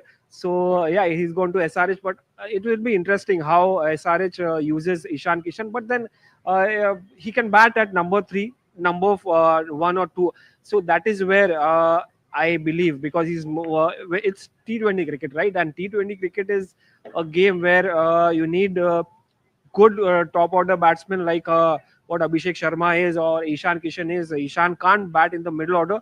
Uh, he can, but he takes time. I mean, he doesn't have the range of shots that normally a middle order batsman or a finisher has. But he's very, very up there, and he was right up there when he used to bat with Rohit Sharma in the top order. He's quite effective in that position. I don't know how they're going to use, unless they bring down Travis Head at number 3, or if they want to have 2 left-handers to open the innings, or Ishan Kishan bats at number 3. But it's an interesting choice. I mean, SRH, I think it's a win-win situation. Ishan Kishan, Abhishek Sharma, Travis Head, all attacking batsmen. I think that is what is needed in T20 cricket, right? You saw the brand of cricket that Team India played in South Africa. It was like one exciting series where they went all out. I mean, you saw Tilak Verma, Sanju Samson coming out with those crazy shots. Ishan can do it. Abhishek can do it. And Ishan is also guarantees some kind of stability as well. He can play longer innings. He can play, so he gives you that assurity. He has the experience. While Abhishek is a youngster, he can keep on experimenting. So I think that's a move. But yeah, fans will be disappointed. Mumbai fans, especially from here, from I'm at the Azad Maidan. They are disappointed. Shivaji Park, and the fans are disappointed that they did not go for Ishan Kishan. So Mumbai Indians, please come out with some good bids immediately. Yaar, we are waiting over here. Absolutely, and we have Avesh Khan, whose bid is going on. He has reached the 7 crore mark, and there is a fight going on between LSG. They are really, really interested in Avesh Khan right off now. I think Rajasthan has also entered the bid, if I am not wrong, but LSG is interested in Avesh Khan. And your thoughts on Avesh Khan, going up till 8.25 crore? I mean, Avesh Khan has played for both the Lucknow Super Giants and Rajasthan Royals. He was part of He was part of Lucknow Super Giants in IPL 2023. Then he was traded to Rajasthan Royals. In IPL 2024 has done well for both the sides. Good Indian pacer, was a good record in T20Is. So obviously teams wants to strengthen their bowling attack with the addition of him. I mean, like we see in the last bid as well, Prashant Krishna got a really good bidding. Or Siraj has got a good price, Shami has got a good price. So Indian pacers are in demand, and it's good to see that the fight is going on. So obviously, and until now, if you see that Rajasthan is yet to open their account, they haven't signed any player. Absolutely. They have a purse of 41 crores. So Prasidh Krishna can be a good addition. They already have Sandeep Sharma there. I mean, Prasidh Krishna and Sandeep Sharma can be a good Indian pace bowling attack. Yeah, but Prasidh Krishna didn't go to Rajasthan.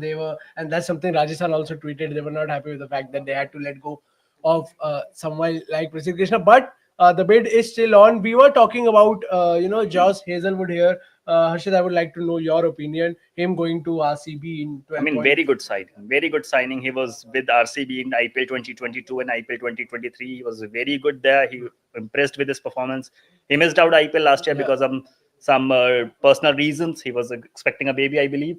So he didn't play. But in 2022 and 2023, he was one of the finest RCB bowlers. And RCB was in search of a good pacer. They had Yash Dayal. They let go Mohammed Siraj. So they were wanting to have a good overseas pacer. And Josh Hazelwood is a very good player. I mean, I don't know if you remember or not. In the T20 World Cup match between India and Australia this year, when all the Aussie bowlers were getting thrashed by Rohit Sharma and company, Josh Hazelwood only conceded 16 runs and 4 overs. So he's a very good player in all 3 formats of the game, and I believe that he's a very good addition to RCB side. All the 3 additions that they have made in the IPL, this IPL auction so far, are very good. Be it Phil Salt, be it Jitesh Sharma, be it Josh Hazelwood. So good. Also a Livingstone. So yeah, good IPL strategy so far. Good IPL auction going them for so far. Yep, absolutely. We have Enric Nokia, whose bid is up. He's till 3 point. He has reached 3.5 crore, 3.6 crore rather. And I think there's a fight going on between KKR and LSG. Jamie, has Enric Nokia, the T20 bowler, ever convinced you? Because personally, I have also seen him from close quarters, covering the match from the stadiums itself. He's someone who can really go for a lot of runs in a match. He has already reached he has a good pace. He has already reached almost 6 crore now. Your thoughts on Enric Nokia, the T20 bowler? Well, he had that one good season with DC, but last season, I think after 4 matches, he was going at some 20 plus per over. So it's just one of those typical mind-boggling cases of a South African who's got height, who's got pace, who's got aggression. He's not the first one who somehow they just don't seem to land on their feet. When they come to the IPL, Lungi Nagidi comes to mind. He's another of the five unsold players that I predicted. I'm two for no loss right now. So Lungi Nagiri also might go unsold. Again, Anrik Nonokia, if the start is bad, whichever team buys him, and I can see he's gone to 6.5, do you then persist with him? Oftentimes teams fall, यार हमने इसको 10-12 करोड़ दिए, चलो हर match खिलाते हैं. No, because it's actually going to be detrimental to your own performances, right? So if you have one good season with DC and one horrible season with DC, it just shows how erratic you can be. So I'm frankly, guys, I'm surprised he's gone as far as 6.5. Yeah, he goes to KKR for 6.5 crore. He'll be a happy lad today. 6.5 crore to KKR, Henrik Nokia, and now the man himself, Jofra Archer, is here. He has had a journey in the last few weeks, not being named in the list, then re-entering the list, and finally his bid is up. We all remember Taus, Jofra Archer, Mumbai, kind of took a gamble on him. They had him, but Jofra Archer and injuries, they go hand in hand. Unfortunately, a great bowler, a great talent for England and for any T20 team that he plays for. But injury is also a major concern in his career.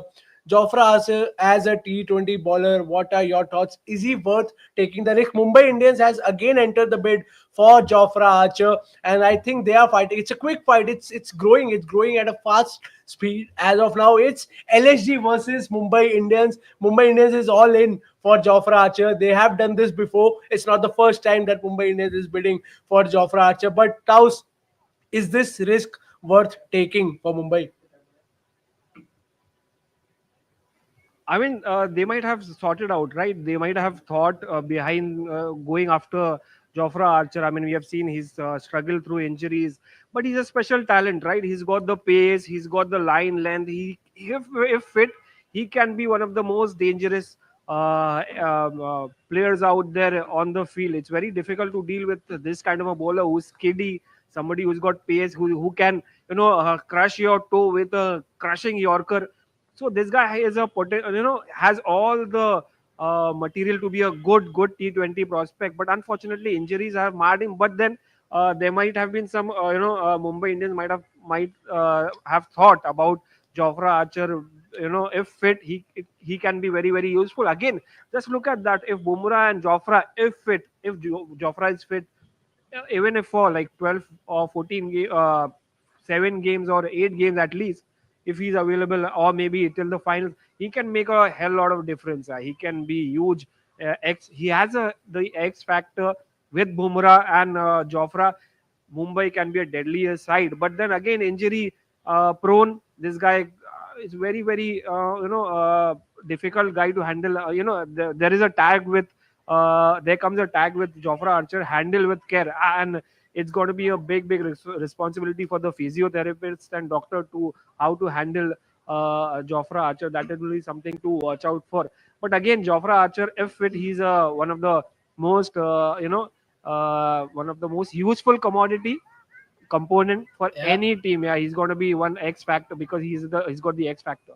Yep, absolutely. And LSG quietly backed out. Rajasthan Royals have entered the chat and they are now bidding for Jofra Archer. Mumbai is there. Mumbai is still there. They have a 45 crore purse. They have not bought anyone up till now. Maybe they were saving all 45 crore for Jofra Archer because they are all in. They are not stopping. They are bidding for him continuously, just waiting.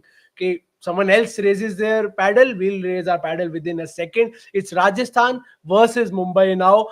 Mumbai has 45 crore left in the purse. They had 45 crore when they came. Rajasthan has 41 crore left in the purse. They also came with 41 crore in their purse. Your thoughts on Jofra Archer, the bowler in T20 format with the injuries that he has? I mean, if we see Jofra Archer's performance in T20 before his injuries started actually took a toll on him. He is a very good bowler. He had a very good season with RC with the Rajasthan Royals when he was in the playing in the IPL 2020. He won the most valuable player award, and that is why Mumbai Indians was behind him in the IPL 2022 mega auction. There was a bidding war between Mumbai and Rajasthan only in the IPL 2022 mega auction, and we are seeing the same again today as well. If Jofra Archer is fully fit and available, if he is doing his, and if it is available, if he's fully available for the season and he's fully fit, then he's a very dangerous bowler. And Bumrah and Jofra Archer bowling together will make Mumbai Indians a very scary side, and that is why Mumbai Indians are going behind Jofra Archer in the IPL 2022 mega auction. When they bid for Jofra Archer, they knew that Jofra Archer is not available for the 2022 season. Still, they went because they were planning to make something very big with Bumrah and Archer, and same is the scenario this time as well. They are planning to operate both Bumrah and Jofra Archer together, and if both of them operate at their full strength, Mumbai Indians will be a very scary team. Yep, absolutely. I mean, even the thought of Bumrah and Archer bowling together from different ends, it sounds like a nightmare. And Mumbai is planning to pull that off. They want Jofra Archer. So does Rajasthan. We'll have to wait and see where does he land. He has already reached a 12.25 crore mark. But Jamie, your thoughts on Jofra Archer? I think we have all talked about Jofra. Mumbai with Bumrah sounds, as I said, sounds like a nightmare. Your thoughts? No, absolutely. If he stays fit, he could be lethal. I was watching his recent performances. He made a comeback recently after a long time in the ODIs and the T20s. He was not very good in the ODIs, but in the T20s against West Indies, barring one match, he was pretty good. And you look at signs. Is he running up? Is he pulling up? Speeds were pretty good. He was bowling those bouncers. He had a couple slower ones. So on the very small sample size that I saw, literally in the last 10-12 days, I can understand why franchises are now making a beeline for him. Again, so much of cricket is about timing, right? Had he not made his comeback now, and I'm sure both he and the ECB and his managers and all the stakeholders behind Jofra Archer, they had that series in mind. England ka white ball series aa raha hai. Let's put him there so that he can perhaps get good money from an IPL franchise. So timing, like in cricket, in life, is very, very important. And I think the fact that his most recent performances were 3 pretty good T20Is against West Indies. It's now seen him get he's up to 12.5. So good. But again, if he doesn't last more than 3 matches and we have a Mayank Yadav type situation, a lot of people are going to be laughing at whichever franchise gets him. It's gone to Rajasthan Royals. I think the dreams of watching Bumrah and Archer together is shattered now. He has gone to Rajasthan Which is where he Royals. began his career. No? He began his IPL career at Rajasthan Royals. Yeah. It's a sort of a homecoming for him. A very short one, but a homecoming for him. Back to Rajasthan Royals. They have paid a hefty amount for him. Your thoughts, Jofra Archer in Rajasthan Royals? I mean, Jofra Archer in Rajasthan Royals in his first stint was very good. He won the IPL Most Valuable Player Award in 2020 season when it was played in UAE during the COVID lockdown. And Rajasthan have signed him back but they have paid 12.50 crore, which is a big amount. They will expect Jofra Archer to remain fit throughout the season and perform like he did in his first stint. And if he is able to, deliver like the way he did in the first season, Rajasthan Royals will be a very good side because they already have a good, very sorted Indian batters. They have a Sandeep Sharma as a pace bowler, and now Jofra Archer's addition. They are getting that settled. When you see the IPL auction, you want to make a very strong 11, and Rajasthan Royals is on the course of doing that. Yeah, absolutely. And Khalil Ahmed is up 4.40 crore already. It's a fight between LSG. Starts a fight for every player. They are in a bidding war for every player, and then they slowly back out. Until or unless it's Rishabh Pant, because they have Rishabh Pant now for a good amount. But Jamie, I'd like to bring you in here. So far, which has been the most impressive buy for you? A buy which you have been impressed by the most. Okay, this is a smart buyer. This is a good buy at a very good price. And how many guys have we gone for? I think all the ones who went in that 20 plus are just, it's a lot of money, and the returns and then the pressure on said individuals is a lot. I'm liking Phil Salt going to RCB for 11 points something. Yeah. If he has a good season like he had with KKR, and he's been fantastic in T20s, he's now got one-day consistency. And like I said earlier, he could be a test player coming up this week if England fly him out to New Zealand. So I think that's a very good one. I know 18 crores is a lot for someone like Chahal given his age, but again, he's had so much success And we don't talk about bowlers. All we do is talk about batsmen. भाई 18 crore के लिए कोई spinner गया है. I think that is the most any Indian bowler has ever gone for, if I'm not mistaken. I don't remember any bowler going for 18 crore. I don't think so. So good to see. It's always been batsmen or all-rounders. Na? Arshdeep Singh, I think he went for 18 crores to Punjab. हाँ मतलब आज के दिन हाँ okay fine, so it's rare on the same day one pace bowler and a spinner go for 18 crores, so it just says how finely bowlers are actually getting their due. So I think Phil Salt for me is at 11.5 is a steal deal, and Chahal, given his experience, I know he probably won't play for India again, but yaar, you're getting a guy who's not that old. I think he's 32 33, इतना experience है, हर साल तो यार 20 wicket तो वो लेता है, तो 18 crore good deal.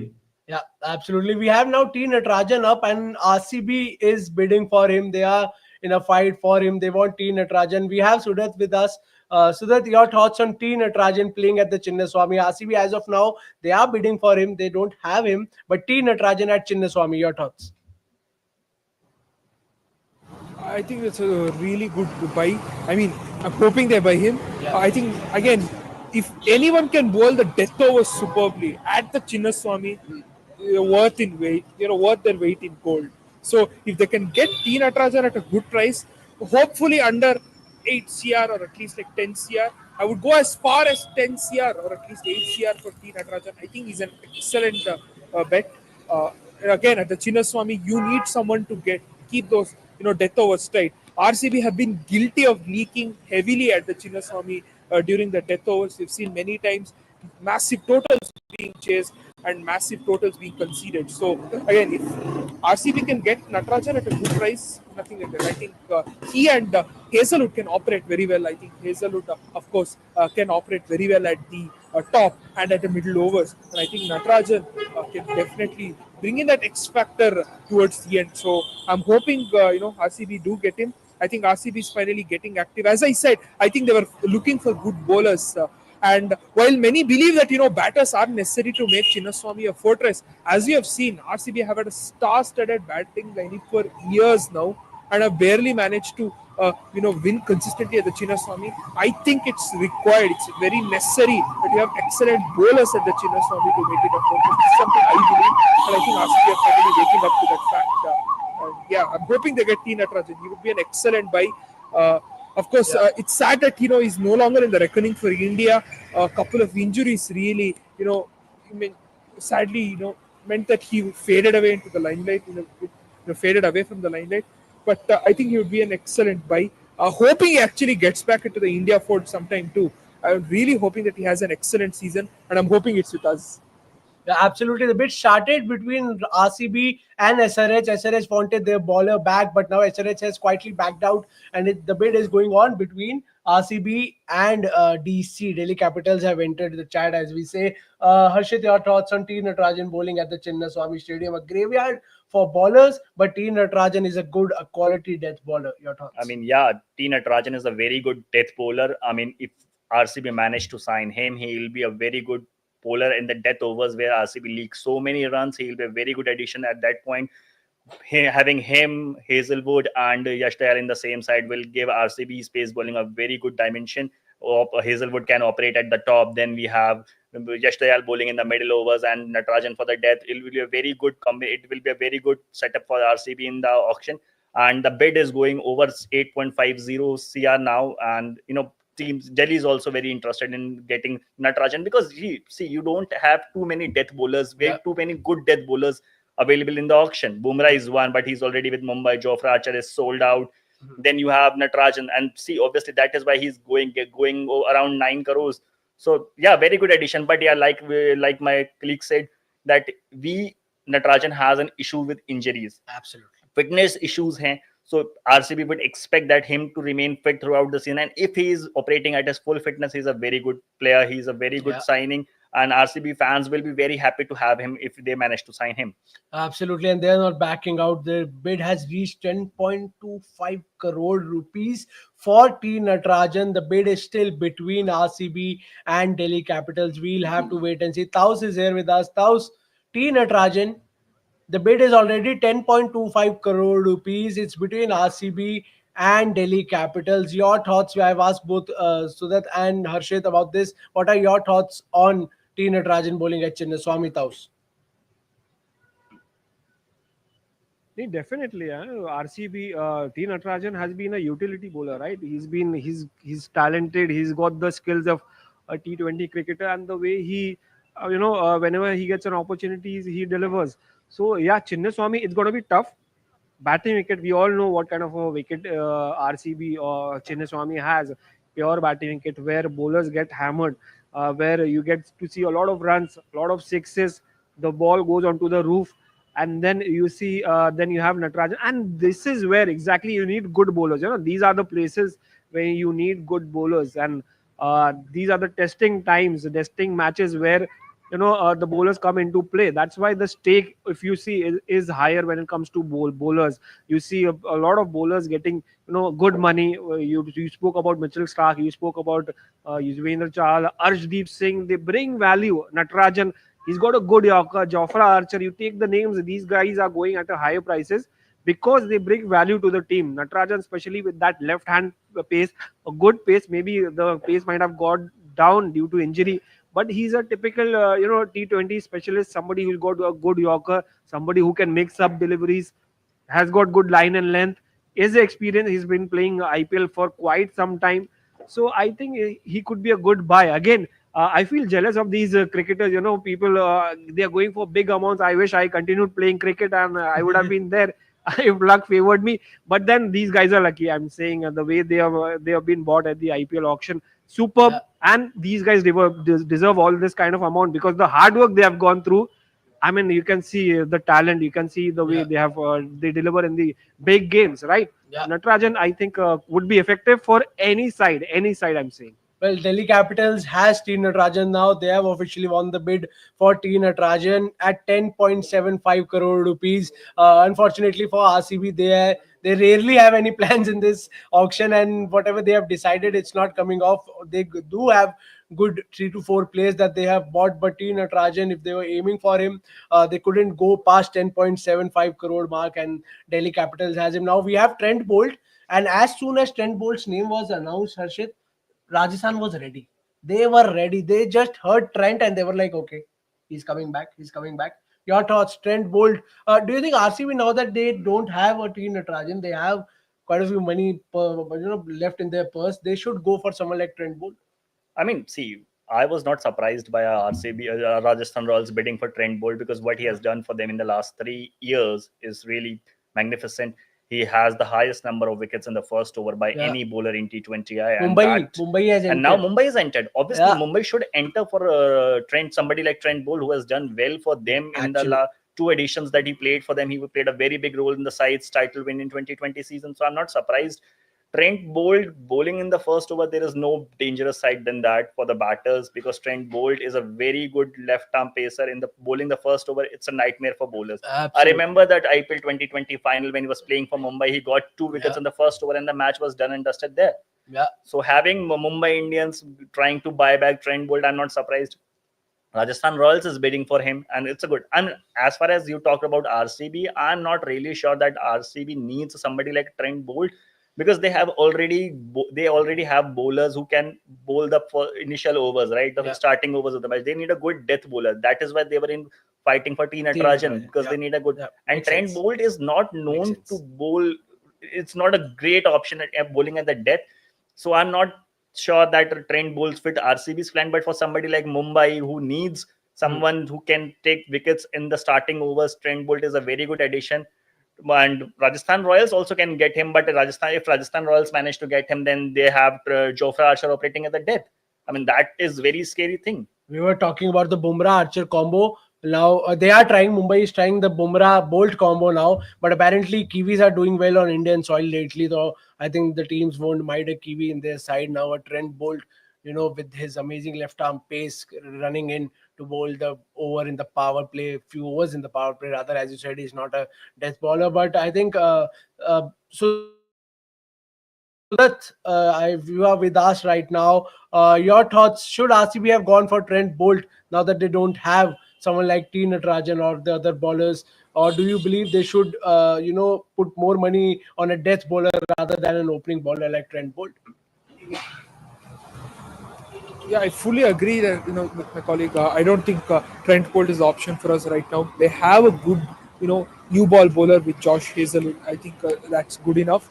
We have an international quality bowler there itself. I think we should go hard for a death bowler. It's really going to be necessary.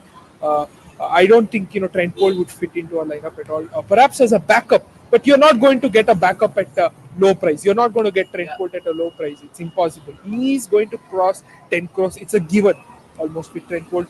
And what kind of a new ball performer he has been for Rajasthan and Mumbai. So I'm not surprised that these two are going hard at him. But I don't see him fitting in RCB at the moment. They are going to rue the fact that they're missed out on acquiring the services of T. Natarajan. But I think they would have liked him for under 10 crores. And I think once he crossed the 10 crore mark, I think they were wary of going too far. So they are going to look to get that death bowler. And I don't think Trent Bolt fits into that plan. Absolutely. Well, Taus, you can turn around and shout to the city of Mumbai that they have their Trent Bolt back in their team. It will be a Bumrah Bolt combo now. Trent Bolt goes to Mumbai Indians, and Mumbai Indians finally has a player in this auction. 12.5 crore rupees for Trent Bolt. Taus is smiling from ear to ear. He is a happy kid, a Mumbai fan. He is happy. Your thoughts on Trent Bolt coming back to Mumbai Indians? Not kid anymore, but then I don't see people right now over here because people have left. I mean, this is a ground, and it's 8:45 already, and I don't see any people out there, only joggers. But then it's a great news here. Finally, something has come out from Mumbai Indians, and Trent Bolt. I mean, good for a good new ball bowler, right? I mean, the way he brings the new ball back into the right-handers and takes it away from the left-handers. An exciting choice. You know what? I had a chat with a couple of fans, and they were keen on having Trent Bolt. Somebody he's done it for Mumbai before, right? And he's been successful a lot of times. So Trent Bolt is a great choice. Yeah, Mumbai had wanted to go for Jofra Archer. They tried for one more seamer, but then this was the plan, and this is, I think, just the beginning. This is where Mumbai starts. Trent Bolt is a very good choice, I believe, because I mean we have seen what left-handers do in in T20 cricket. They bring a lot of value, and Trent Bolt is a special bowler with that experience, with that talent, with that the ability to deliver in big games against in the opening overs.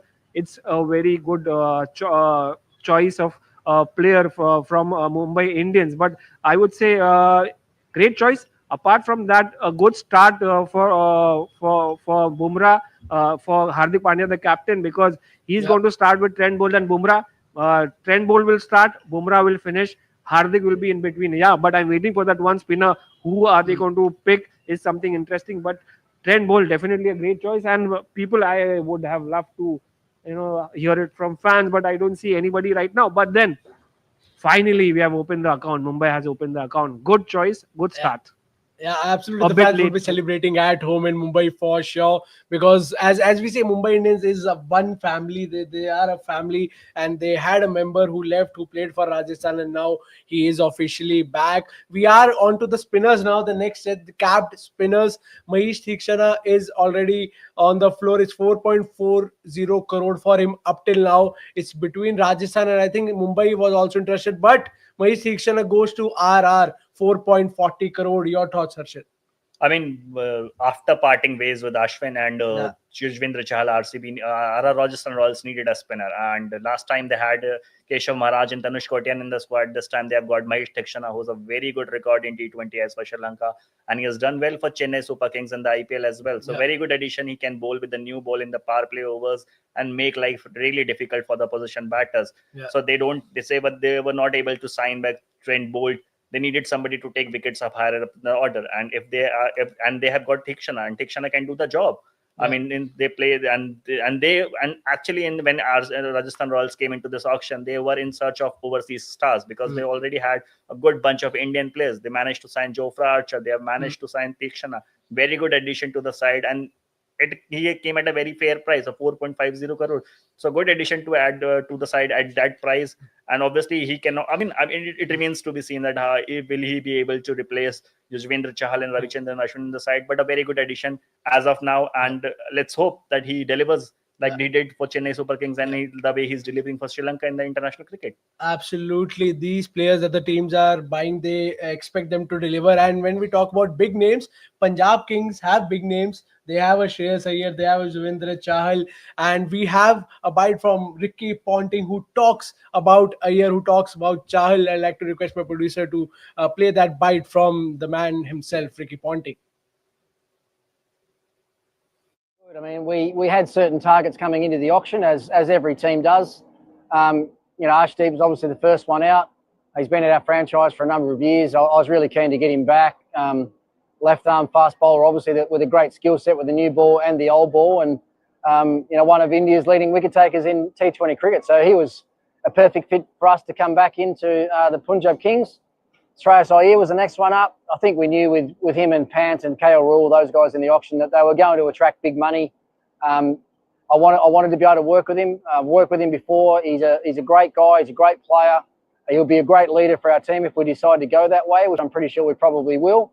And obviously he was the championship winning captain last year. So there's lots of great things about him, bringing him to Punjab. And then Yuzi, highest quality spinner in the auction, basically. So we wanted to fill certain gaps with the best players we possibly could. And yes, we spent a bit of money to get there, but what we're trying to do is rebuild this franchise basically from the ground up, and you can't do that without the best players. So we felt so far that the auction's gone exactly the way we wanted. We've got a bit of work to do in the back half this afternoon, but that's the fun of it. So we'll see how we go.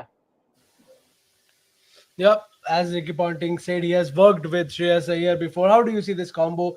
We have seen them together earlier for Delhi Capitals, but now Punjab Kings, Shreyas Iyer going for a big amount. Your thoughts on this partnership between Ricky Ponting and Shreyas Iyer? Shreyas Iyer was made Delhi Capitals captain when Ricky Ponting was the head coach of Delhi Capitals in 2018, and the two worked wonders for Delhi. For 2019, they qualified for the playoffs. 2020, they played in the finals.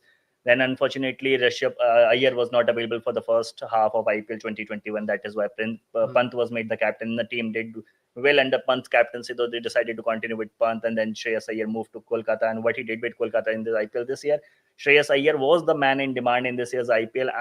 And for many people, you need to know that he is the only captain in IPL history who has played IPL final with two teams. So he was the player in demand. He was the captain in demand, a defending champion, the captain who has won the recent edition of the IPL. And I was not surprised by Ricky Ponting going for Shreyas Iyer. I was not surprised by the amount he paid for, because, for somebody like, for many fans, you may say that he is overpriced, but you are forgetting the quality of batter he is. He's a very good batter. Despite his recent struggles, people may doubt that about his credibility as a batter, but he's a very good batter. He's a very good game against spinners. He's very capable in conditions like the conditions that we get in IPL in India.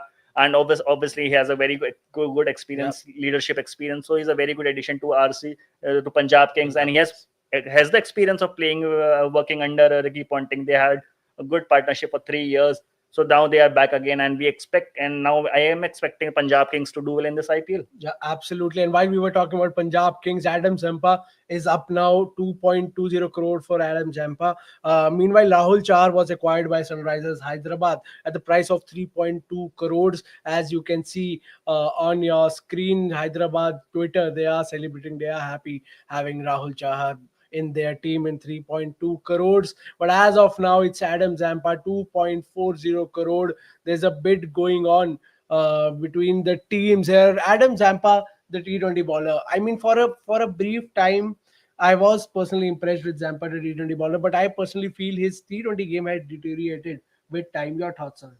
No, he is a good T20 bowler. I believe he's the highest wicket taker for Australia, and he has played well for Australia. I mean, he is yet to deliver up to the expectations in the IPL. He has played for Rajasthan Royals and played for Royal Challengers Bengaluru. He has not lived up to expectations in the IPL so far. But as far as seeing Adam Zampa as a T20 bowler, I don't have any doubts about his capabilities. He has more than 100 wickets for Australian, and he's the highest wicket taker for the Australian cricket team in the T20 format. And he has now been signed for Rajasthan. He has joined Sunrisers Hyderabad, and Sunrisers Hyderabad needed. No, they actually missed a good quality spinner last year, yeah. and now they have Adam Zampa there. I mean, as from a distance for me, as of now, Sunrisers Hyderabad looks the most sorted team. They have made very good signings in this IPL. They've retained 5 quality players, and with the addition of Mohammed Shami, with the addition of Harshal Patel, with the addition of Ishan Kishan, a very scary unit. I mean, the only missing link was a spinner, and they have signed Adam Zampa. I mean, what more do you need? No, absolutely. They have signed Adam Zampa and Sunrisers Hyderabad. There, I am officially already scared from with that team because you see the batting lineup, and now they have a Ishan Kishan. Yeah, I mean, where that do is you what play an Ishan Kishan? I mean- Me and Vineet were discussing your thoughts on this. Where do you play an Ishan? I mean, you have an option of playing Abhishek Sharma at 3 and open with Ishan, or either ways. Abhishek Sharma can come at 3, Ishan can open, or Ishan can come at 3, Abhishek Sharma at open. But the addition of Ishan Kishan makes Sunrisers Hyderabad the most scary batting lineup in IPL 2025. We have Mumbai Indians. They have very good Indian players. But if you look at Sunrisers Hyderabad opening team, then you have Travis Head opening with Abhishek Sharma. Then you have Ishan Kishan at 3. Then you have Henrik Larsson at 4. Then you have Nitish Reddy at 5. And what Nitish Reddy is doing in international cricket for India is something, Indian fans would love to. He scored 74 runs against Bangladesh in the second T20, and the way he's batted in this second inning of this Perth Test match. Absolutely. I mean, very Hyderabadi fans must be jumping in delight. They have managed to sign Ishan Kishan, and they have not spent too much money for Ishan Kishan. They have got him under 12. So it's a very, I mean, for me, it's a steal because I was expecting him to, get very high price. I think he was in the same bracket of Rishabh Pant, exactly a same player, and Sunrisers managed to sign him for less than for half of the amount of Punjab Kings that Lucknow Super Giants paid for Rishabh Pant. So very good, and they have, and apart from that, getting Harshal Patel, getting Adam Zampa. I mean, good signs for Absolutely. Sunrisers. We have Yuzvendra Chahal up now, 4 crore. There's a bit going on between MI and RR Taus. Your thoughts on MI going for Yuzvendra Chahal? Hasranga playing at the Wankhede Stadium on that surface. Will you be a happy MI fan, or a happy Mumbaikar if Yuzvendra Chahal joins MI? Absolutely, man. We need a spinner, right? Mumbai needs a spinner right now. We have the fast bowler. We have an all-rounder in Hardik Pandya. We have Bumrah. We have Trent Bolt now. Mumbai Indians. Yeah, I'm talking about from Mumbai Indians perspective. So definitely we have an opener. We have Surya Kumar Yadav. We have Tilak Verma. So it's a sorted side, right? So we just need to fill in those gaps. And spinners is one of the aspects. Mumbai in Wankhede Stadium supports fast bowlers as well as spinners. They play an important role. It starts turning in the middle, but yeah, due factor is something that counts in. And that is what the speciality of Vaninundu Hasaranga is. He can bowl with that, tweak. He can tweak the ball. He can use his fingers. I mean, he's a smart bowler from Sri Lanka, right? So it's a good choice. I think Mumbai should go for him because I don't see any spinners, great spinners left from India, or maybe from any other side. So Vanindu Hasaranga would be a great choice. Yuzi is gone. Other spinners have gone. So let's see if Mumbai gets Vanindu Hasaranga. It would be a great choice, an interesting one. And I'm waiting for it, yeah. Absolutely. The bid is still on between Mumbai and Rajasthan. But Taus, are you happy with Mumbai's strategy in this auction so far? They have only had a Trent Bolt in their team. No other buys for them. They came with a very low purse of 45 crore rupees. But now Vanindu Hasaranga has gone to Rajasthan Royals. There's no Vanindu Hasaranga for MI. I would like to apologize. I'm sorry. There's no Hasaranga in MI now.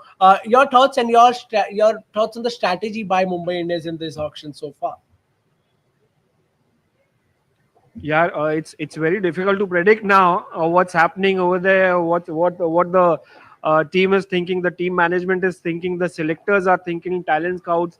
What are their plans? Because they have lost out more than a couple of players, and most of them interesting players from Jofra Archer to Mitchell Stark. They started with bidding through Hasaranga. And what is the plan right now? See, they have, again, I would come back and say they have got their core, which is the best part. They have got most of the teams were lacking. That's why they went for maybe an Ishan Kishan. Punjab went for an Ishan Kishan. LSG went for Rishabh Pant because they did not have those faces. They did not have those core players. They did not have. So most these marquee players have gone as core to the other team. That's why, and they had the purse. Mumbai had already spent a lot of money, 75 crores already on their marquee players, and the team revolves around these core team, right? So they have their basics set right. They have Hardik Pandya, they have Bumrah. I mean, you just keep on naming them every time, and these are big players here. These are proven performers in T20 cricket, and it's not something new that I'm telling you guys. The thing is that we have to just fill in the gaps, and how it's going to be something interesting. Maybe uncapped players they would go after. Again, I keep saying again and again, it's Mumbai always looks at the future, present and future. Present, maybe they have the present in Hardik Pandyas and Rohit Sharmas and Bumrahs and Tilak Verma is definitely the future. Could be the future captain as well. You never know. Tilak Verma could be their future captain. So they have the present, and now they are looking at the future. So that could be the strategy. They might fill in. They might be in action more tomorrow than maybe today. Yeah. Well, they are in action right now as we speak. Taus, they are bidding for Noor Ahmed, the spinner, the Afghanistani spinner. Your thoughts on Noor Ahmed, Harshit? Am I going for along with CSK? Am I and CSK going for Noor Ahmed? He's a quality bowler. He's a good bowler. And Mumbai Indians have a lot of overseas slot in left. They have only signed one player. They have 7 overseas slot left, so they can sign Noor Ahmed. I was expecting Mumbai Indians to go even harder for Vanendu Hasaranga because he's a very quality overseas all-rounder, very good spinner. He can contribute with the bat as well. But they missed out on Vanendu Hasaranga. Now, one player that I want Mumbai Indians to go hard at is Washington Sundar. He's a very capable player. He's in form. He can operate at the start. He can deliver with the bat. He can bowl in the power play overs, middle overs, win you matches single-handedly, and he's yet to come. So I'm expecting Mumbai Indians to at least go after him. There were reports of Mumbai Indians showing interest in Washington Sundar. He's in form. Please go get him. Yeah, absolutely. There's an RTM available with Gujarat Titans. I think they have used an RTM and they asked Chennai to put on a price, and Noor Ahmed goes to Chennai Super Kings for 10 crore rupees. Mumbai was out. CSK gets Noor Ahmed for 10 crore rupees. A good amount here. A very, very But I'm good amount. surprised a bit because they already have Washington. They have already have Ravindra Jadeja and Ravichandran Ashwin. I mean, do you have 2 quality Indian spinners? Why do you want to spend 10 crores for an overseas spinner? And you are not going to play 3 spinners in a match. Yeah. I mean, and then you also have a Rachin Ravindra. I mean, who can operate? You can bowl spinners. I mean, you are not supposed to play in a game with 4 spinners. No, I mean, makes sense, the amount. I'm not surprised that Chennai bid for Noor Ahmed. I was happy with that. But the amount they signed for 10 crores is a very hefty amount. And I am not able to see him play ahead of Ashwin and Jadeja in the side, no matter how good he is. So I'm a bit surprised by the amount CSK paid for him. Yeah, but Noor Ahmed finally goes to Chennai Super Kings. Will be playing with Mahendra Singh Dhoni. Every spinner's dream. I mean, you as a spinner, you would want to play with MS Dhoni. He can really up your game with the ball in hand.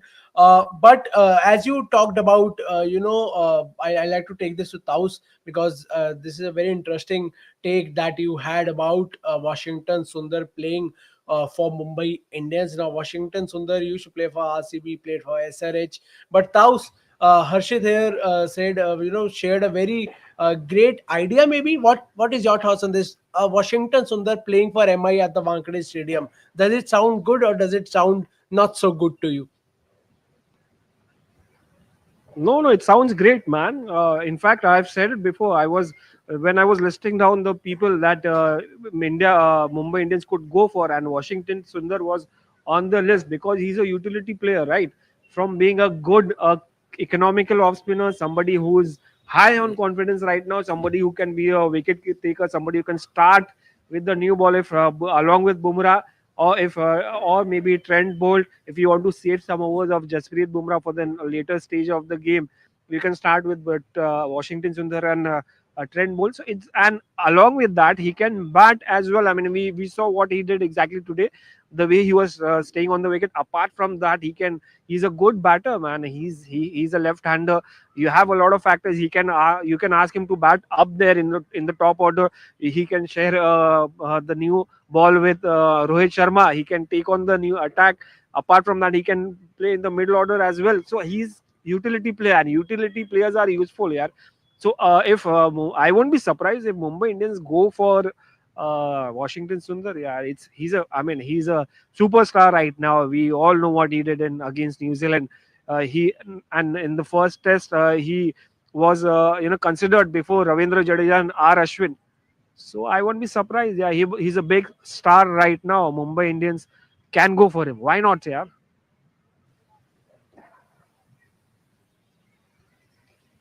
I mean, obviously, Washington Sundar, the kind of form he is in, and when he, performed well in the test series against New Zealand in the last two tests, there were reports of Mumbai Indians showing interest in him, and I would be very much interested to see Washington Sundar playing for Mumbai, because he's a kind of, and Mumbai, in the last 3 years, Mumbai missed a quality spinner. Mumbai was missing the presence of Krunal Pandya in the side. Mumbai was missing the presence of Rahul Chahar in the side, and now when they have the opportunity to sign somebody like Washington Sundar, it will be a very good addition.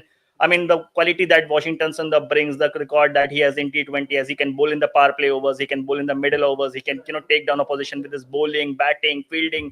I mean, a very good three-dimensional player and a good quality Indian cricketer. I mean, Mumbai Indians has 5 quality, very good Indian players, and having an addition of Washington Sundar in the side will make Mumbai Indians even more strong. Then they have to go just for 4 overseas quality players.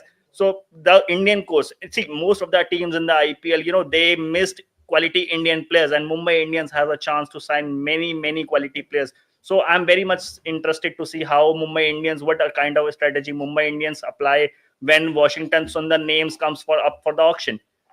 That is quite interesting. Washington Sundar would be in the radar of most of these players. Again, as you mentioned, the three-dimensional aspect of somebody like a Sundar, of course, in form also, but quite interesting in terms of Mumbai Indians. Do you think that they are actually waiting for a Washington Sundar? I mean, you don't have many players left. I mean, if you you have a Krunal Pandya, you have a Shahbaz Ahmed, you have a Washington Sundar, 3 quality Indian spinners who can bat as well. Then you have a Glenn Phillips, you have a Will Jacks. I mean, these are the players that are supposed to come in the next set. I mean, so Mumbai Indians will want to go behind them, because majority of the big players are sold or are about to get sold or are sold. So there are not many high profile options left, and Mumbai Indians have still a very handsome amount. They have around 33 crores in their purse. So they would like to sign somebody like a Washington Sundar. So in that 33 crore, you're saying a Sundar is a cheap buy, but then again, Mumbai hasn't had the biggest of buys so far. I mean, 2 or 3 buys, if I'm not wrong. In that, how do you make up a team? I mean, Mumbai Indians, when they came into the auction, they had 5 players who are said to be a part of playing 11. They needed a wicket-keeper batter who can, and possibly if they can find somebody who can open as well. So they had an option of Ishan Kishan. They let him go. They did not sign Quinton de Kock either, which I was surprised with. So they still need a wicket-keeper batter who can, and if they can get somebody like who can open as well, then it will be a sorted scenario. Mumbai Indians missed a spinner. Mumbai Indians missed the presence of Krunal Pandya. Of course, was Mumbai there for Indians, a long time. but Mumbai, if Piyush Chawla was there in the last 3 seasons for Mumbai, but he was not able to really contribute with the bat. And in the golden era of Mumbai, from 2015 to 2021, Krunal Pandya actually played a very big role.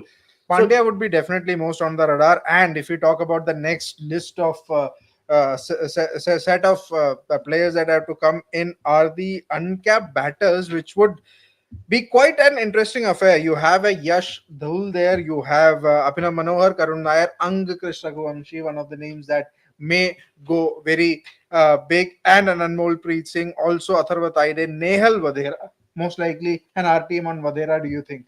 I mean, obviously, Mumbai Indians need a finisher. Mumbai Indians need a proper replacement for Kiran Pollard. They had Tim David in the last 3 seasons. He was not able to do well. And in between those 3 seasons, Nehal Vadera impressed with his performance. I was expecting him to get retained by Mumbai Indians under uncapped player quota, but now Mumbai Indians has a chance to sign him by an RTM.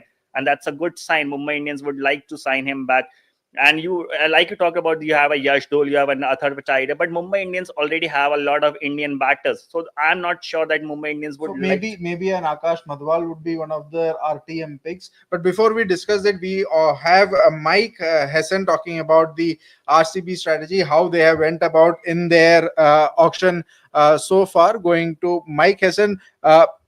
RCB hasn't had the greatest of auction days so far. We are thinking in terms of, they are looking for all the big buys to get out of the way. Teams, splurging their monies, and then they probably go and buy some bargain buys there. Looking at what RCB have managed to put up so far, it's not that promising. You already have a Josh Hazelwood, Phil Salt, Patidar, of course, retained Jitesh Sharma, and only Liam Livingstone. So there's a lot for RCB to cover up there. If we can go to Mike Hessen and see what the strategies has been about for them. Mike, what do you make of RCB's auction strategy, especially considering that they don't have pure bowlers in their lineup? Look, I thought they were going to get either Rishabh Pant or KL Rahul, and that would have firmed up the domestic batting point of view, and then they could have spent some money from an overseas point of view on the bowling side. The fact they haven't kept Mohammed Siraj, they haven't used that right to match, has left them a little bit in the lurch in terms of trying to bid for the likes of Avesh Khan, Natarajan, Bhuvaneshwar later on. They get in a bidding war over that, but they are going to have plenty of money left over. So I'm not quite sure how they're going to use that purse now. So they've just bought Phil Salt for 11.5, so that fills the keeping point of view. Obviously an attacking player, but that means that Will Jacks is probably going to fall out of favour, and he did obviously so well for them last year. So look, I'm unsure exactly where they're going to head, but they're certainly going to have to get some bowlers soon. So Mike Hessen there pretty much saying that he's really unsure in terms of what the kind of buys that they will get.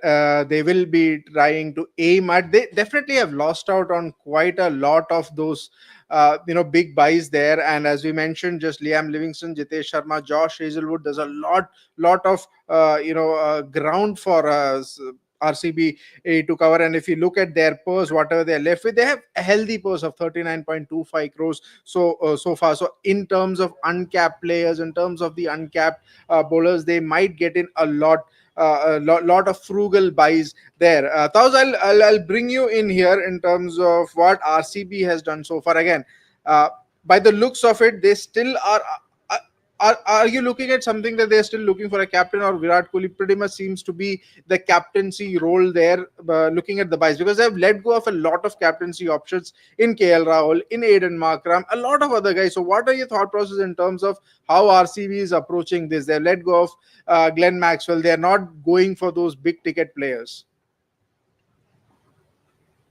No, I would be surprised if they again went for Glenn Maxwell. They tried hard. But yeah, I mean, it's been, nobody has understood what exactly RCB has come out with. What is their strategy? Again, this shows exactly what Virat Kohli still means to them. He's still the leader. I mean, he takes the decisions. He's part of the decision-making committee of RCB. So they are looking at him as a captain, or maybe somebody, sun is setting on Virat's career. He's heading towards twilight, so they might be thinking ki yaar, Virat Kohli could be the leader in maybe this year and next year, because whatever he's done for the team, he's been their face, and he has contributed with the bat, by the way. I mean, the way he's done, he has been orange cap holder multiple times. So there is no question mark over his batting ability. Obviously, we all know. Also, his form today, the way he showed, he scored a 3-figure mark in the first test itself, which shows his form and his hunger. So more than that, I think he would be more hungrier as a captain. So you never know, he might come out as a leader, somebody who is desperate to win the IPL. And if things form well, if things go right in their way, maybe if the players they might have missed out on, if they fill in those gaps, whatever is left, they can make a good team. Virat being a leader, an experienced guy, somebody who has been there in IPL since 2009, definitely why not? They are leader, yeah, but they have to form a team, because without a leader has to have a team that can win you IPL. He had teams before, but it couldn't win the IPL. But then that's luck, that's destiny, that's what IPL cricket is all about. Everything doesn't go in your way, but then Virat is an experienced guy. Let's see what happens. RCB is definitely punting on Virat, I think, as the leader for them in the next couple of years. Most definitely, I think after letting go of somebody like a Faf, Duplessis is still to come in, so it will be interesting to see how they go about in terms of buying him back, RTMing him. Remember, RCB does have 3 RTMs. Joining me is Akash Bishwas from cricketnext.com. We'll take this discussion forward. We are still awaiting the next set, which is the uncapped batters, and quite a few interesting names there. For somebody like Mumbai Indians, who only have had just one buy so far. You have a Yash Dhul, you have Abhinav Manohar, Karun Nair, Angakrish Raghuvanshi, a Mumbai boy, local boy himself, Anmol Preet, of course, Taide, and a Nehal Vadera. Akash, in terms of Mumbai Indians, just one buy. How do you see they taking their strategy towards now? I think it's quite surprising why Mumbai Indians are sitting so quiet in that auction arena. I think they have. They are pleased, or you say relaxed, to have those 5 players whom they have retained, because they have already, made a hype that 5 fingers makes a feast. So, and going forward, I would like to see them, now that you said that now the next set is about the uncapped batters and they have 1 RTM left. I think they are going to use it for Nehal Vadera, because what he has done in the in the past couple of editions, we have seen him, playing that floater role in the middle order. So yes, quite a few surprising options over there. And since Nehal Vadera is also there, I think MI is gonna be active in that round. MI would be quite active, and one of the teams that were having quite active were GT, and they've got Kagiso Rabada. We have a small bite of Kagiso Rabada where he talks about his inclusion with the GT team, and GT brought him for a decent amount, very good amount. He was in the first lot of the marquee set of players, and yeah, I mean, good buy at 10.75 crores, you would say. Value for money, so to speak. We'll throw into Kagiso Rabada what he thinks about his buy by Gujarat Titans. Hey guys, it's KG here, and I'm so thrilled to be joining the Gujarat Titans family. I can't wait to get into camp, make some good memories, do my best, and also make some good friends too. Until then, peace. Hey guys. So that was Kagiso Rabada saying that he wants to make some good memories. Maybe he'll probably get some good stuff to eat as well in Gujarat Titans. But looking at Gujarat Titans, let's pick up our conversation from their very, very good buys by Gujarat so far, in terms of they have brought in Joss Butler, they have Mohammed Siraj, they have Kagiso Rabada, Prasidh Krishna. I mean, that's a very gun bowling lineup. But then again, you'd see the value of these express pacers in T20 format, because they tend to go for a few runs also. Especially Siraj. Because what surprised me the most, that why did not RCB use that RTM card for Siraj?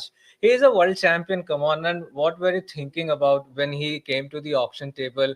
And as you said that Gujarat Titans have made some very exciting buys. Yes, you got Joss Butler.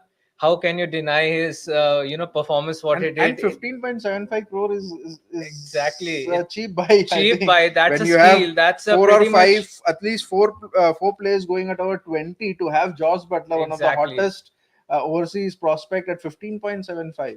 And I remember Joss Butler's tweet when he was released, when the retentions were announced, that it was a great, great being there in the RR camp.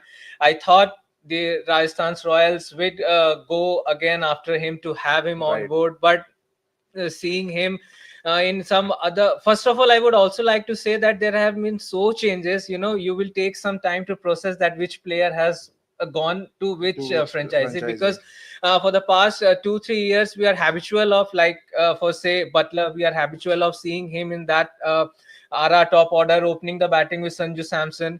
So now that he is going to Gujarat Titans, he will definitely accompany Shubman Gill in the top order. And the kind of a form Shubman Gill is currently in, He is the captain. He has the English captain with him in the top order. Then what do you expect? Yes, that way, yes, of course, GT has at least a top order sorted. Shubman yeah. Gill needs somebody to really back him in terms of batting freely, and you also have a Josh Butler there along with Shubman Gill. Sai Sudarshan comes at number 3, so that's pretty much sorted. I think, and then of course Rashid Khan, and you have your Shah Rukh Khan and Rahul Tewatia. They just need that bowler. They probably need one more batter, one more strong Indian batter, maybe somebody like an Abhinav Manohar. They can buy back at the auction to have that solidity in the middle order there. Exactly. Abhinav Manohar has, pretty much played his role very well in the previous editions. We have seen him. The previous captain has given him much confidence to, go out there and express himself. That's something he carried. He has been carried out in the previous editions as well. So I think, yeah, you said very well that Abhinav Manohar, if they can get it, it will be a, shopping from a sale if he comes at a very lower price. And like what Ramandeep Singh did for the KKR last year, that could be the role which Abhinav Manohar can do for GT this season. Of if course, he and gets picked. sticking to GT, we have a reaction from GT think tank Parthiv Patel talking about the strategies and what he thinks of the buys so far. Parthiv Patel of Gujarat Titans. We'll wait for that reaction as of now.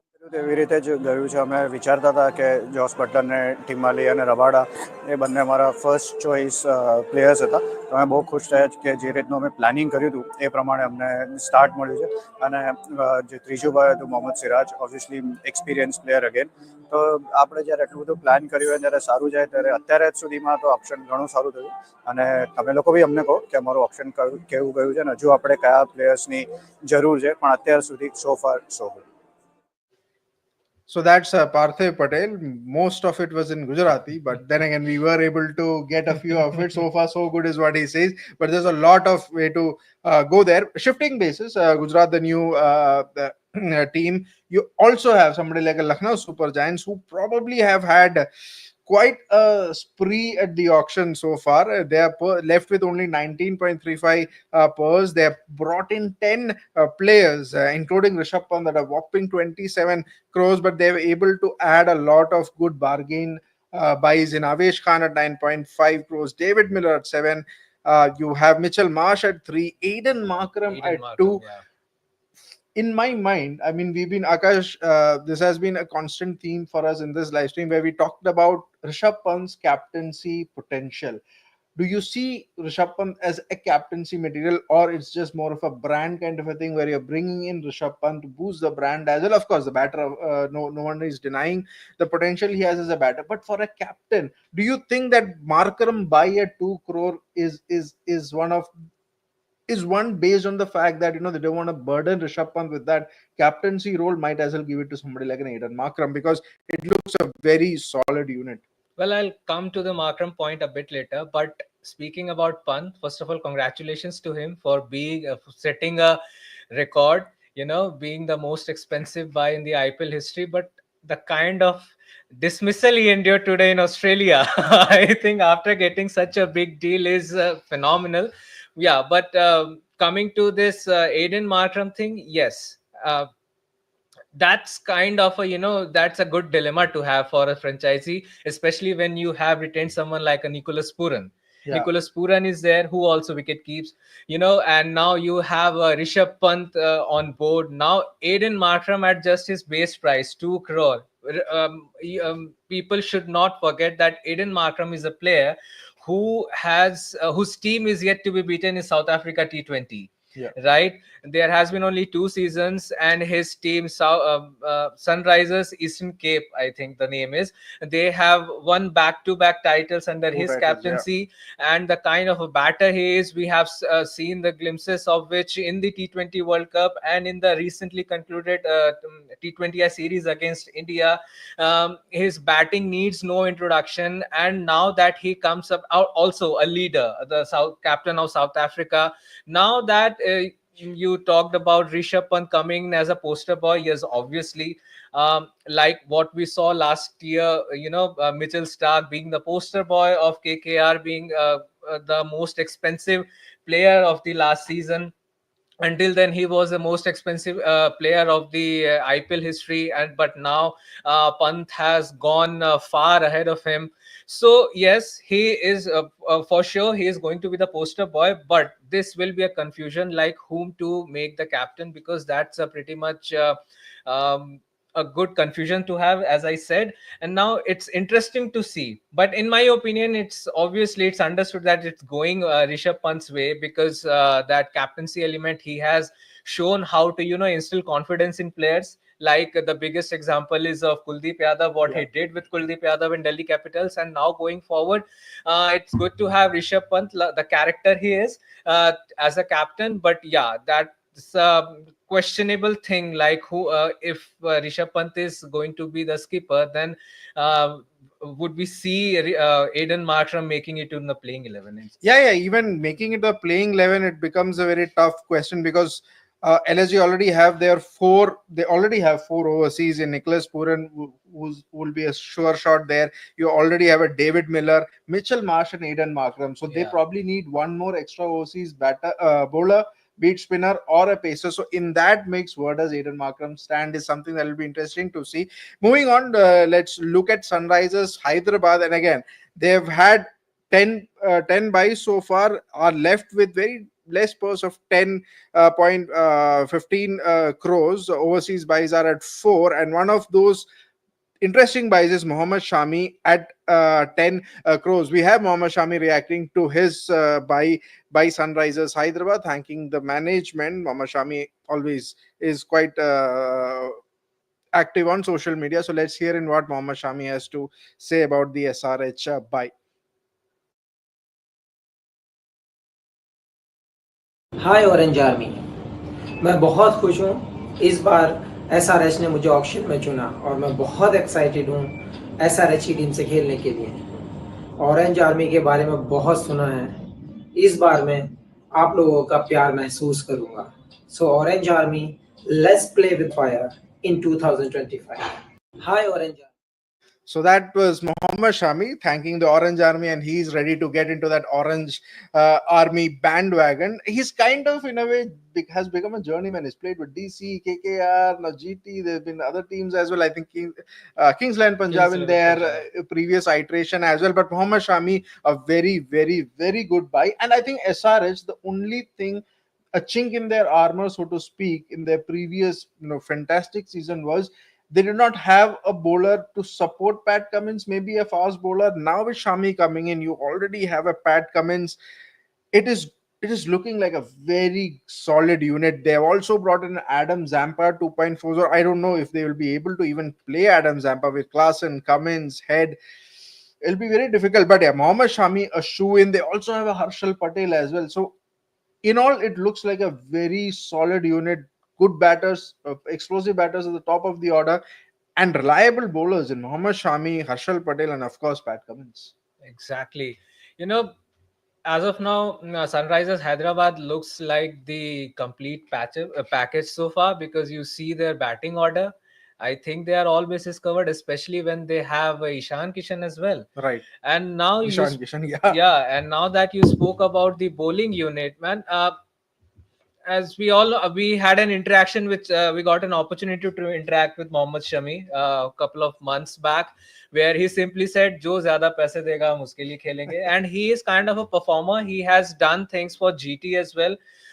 He bagged his captain when Pandya was there as keeper. When Gill became the captain, he came as a supportive hand around his shoulders, Right, like absolutely. Guiding the youngster to how to lead the team in such a big tournament. And now that he comes to this Orange Army, like we said, he himself is excited to play for the Sunrisers Hyderabad.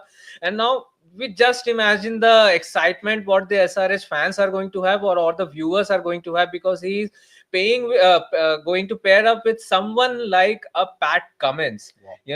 Pat Cummins leading the bowling unit from the front, and then Mohammed Shami chipping in, and we all know what kind of a bowler he is when utilized very well in the power play. So yes, and as you mentioned, Adam Zampa, I think if these guys do their job perfectly, there will be very less to do for Adam Zampa. And as you right. rightly mentioned that it's pretty much uncertain that even if he's going to play for SRH, it will be a little bit difficult for him to make into To the make playing it to the 11. playing 11, of course. So most of the teams have had, I think, barring Mumbai Indians, are at the range of 10 to 9 or 7 buys so far. Punjab Kings, despite splurging a lot of money, they have only bought 7 players, but at insane amount. Shreyas Iyer 26.75, Ashdeep at 18 crores, Chahal at 18 crores, Marcus Stoinis at 11, and of course Glenn Maxwell, a steal buy at 4.2 crores. Just talking about Punjab, Akash. Do you see the effect or impact of a Ricky Ponting return there? Because quite interestingly, you only have 2 Australians in Marcus Stoinis and Glenn Maxwell. And you saw during the auctions, they did go for Jake Fraser McGurk and others as well. And as we speak, the next set of uncapped players are out. And first up is Atharva Taide at 30 lakhs.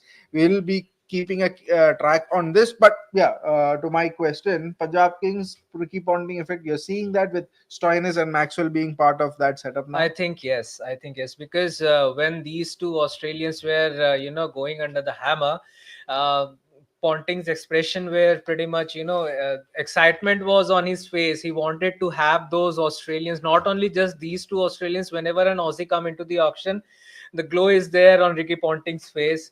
His eyes glitter. So that's kind of an Australian connect he is bringing to the table. But yeah, and if we see to the purchases of Punjab Kings, they have bought 5 players so far, and 3 of them are making a comeback. Arshdeep Singh, obviously, they use the RTM to have him back for 18 crore. And now Marcus Stoinis, he has played for Punjab Kings. Yeah, right. Maxwell, he had the worst season with Punjab Kings And before. the best also. And the best also. But before he left, he had the worst where Yeah. he did not hit a single six.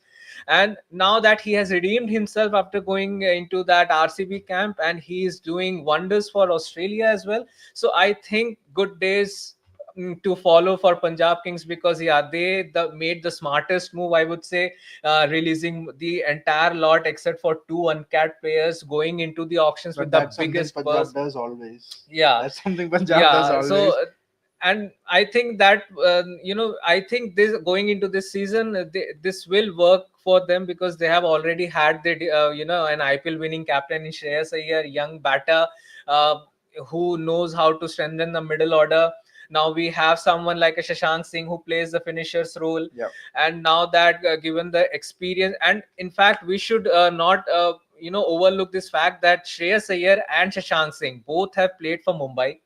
Both are good friends, and both have been exchanging notes from for quite a for quite some time. And in fact, Shashank is someone who has being told by Shreyas Iyer some very good things about Ricky Ponting, what a That's kind of quite a coach interesting. Yeah, coach yeah, he yeah, is. yeah. And as we look at the next set, I think couple of buys have already been done. Atharva Taide, 30 lakh, former PBK's player, now will play for SRH. Anmol Preet Singh, I think, has not got any buyers. Had a very good season, Syed Mushtaq Ali, with Punjab team in the Syed Mushtaq Ali, but unfortunately no buyers there, it seems. But we have now Nehal Vadhera up, and quite interestingly, Chennai Super Kings were the first one with the paddle.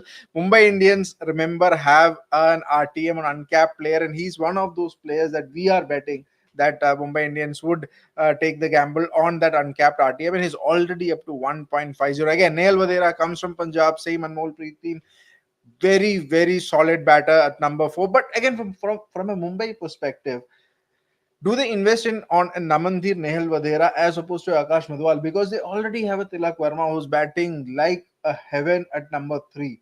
Do you think Nehal Vadhera is somebody Mumbai will be eyeing to get an RTM on? Because Chennai and Punjab clearly seem to be, have the radars fixed on Vadhera. Mumbai have not yet come into the fray.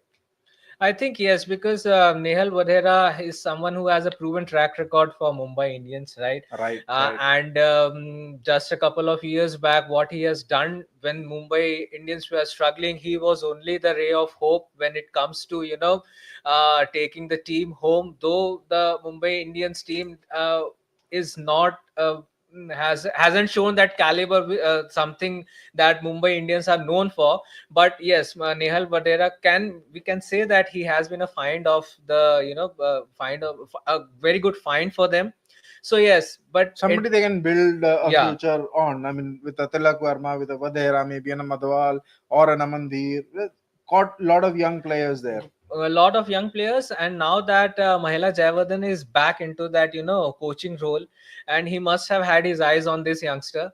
And now that we can see that Mumbai Indians is nowhere in the frame, with the Punjab Kings going I'm betting on an RTM here. Yeah, that's what I'm going to say, here. that they are just waiting for a final prize to get locked, and then they play their trump card, which is obviously the RTM. But let's see.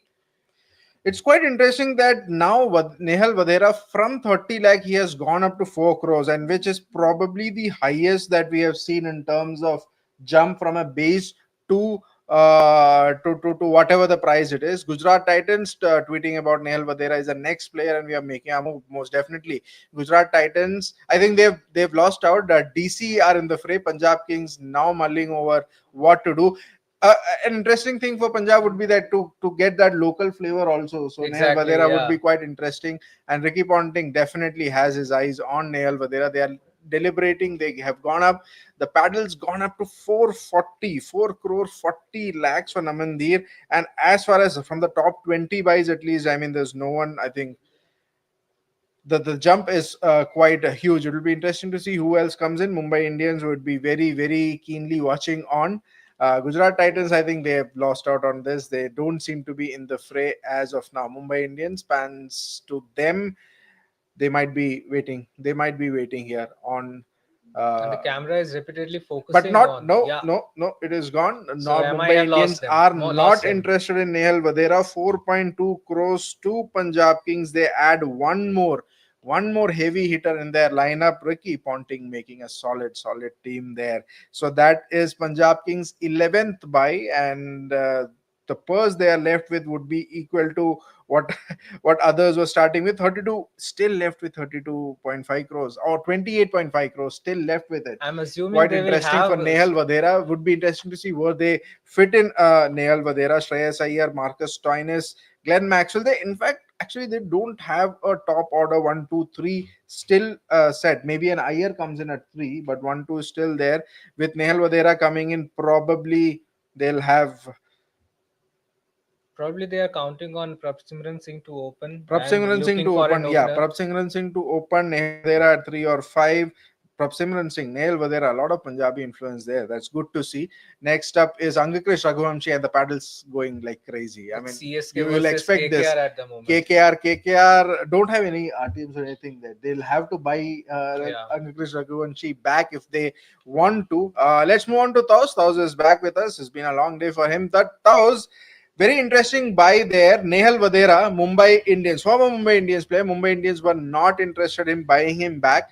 From a base price of 30, is gone to 4.4 crore, and no surprises, no guesses there. Punjab Kings, Ricky Ponting, with the amount of purse that they have, they're building a very solid middle order there with Prabh Simran as the opener. You have already Shreyas Iyer, Stoinis, Maxwell, and you add in a Nehal Vadera. Very, very good buy there. Absolutely, quite a talent, man. Nehal Vadera, the kind of find that he was for Mumbai Indians. I'm surprised Mumbai Indians. You guys were talking about RTM. They didn't use the RTM. Maybe they're not interested there. They want to get over to Nehal Vadera. But he did a fine job, right, for Mumbai Indians, for whatever the talent he had, the way he, when others were not shining, when the seniors weren't clicking, this guy was doing something or the other. He was vibrant on field. He was there. He was a lively fielder, youngster that T20 cricket needs right now. And quite surprising from Mumbai Indians not to use that RTM.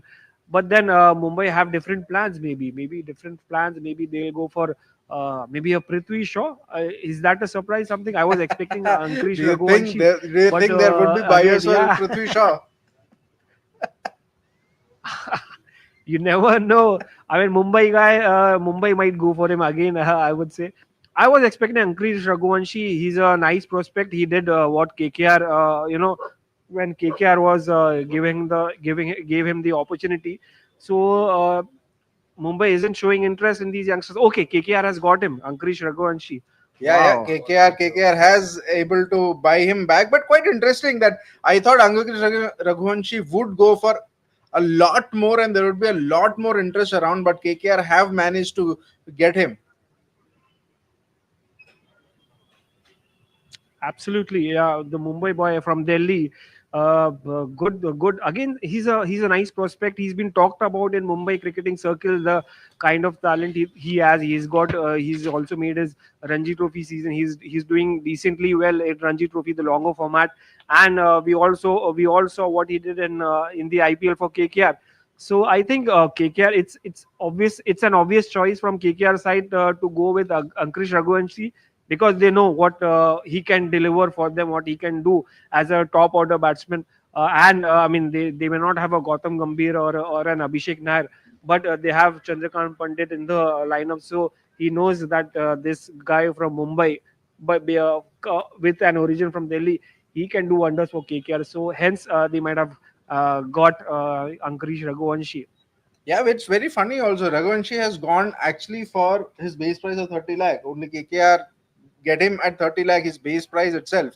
Quite interesting there. On the other spectrum, we have Nehal Vadera. I can confirm that Vadera at 30 lakh base price going up to 4.2 is currently now he has got the biggest jump in the auction. Raghuvanshi, I think, got for 3 crores. 3 crores it was, or 30 Yeah, lakh? 3 crores, 3 sorry, yeah, crore. 3 crores. KKR at 3 crores, Ankush Raghuvanshi. Your thoughts on that? He has had fantastic Ranji season, scored huge runs, big amount of runs, and KKR would be eyeing to get him there at that top slot in the top order. I think yes, because it was just the last season when he made his debut, Yeah. and just took an innings to show what he is capable of. He scored a 50 on his debut, and now, as Taos very well mentioned, that he recently made his Ranji Trophy debut as well.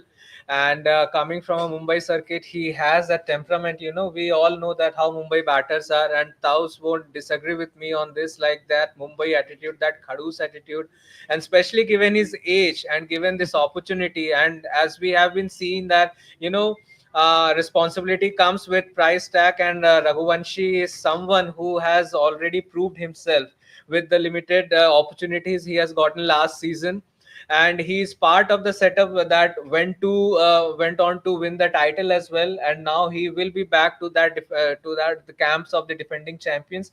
So yes, a lot will be given, a lot of responsibilities will be given on him, and I think he won't disappoint as well. Yeah, he won't disappoint as well, and KKR would not be disappointed with their buys so far. 11 buys so far, so probably they're playing 11 in a way. He said with Venkatesh Iyer, Rinku Singh, Varun Chakravarti, of course, retain. Andre Russell, Sunil Narayan retain. They've added Anrik Norkia, Harshit Rana was retained, Ramandeep Singh was retained, Quinton de Kock, Krish, and Rahmanullah Gurbaz. Looks like a very solid team there, but the worry for them is they already have 5 overseas buys in Gurbaz, Quinton de Kock, Norkia, Sunil Narayan, Andre Russell. Who do they leave out? Most likely it would be Rahmanullah Gurbaz and maybe Norkia in terms of where they are playing.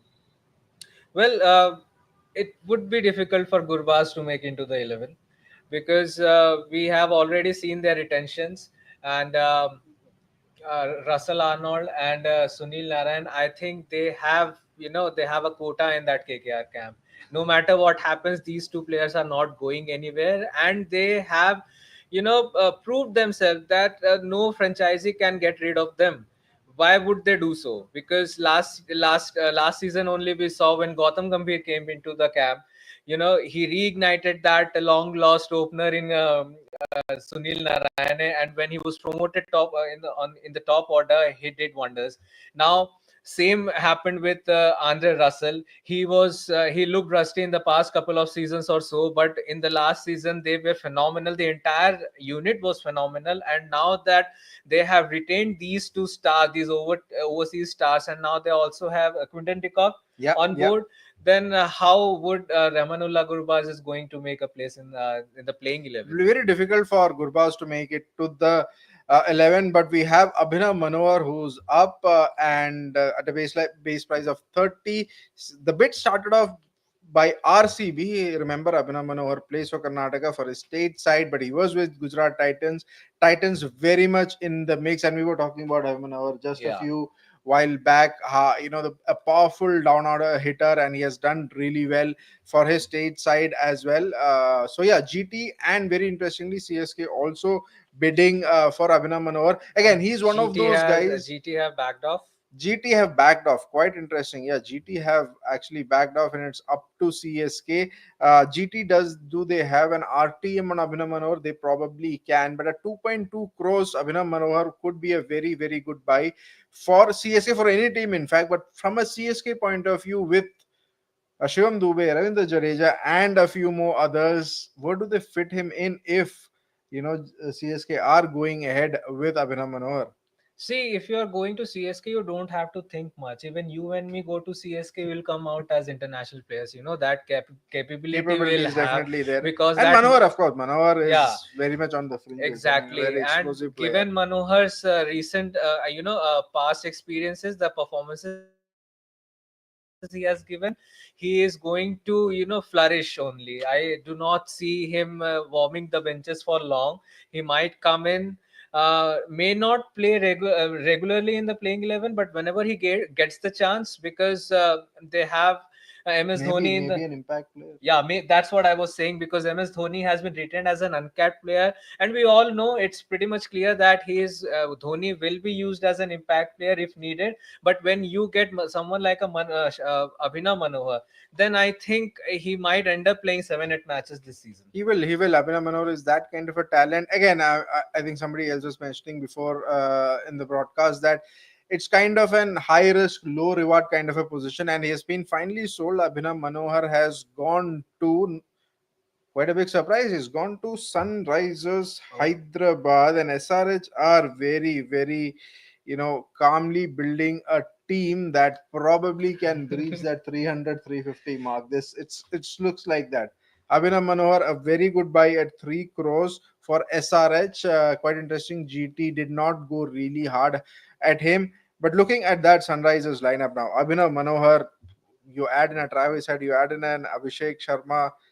This is going to be a gun lineup again. Exactly. To fit in Abhinav Manohar. They could also actually fit in Abhinav Manohar. One of the things that SRS lacked was also because their top order was very heavy. Down the order, after that first 2-3 wickets were gone, think- SRH were a bit thin. Now with Abhinav Manohar coming in, if they are able to get in a space there, I think there is something, because he hasn't been sold yet. so Because I think Abhinav Manohar is still active there. Yeah, still He's active not with a been price sold of as of 3.2 yet. crore. As of KKR. Yeah, they backed off. KKR have backed off. Abhinav Manohar at 3.20. I think somebody did raise the bid at 3.20. I think nobody else is coming in. Most likely he'll go to Sunrisers Hyderabad. Just looking at their squad, they just have hard hitters. They have nobody else. They have Heinrich Klaasen, they have an Abhishek Sharma, Travis Head, Ishan Kishan, Nitish Reddy as a batter. I mean, they might as well be building a baseball team more than a cricket team here. Just come and hit hard. Now he's sold to, I think. I think sold to SRS 3.20. SRH There was seemed to be a bit of confusion there, but all is well that ends well. And Abhinav Manohar to SRS, maybe 20 lakhs extra, but I don't think SRH would be minding that. 11 players for them as well. And that's the end of the uncapped batters list, and we will move on to the uncapped all-rounders. Again, quite interesting names we would have there in this slot, which is Harpreet Brar, Naman Dheer, Mahipal Lomror, and very interesting two names, Samir Rizvi and Abdul Samad. Abdul Samad was You someone. also have a Vijay Shankar, you also have an Ashutosh Sharma in that category, Nishant Sindhu and Utkarsh Singh. Quite interesting. I mean, my money is on Rizvi and Abdul Samad. Well, yeah, Abdul Samad, as I was saying, that Abdul Samad, a couple of years ago, Abdul Samad was one of the three retentions of Retentions, yeah. Sunrisers Hyderabad alongside Kane Williamson and his statemate Umran Malik. Yeah. But the last 2 years, I think he hadn't had that much of output from himself. The kind of a batter he is, the kind of a bowler he is. Usually, he's considered as a finisher. I think that's why he was retained a few years back. But now it will be interesting if Sunrisers Hyderabad goes after him, because no matter what, a couple of bad seasons cannot demean a player. But the kind of potential he has, Abdul Samad, as we have heard from a lot of Jammu and Kashmir players and in the domestic circuit, he is regarded as one of the players with strongest hands and a good striker of the ball. It will be interesting to see, if Sunrisers Hyderabad bid for him. I think Nishant Sindhu Nishant Sidhu got a has bid. gone for GT. Oh yeah, now Samir Rizvi. 30 lakh itself, I think. On the base price itself, nobody else did. Nishant Sindhu, of course, the name that will resonate with you, the person that hit the six, I think, no, it was Dinesh Bana, but he was part of the under 19 World Cup winning squad for sure. Next up is Samir Rizvi. Somebody, Chennai Super Kings had splurged a lot of money at the auction last time around. They put him back at the auction. When he was bought, he had a very stellar, I think, UP T20 it Yes, was, but the yes, next season hasn't been the greatest for him. It will be interesting to see how franchises go about him, and it is Chennai Super Kings with the paddle first up for Samir Rizvi. And then again, I mean, last year also we expected when Dhoni, was not keeping well, you would see that Samir Rizvi may come in as an impact sub. Didn't get a lot many games there. I think he did get a couple of games or 3 games. Scored a good, had one good knock as well. But after that, we didn't see much of him. And in that year leading up to this auction, hasn't done much anything. But still, there is interest. Still, there is interest by CSK, and DC are also coming in. With some kind of an interest, 95 lakhs it has gone up to from 30 lakh base price for Samir Rizvi. Your final pick on Samir Rizvi, what will he end up with DC and CSK, I most see two him teams going going over a very hard at crore, him. but I don't see him getting the as big deal as he bagged last year. Because yes, he created quite a stir in the UPT20's inaugural edition, but I think he paid the price of being in an environment where there is a rule called the impact player. Because if you look at his stats, he could score just 51 runs in 8 odd games, and not even a crore. Sold for 95 lakhs Samir Rizvi, and DC are the one who picked them up. Last year, how much he went for? I Take a think wild guess. 3 crore something. 8.4 Yeah, crores. yeah. 8.5 crores is 8.5. what Samir Rizvi earned in the IPL 2024 auction, and a year later, not even a crore at 95 lakh taken by a DC. That's quite a fall. Well, Nehal Vadera had a good jump. You probably don't want to be on Samir Rizvi's side with just 95 lakh this time around. And Mumbai Indians are up again. You have Naman Dheer now coming in, and Mumbai were very uh, quick with their paddle, so they are pretty much focused on getting Naman Dheer back. We did see glimpses of Naman Dheer in the last IPL. We were thinking Nehal Badera would be the RTM. Here they have started the bid with Naman Dheer, so maybe could be an RTM or could be a straight buy there for Dheer by Mumbai Indians. Yeah, because now they are very uh, going after him very aggressively. RCB also heading Yeah. towards a Naman Dheer. Could be a very interesting buy. All rounder slot as well. They can fix him at number 5, number 4. Can get in a Exactly. couple of overs as well. Naman Dheer. It will be interesting to see who he ends up with. Mumbai Indians and RCB definitely in the fray right now. Let's look at Mumbai Indians and what they have done so far. Not much to speak of though. 6 buys. Players bought are six, no, just two players bought, I think. When Trent Bolt, only one bought, sorry. That's Yes, that's that's that's quite pretty. quite a slow start. I mean, we are at the end of the first day of the auctions, and Mumbai Indians are sitting pretty with a They had purse of 32.50 lakh.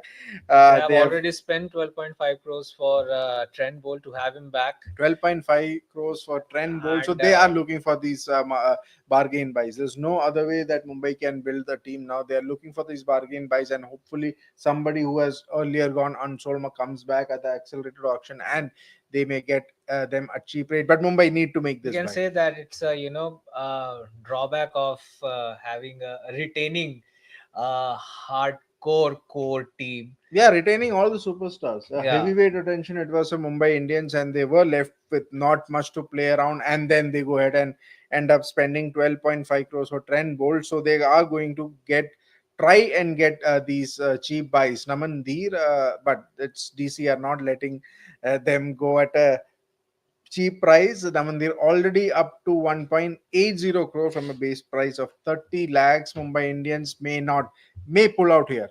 I think they also came prepared to give a shot at Jofra Archer, but he too went away. Yes, And Jofra now Archer I eventually think went for RR because in terms of trustworthy player, I think Namandhir is their one shot where they can use their RTM. But let's see, it could also be surprising, just like they left a surprise in case of Nehal Vadera. Yeah, it will be very interesting to see how they go about now. Namandhir is up to 2 crores now. But Akash, there's just no way that we are able to fix up what Mumbai Indians are thinking now. Their core, as you said, is already said. They have a Trent Bolt who would be a shoe in that 11.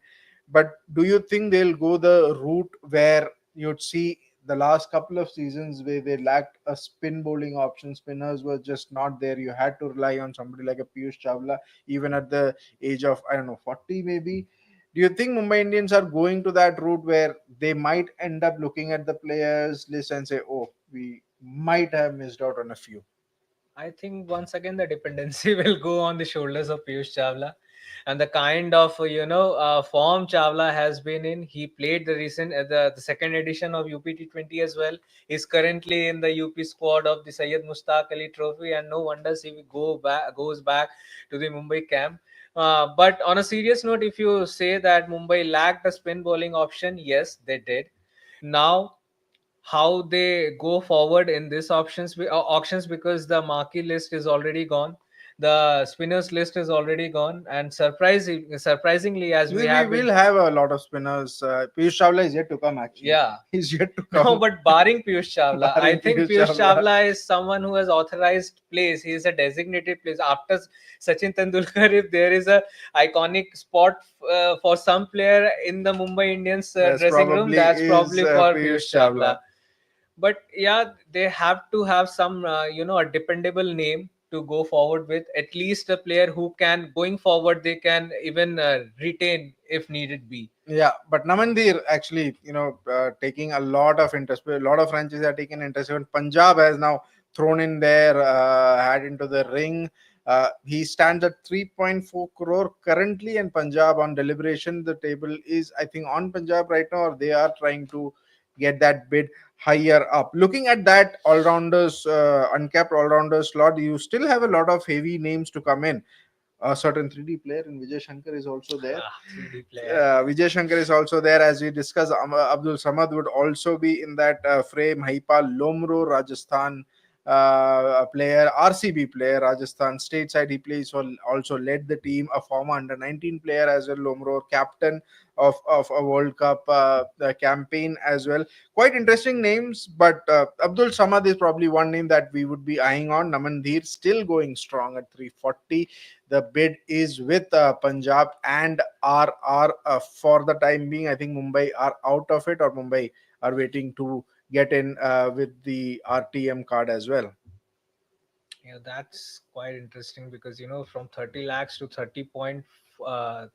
3.4 crore, that's quite a huge jump, I would say, given the kind of stats he has, especially. Of course, yeah.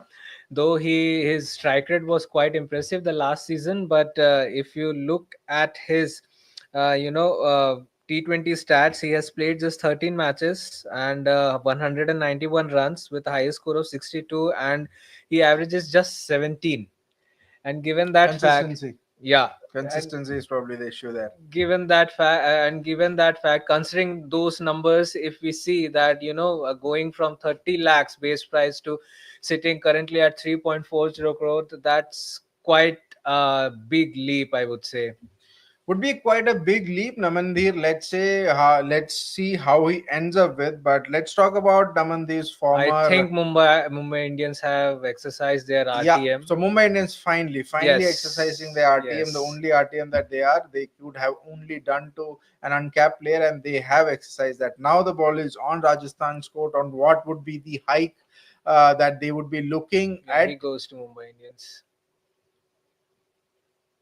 And I think it is Rajasthan or Mumbai have not opted to get the RTM. RTM on RTM. Namandir at 3 crore 40 lakh for Namandir, taking away from Ara's bid. So that's one more player added for Mumbai Indians. And as I was saying, we're talking about Mumbai Indians, former Mumbai Indian players, Ishan Kishan, who went for a good amount at 11.25 crores.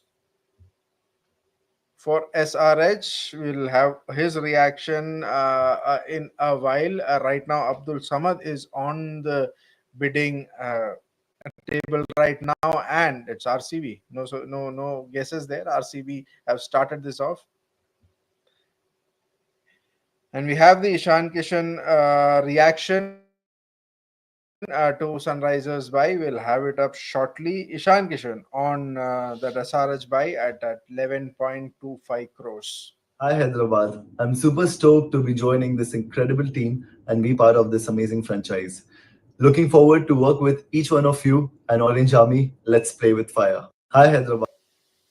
Stay with fire is what Ishan Kishan says, and he probably will be, going into that SRS squad and playing whenever the IPL comes with fire as well. He has a lot to prove, of course. And as we talk about, Abdul Samad has flown past that crore mark, 30 lakh base price to 1.5 crore. RCB and surprisingly, LSG are the two teams who are currently bidding for this Jammu and Kashmir. And they're not all-rounder. stopping, and they're not ready to stop at the moment because the price has gone up to 1.7 crore. I think when they're fighting with someone like RCB, LSG should compromise and say, okay, you keep it because you have nothing as of now. No, it's quite interesting. Like RCB still are left with a purse of 30 crores as opposed to LSG's 19.35 crores. So RCB can definitely take it as far as they can, but do they want to? Is the question. How much value they put in for an Abdul Samad?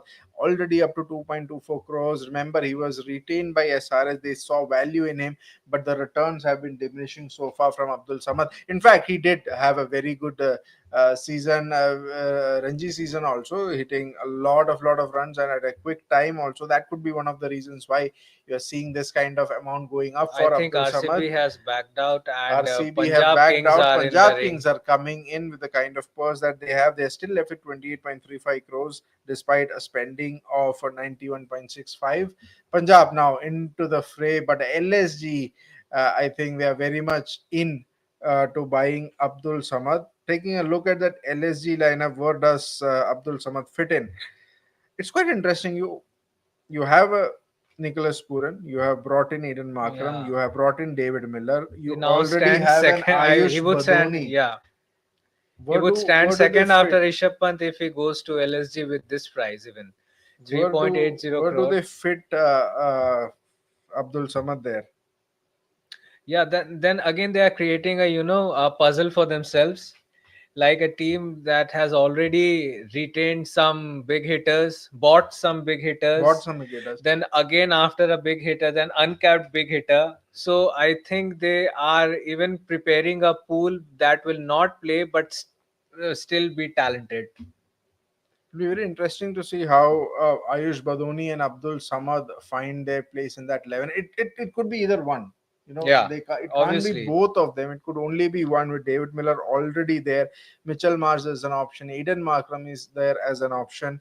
And more likely if when it comes to picking one from one between Abdul Samad and Ayush Baduni, then obviously Ayush Baduni is going to make it because he has a proven track record for LSG, and now what he has done earlier this year in DPL. DPL, Delhi Premier League, If yeah. people, those who do not remember, he was the one when 300 runs were scored. Yeah. He scored a century, and now he has been scoring runs for Delhi in the Ranji Trophy as well, and he will be there in the Syed Mushtaq Ali Trophy for sure. So he has enough, on his behalf to prove on his side. So, but at 4.2 crore, he's been sold to LSG. He will go to LSG. He will go to LSG. Ayush Badoni, remember, was retained as an uncapped player for 4 crore, so that's 20 lakh more than Badoni there. But yeah, Abdul Samad finds a new home at LSG with a good price tag of 4.2 crores. That's a very good buy. I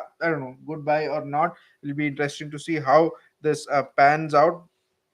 Abdul Samad has gone to LSG at 4.2 crores. Next up on the thing is on the bidding process is Harpreet Brar, Punjab bowler, more of a bowling all-rounder than a batting all-rounder. It will be interesting to see where he goes. And had dismissed Virat Kohli once. And has dismissed Virat Kohli, of course. Very, utility kind of a player he is, Harpreet Brar. Would Punjab go for him again at a cheap rate? Will be interesting to see. Let's look at the lineups now. Maybe Punjab Kings, Shreyas Iyer, Ashdeep, Chahal, Stoinis, Shashank, Vadera, Maxwell, Prabh, Simran Singh. I think they still have a space for a spinner there. They do have a Yuzvendra Chahal, but they also need one more spinner, maybe as a backup or maybe as second spinner. And Brar pretty much would be in their scheme of things because he's played with them again and he's been very frugal with his economy. Doesn't really go for that many runs, doesn't take that many wickets, but is very economical otherwise also. Harpreet Brar has gone up to 1 crore. Interest from and Punjab Lucknow and of Super course Giants LSG. once again are there. They are LSG, not leaving a LSG. single player today, isn't it? LSG are building a squad, I think, of uncapped players and those bargain buys. The big buys, I think they probably are done with Rishabh Pant, and now they'll be looking to consolidate that team with some decent buys, some good buys, bargain buys is what Quality the thinking is players, here. quality players of at course. lesser prices. A bit of surprise there also. Harpreet Brar has gone up to 1.1 crore. That is a huge sum from 30 lakh base price. Punjab still going strong, very very strong in terms of what they Wow, want Mumbai to also be. jumps in. Harpreet Brar, Mumbai need a spinner. They definitely need a Yeah, spinner. we just talked about it, and there they came. Because as I scroll down through Harpreet Brar's stat, it's quite impressive. 83 matches, 72 wickets, and at an average of 26.15, which is, I think, gonna work in his favor. And the kind of work he has done for Punjab Kings since getting picked for the you can only visualize Harpreet Brar in that red jersey, just like Arshdeep, because he is a local talent, and that the trend that we have seen, and no doubt he goes to Punjab Kings, sold for 1.50 crore. 1.5 crore to PBKS, and Ricky Ponting is a happy man there. So they pretty much making a good use of the purse that they are left with. Top buys for Kings and Punjab Kings so far: Maxwell, Stoinis, Yuzvendra Chahal, Arshdeep, and now you have another player, Punjab Kings. One more would be, of course, Nehal Vadera at 4.2 crore. We move on to the same set, and we have Vijay Shankar, a former GT Gujarat Titans player. Interesting to see how he will be taken up. That utility of a fast bowling all-rounder. Again, Chennai Super Kings going there. You already have Shivam Dubey. Vijay Shankar will be. He For has the Chennai played for Connect. Chennai Super Kings, right? He's from Chennai. He's a local Yeah. boy. And even represented, Chennai already got in their local boy in yeah, Ravichandran and before Ashwin. GT, he was with Sunrisers Hyderabad as well. Sunrisers So Hyderabad as again, well. it's kind of journeyman kind of a story for Vijay Shankar coming into the IPL. GT are very much keen to get in. Remember, I do remember Vijay Shankar putting in some decent performances for GT when they were in strife. He Yes. played some very good knock, pulled in good amount of overs as well throughout their campaign. Utility player, but I don't know, slightly underrated or goes under the radar, or people don't have that kind of trust in him because of whatever happened with him around Uh, that 2019 World Cup selections and everything. no, man, you cannot, say anything about him because he has a wicket against Pakistan. Yeah. So you can let him go on that part. But yeah, he is also coming into the auction after some decent performances in the recent Ranji Trophy, and also he is playing for Tamil Nadu in the Syed Mushtaq Ali Trophy as well. He scored a century against Chhattisgarh. So yeah, he has that ability. We all know that's why he was there for some time in the Indian team as well. Oh wow, he is back to Chennai Super Kings for 1.2 1.2 crore. crore. That is quite interesting. Vijay Shankar at 1.2 crore. They are spoiled for choices there. With Yes. Shivam Dubey, I don't see where do you fit in Vijay Shankar, only if they are thinking of playing him as a pure batter, Pure maybe at batter, the top three. exactly. But good for Vijay Shankar to go back to CSK, to his home team, and I think a season under MS Dhoni's wings might help him rediscover And they do himself. see the value in him. I mean, as I said, even GT had used him at the top of the order, also Yeah. at number 3, number 4, when Ken Williamson, I think, was injured. Sai Sudarshan was also playing. They did bump him up at the top of the order. So there is enough value there. And we do have one tweet from the Punjab Kings co-owner. How's the auction going till now, folks? Is Preeti Zinta. I think for Preeti Zinta, it's been going really well. She's been on a shopping spree along with Ricky Ponting and the other co-owners as well. And there's Maipal Lomror from Rajasthan Royals, player up on the auction table, 50 lakhs base price, 85 lakh he has been up to.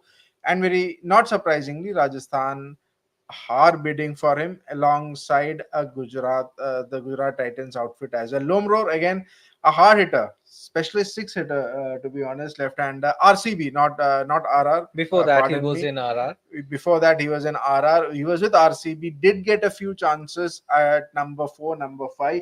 Not really capitalized. Had couple of decent innings, but not to the extent of what you would have liked. But then again, there is definite interest in Maipal Lomror, both from GTs and RR side. No sign of Royal But Challengers yeah, Bangalore, but of he course. had his best seasons with RCB, in fact, and RR was the franchisee who, they showed the trust in him. They picked him up, and then he went to RCB, where he showcased his. He got more opportunities to showcase what he has in him, and I think with RCB, what had happened was he came in a bit too late. I mean, I always felt he Yes. came in at a time where there was not enough deliveries for him to really, make an impact. He did create some impact, because but they had someone like Dinesh Karthik. they had someone like Dinesh Karthik. Of course, I mean, he is a lower order finisher, so to speak. So if you have somebody like a DK, you would prefer DK, over anybody else. So maybe things would change for Maipal Lomro here as he goes into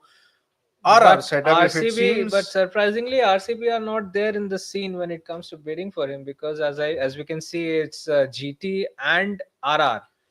And talking about his price, his base price was 50. He was registered for a base price of 50 50 at lakhs, and now has jumped up to 1.70 crore. 1.7 crore. And RCB, like, I don't really see what their auction strategy has been. I mean, they've gotten Hazelwood, Phil Salt, Liam Livingstone, Yash Dayal, 4 But buys, yeah, as we can see 3 that RCB has RTM available with them, and no, he goes no to GT. RTM. He goes to GT. Wow, good solid buy for GT. That adds up to a total of, including retained players, a total of 11 players for Gujarat Titans. But then again, you have a Rahul Tewatia, you have a Shah Rukh Khan. Now you add a Maipal Lomro. That is 3 Hard hitters. finishers. Yeah, three right hard there. hitters, Hard three hitters, finishers or right and there for anyone, you. And all three of them have played somewhere, the role of finisher, as you said. Yeah, that is true. And now comes Ashutosh Sharma with a base price of 30 lakhs. Ashutosh Sharma was the find of Punjab Kings last season. So we hope thought so, but it is actually Shashank Singh because he was retained. Yeah, but he played the role of the second fiddle very well. Very well, of course, Yeah, very well. those Yes. partnerships, those match-winning partnerships with Shashank Singh. Yeah, Shashank Singh took the driving seat, but Ashutosh Sharma was equally impressive. And this guy has a very good story. We all know that he used to play for MP. Got sidelined due to some reasons, did not get much opportunities to showcase what he is capable of. Then he moves to railways and comes in contact with Sanjay Bangar, gets influenced, learns a lot of things from Sanjay Bangar, who in fact was a former railways player. Railways player, right. And Punjab gave him opportunity, and I think he lacked consistency somewhere or the other, because the kind of potential he has, and the it reflects when he speaks about his batting, what he wants to do, what he wishes to do with the bat when he goes to the crease. So yes, he is a good player, and now that he comes with a base price of 30 lakhs, and he will be a good batter to have in the squad, Yeah, especially they will for have. RCB. I think RCB should go for Ashutosh, Yeah, and they have raised actually the are. They pedal. actually are. It's, I think, a race And between DC is also after him. DC, RCB, and for a while, I think Punjab were also interested, if I'm not wrong. Yeah, and as we can see, he started from the base price of 30 lakhs, it's and now moved it on to has 1 moved on to lakh 40. 1.4, To tell you- 1.5 crore. Yeah, 1.4 crores as of now. And to tell your viewers, this is probably the last set which is on the floor for today. After that, we will probably move to day 2 and most likely on the accelerated And- auctions base. In this list, we have Ashutosh Sharma left, and we have one more name, that is Utkarsh Singh, who's left. Ashutosh at 150. Let's see how he goes around. RCB are mulling and they're out. RCB are out. So most likely they will end up with just 4 buys, 3 overseas and one Quite one surprising. Indian buy there. I think they are on a mission to create a Daddy Army Part 2, where they will pick most of the players from the accelerated round, because they lost quite a few opportunities today. I think they lost the opportunities in the first 2 markets. Exactly, They did go for exactly. a lot of players they were not able to get, and I think that's where they probably bungled up their strategy, and now they are playing catch up, and they don't know what to do with the players that they want to go for. A lot of players they would have missed out on RCB, but Punjab Kings And- still going strong, And right from the first. these kind of these kind of auctions, like the way RCB approaches these auctions, their attitude make you believe on all the rumors that we have been listening to, that RCB believes on face value. They prefer to have players who have a brand value, good brand value, good face value, not the talent, like what we have been seeing in the past editions, that they lack firepower in their bowling department. They always have. They Yeah. always have. And quite interestingly, they had a lot of good players, a lot of local players that they could pick from. Right from KL Rahul to Prasidh Krishna to Yeah. Abhinav Manohar to Devdutt Padikkal.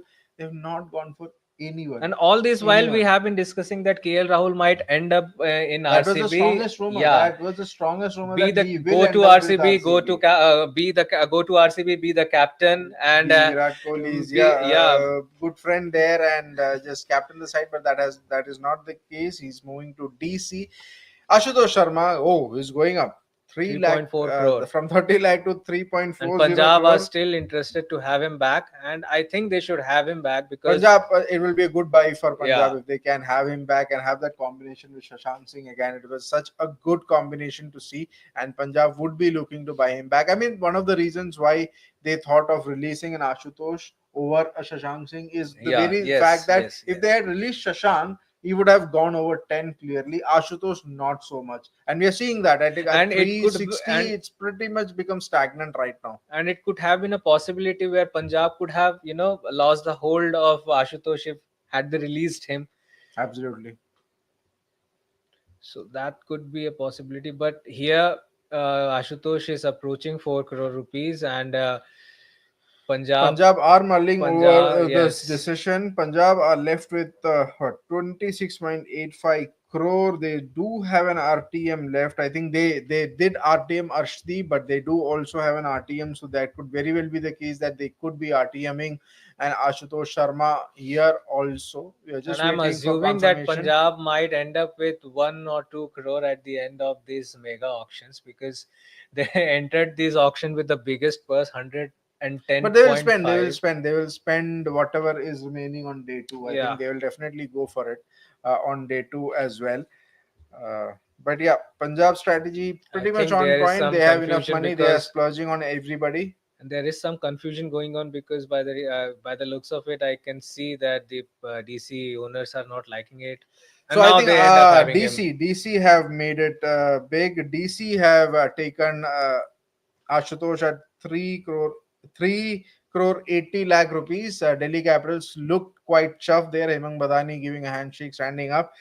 In the meanwhile, talking about Punjab Kings, we do have a reaction from Arshdeep Singh, who was retained, who was RTM'd at 18 crores. We'll move to what Arshdeep Singh has to say, that if as he goes back to Punjab Kings as one of their Punjabi ਆ ਗਏ ਓਏ ਪੰਜਾਬ ਪੰਜਾਬੀ ਪੰਜਾਬੀਅਤ ਬਹੁਤ ਬਹੁਤ ਖੁਸ਼ੀ ਹੈ ਵਾਪਸ ਪੰਜਾਬ ਆਏ ਹਾਂ ਤੇ ਆਈ ਹੋਪ ਕਿ ਅਸੀਂ ਇਸ ਵਾਰੀ ਟਰੋਫੀ ਚੱਕੀਏ ਮੈਂ ਹੂੰ ਪੰਜਾਬ ਪੰਜਾਬੀ ਆ ਗਏ quite an interesting reaction there. Punjabi aa gaye hain, and you'll be very much happy with the kind And of it was a team. no-brainer that, Yeah, it was a Arshdeep going no-brainer. Of back course, to it was a Punjab Kings. no-brainer. For me, I thought Arshdeep Singh is one of those guys who would have gone over 20, to be honest. 20 crores. He ended up at 18, RTM'd at 18. Again, great for him. And the final name in that uncapped all-rounders name list was Utkarsh Singh, and he goes unsold. And with that, will probably be the end of this lot. We'll have to check whether the next lot comes in. Next lot, of course, is the uncapped wicket keepers, and quite interesting names we would have. Aryan Juyal, Kumar Kushagra, Robin Mins. Robin Mins is back. Robin Mins is back after Navneet Sisodia. road accident, I think. Yes. Then you have Anuj Rawat, former RCB player there. Lunvit Sisodia, also another Karnataka player. Vishnu Vinod and Upendra Singh Yadav, who was with SRH. Vishnu Vinod also was with SRH. Quite interesting names here, but wicket keeping options, I think we've already covered a lot. So I don't think there'd be many buyers in this category. Maybe cheap buys. Kumar Kushagra, of course, was taken up by GT. Robin Mins was also taken up by GT. Whether they'll be back or they will find buyers would be very interesting to see. And we are up. First up is Kumar Kushagra. And they have started, I think Chennai have started the bid at 30 lakhs. Wicketkeeper, a batter, you're looking at maybe MS Dhoni sees something in this young guy. I think comes from that similar region also, if I'm not wrong. Kumar Yeah, Kushagra. he is from Jharkhand. He is from Jharkhand. He shares the dressing room with Ishan Kishan in the domestic circuit. And last time too, he was in the DC camp, because we came across certain news reports that Saurav Ganguly was the one who showed faith in him, and he told him that yes, we are gonna have him.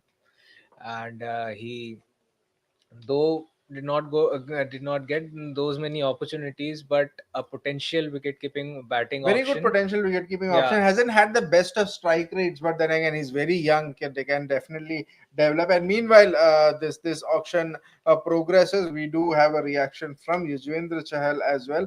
Again, big buy at 18 crores for Punjab Kings. We'll listen into what Yuzvendra Chahal has to say after being part of RCB for such a long time with RR now. Now he moves base to Punjab. We'll look in and see what his reaction is to this buy of 18 crores by Punjab Kings. Yuzvendra Chahal. Hello everyone. I'm really looking forward to play for Punjab Kings. Let's focus on winning the trophy. Go Punjab. Another Very gentleman on the short, very screen. short and sweet. Just looking for the trophy. Fortunately, he didn't say Isala Isala Cup Namade. He didn't say that, but yeah, What his most fourth definitely. franchise, I guess? Most likely, it will be his Mumbai, Mumbai, RCB, RCB, RR, and then RR, Punjab. and Punjab. Could be 4-time lucky here, but again, the way Punjab are building towards a team, it's a team that looks like an IPL winning team with Ricky Ponting at helm, Shreyas Iyer most likely the captain, Arshdeep, Yuzvendra Chahal, Marcus Stoinis, Glenn Maxwell. So GT has taken Kumar Kushagra at 65 lakh. It is GT. He was with GT and he goes No, to he GT was at. with DC. I think they are still mulling over him because, no, yeah. I think it's done. I think it's done to GT. Kumar Kushagra GT. We are moving on to To Robin Robin Mins. Mins. Quite interesting. Robin Mins had created flutters in the last One IPL of the auction. unluckiest player, I would say. Yeah, he was.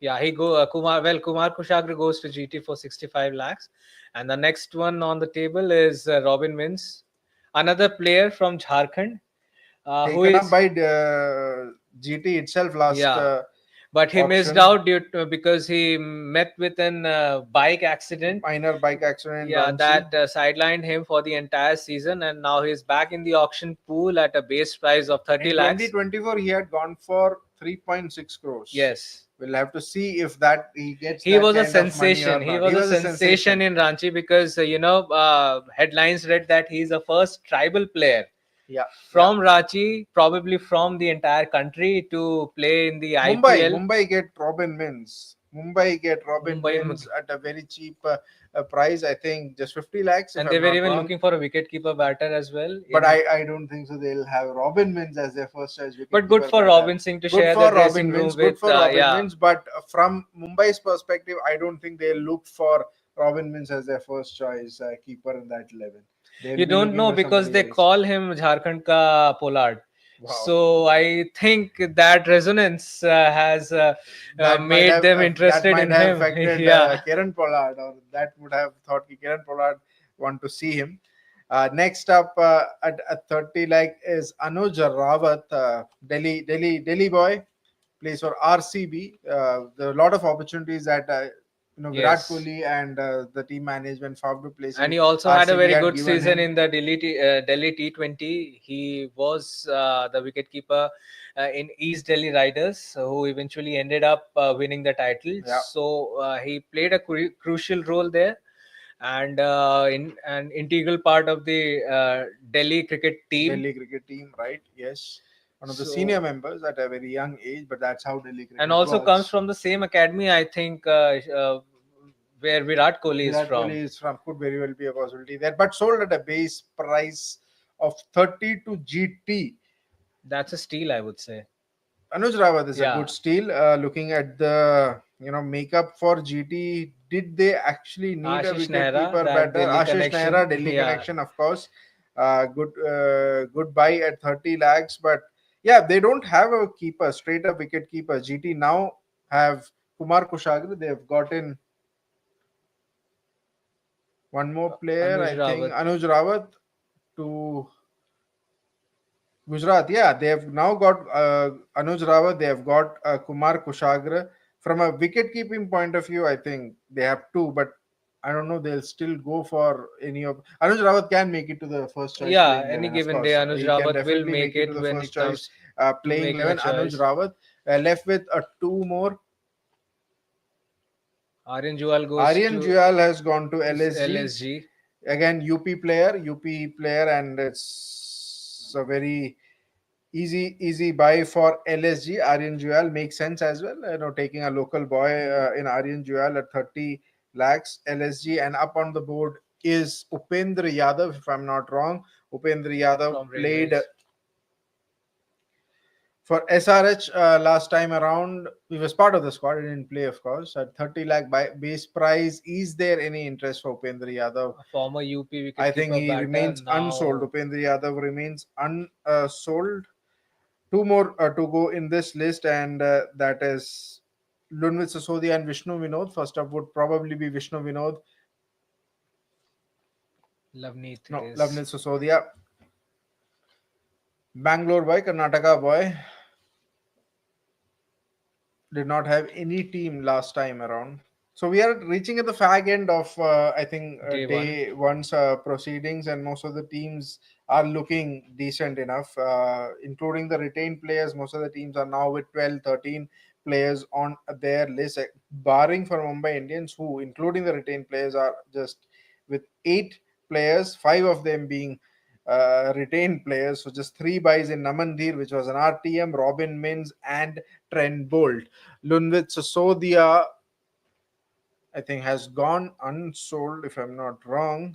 No, I think he has been sold to Lucknow for 30 Lucknow, lakhs. Lunvit Sosodia, we have Vishnu Vinod at 30 lakh. Lunvit Sosodia will have a look and confirm where Lunvit Sosodia has gone. Lavneet might have gone unsold, I think. I think he is gone unsold. But Vishnu Vinod has, I think, found a buyer.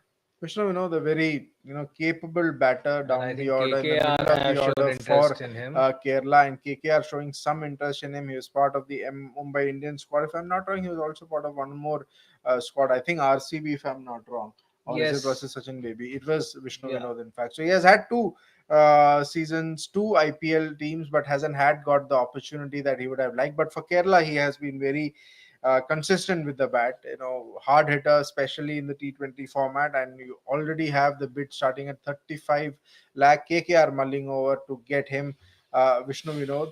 Just their second rung. I think most of the teams have their first 11 ready, barring Mumbai Indians, and they're just trying to add up, possibilities of injuries or something Yeah. of the other sort. They just want to have a contingency plan, so to speak. KKR, it's KKR, pretty much once on again, KKR have at raised the 35 bill. lakhs. Most probably no other bidder also there, it seems.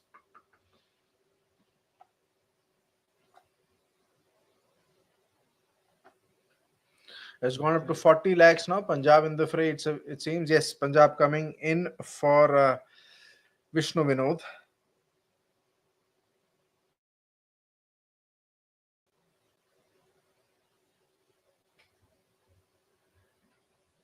Mumbai Indians also in the fray. He was a former Mumbai Indians player. Yes, Mumbai Indians have also raised the pedal, 45. which takes the price money to 50 lakhs, 50 from lakh. 30 to 50 for Vishnu Vinod. Mumbai Indians, they need to buy something. They need to buy someone. They end the auction day with something better for sure. Just take a look at wrap of what all has been the top buys so far. Among the first lot or first marquee players list, of course, Rishabh Pant ruling the roost with a record 27 crore. Shreyas Iyer also broke the bank with 26.5 crore by PBKS.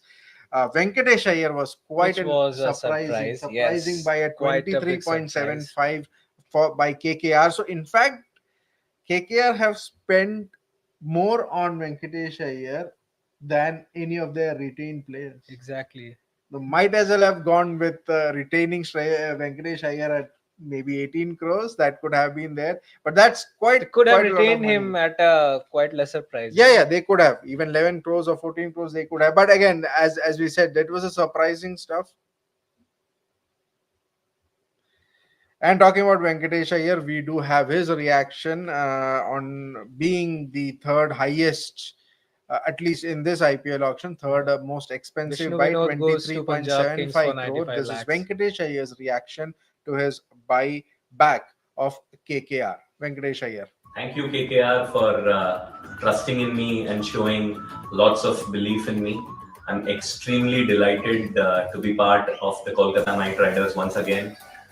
To be honest, I'm at loss of words, but I'm elated to be a part of the KKR team once again. Together, we'll again aim at defending the championship and continuing our winning campaign. Thank you very much for picking me in your squad. KKR, Hedaya.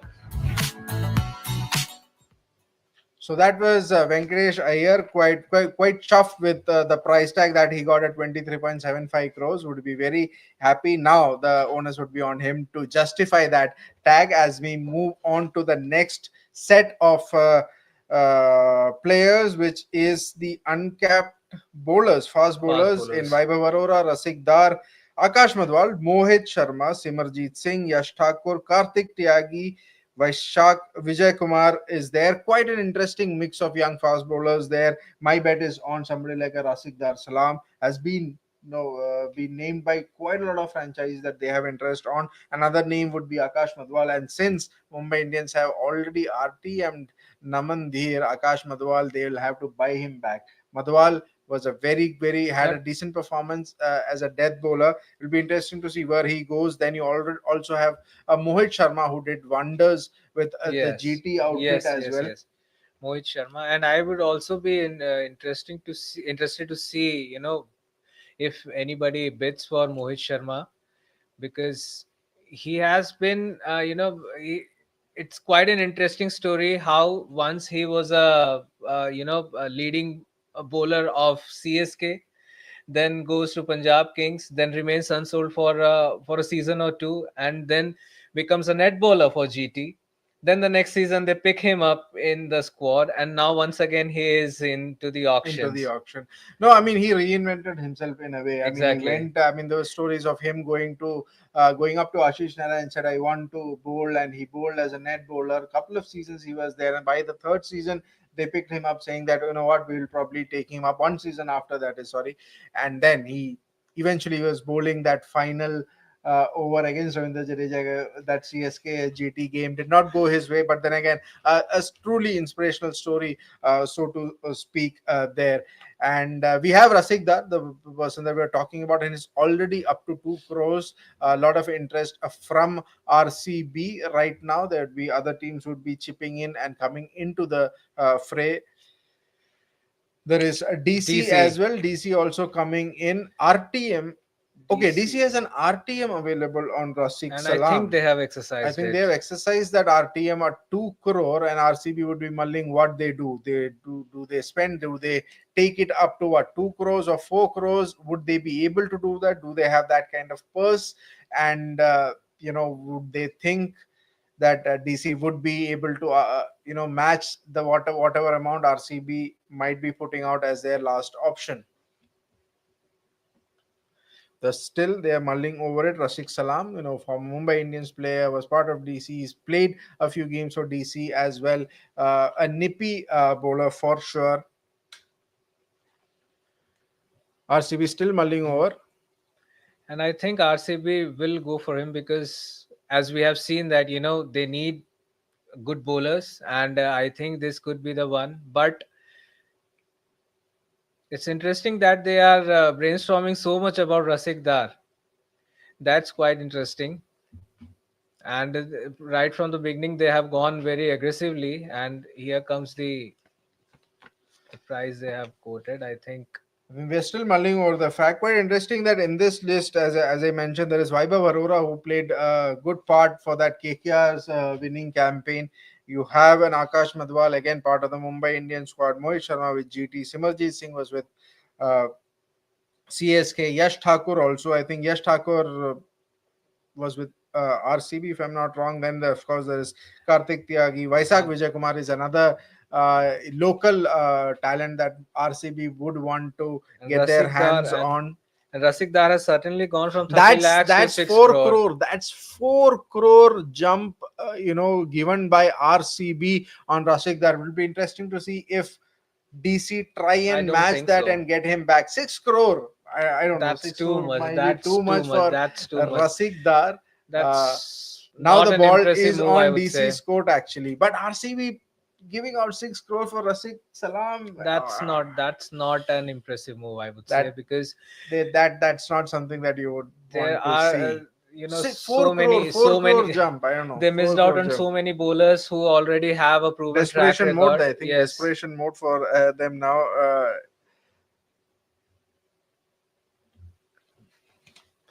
But that's too much for Rasik Dar. That's too from RCB. And they are still DC is still brainstorming, and DC is still they are brainstorming. still Saragan taking says, their hold on, they are we still have taking enough their time, because 6 crore for Rasik Dar, it's pretty too much to say. And I don't know It'll be really interesting how they go about it. A 4 crore jump is huge. I mean, to even to offer such a jump, such a jump is very weird from because the RCB. first jump that we came across was Rishabh Pant, 5 crore. 5 But crore. that was from 22 to 27, I think. Just to put him ahead of Shreyas Iyer, that move was made, and now he is sold to RCB for 6 crore. Sold to RCB for 6 crore. RCB fans, if you guys are watching, do let us know in the comment section what do you think of this. Rasik Salam at 6 crore. Wow. I mean, what they're trying to look for a replacement of Mohammed Siraj there? I think so. Who knows? And that's the fourth franchisee he would represent after MIKKR DC, and now he goes to RCB. Now we have Akash Madhwal also coming in, a very good bowler for Mumbai Indians. Couple of seasons he's been really good. It will be interesting to see if Mumbai Indians go after him, or it is Rajasthan, I think, who have started the opening bid at 35-40 lakh, and Punjab Kings are there in the fray. No sign of Mumbai Indians as of now. Madhwal was a very good bowler. I mean, he just broke, I think it was to qualify to thriving under pressure situations. 5 wickets or 6 wickets. Thriving under pressure situation. That's the speciality of Madhwal, and but he hasn't had the greatest of times in the domestic circuit this time around. That's Madhwal. also a fact. So that would be one of the factors that every team, every franchise would be looking at in terms of what they want to get. But going by how the paddles are working, both Punjab Kings and but DC. what we have seen, what we have seen about Akash Madhwal is that he was thrown in a situation where a wrong foot could have resulted in But he came to through. be disaster. He came through, and that was pretty impressive, and that only caught everyone's attention. And today, like as we see, he started from 30 lakhs and the price has gone to 80. That speaks about his caliber that he has. And now it's a tussle between Rajasthan Royals and Punjab Kings, with 85 lakhs already, and the price goes to 90 after RR has raised their pedal. Oh, Punjab. Rajasthan Royals also haven't had the greatest of buys so far. I mean, they have Jofra Archer, Shimran Bandu Hasranga, Mahesh Theekshana, and I think that's about it. All of their buys so far have been overseas for RR. Yeah, and RR have been known for picking up uncapped players and nurturing them and bringing the best out of them.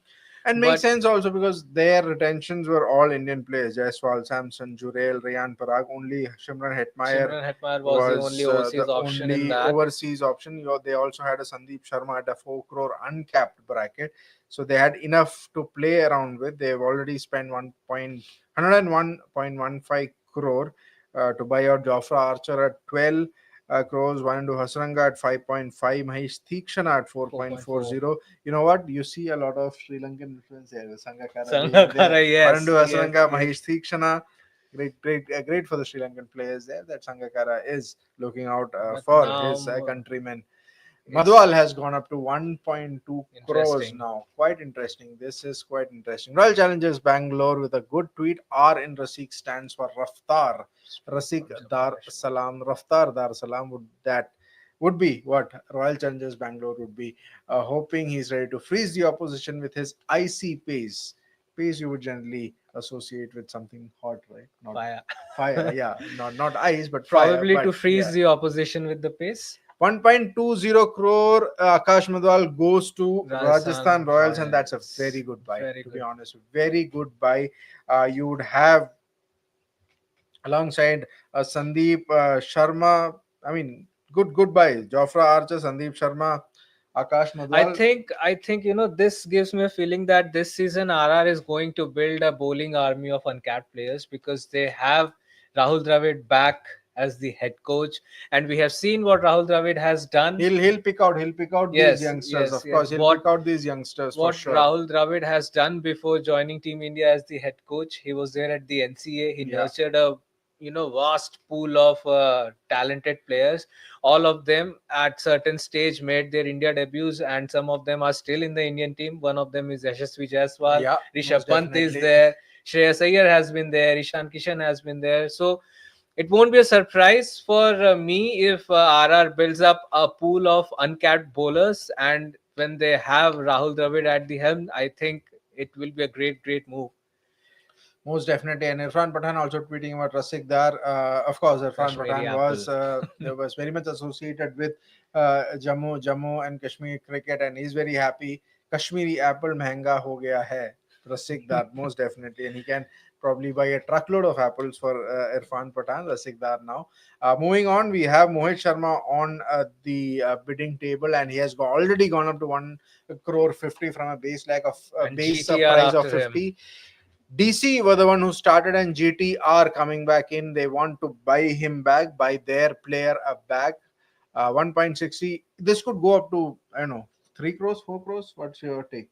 I don't think so, but because I think GT is mostly seeing him as a impact player option. Yeah, And definitely. As an impact player option, come in, bowl under pressure. I mean, of Yes, course, yes. international player, was part of the 2015 World Cup for the Indian team. So what he works knows. for Mohit Sharma is that he is variations.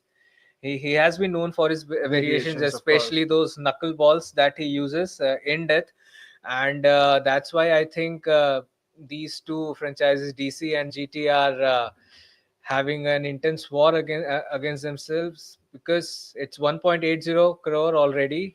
Punjab are starting buying from everybody who's coming in. Everyone who's coming in Punjab are buying. They are not letting go anybody, because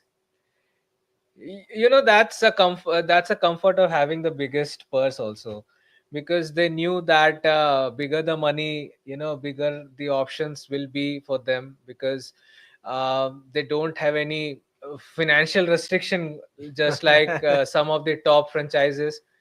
So that could be one of the possible reasons. But And now Delhi Capitals are welcoming Sharma ji in their own style, Delhi style. Welcome Sharma ji to Ashutosh.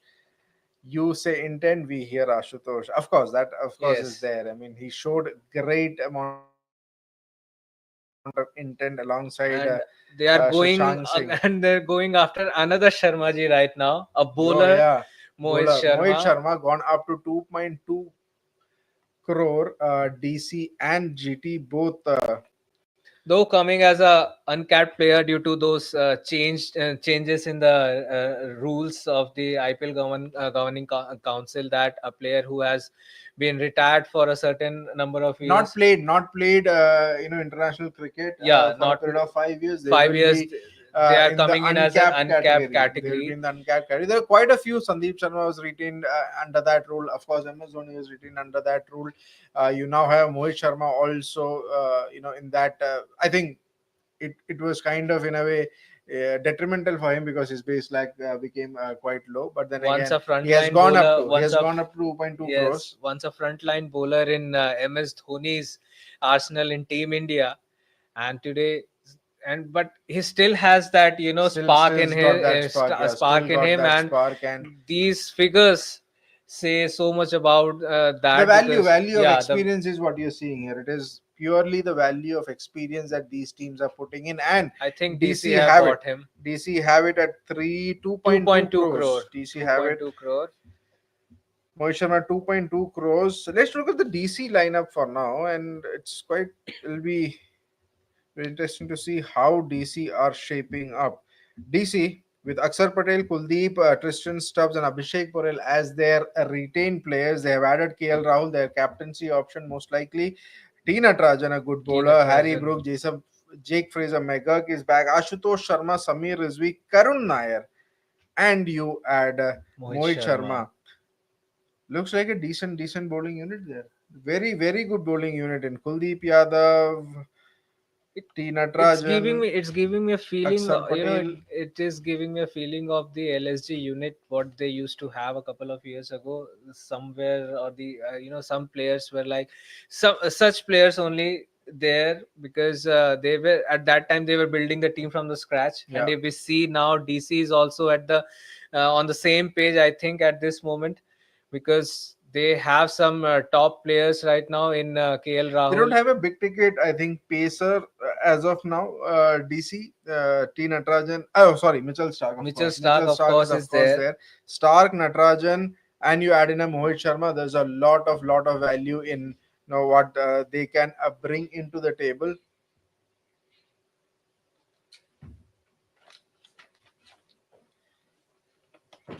And we have Vijay Kumar Vyas at 60 lakh. Again, another local Bangalore boy, but nowhere to be seen. RCB not interested in buying their local players. Vijay Kumar Vyas at 60 lakh. Both GT and Punjab Kings are there.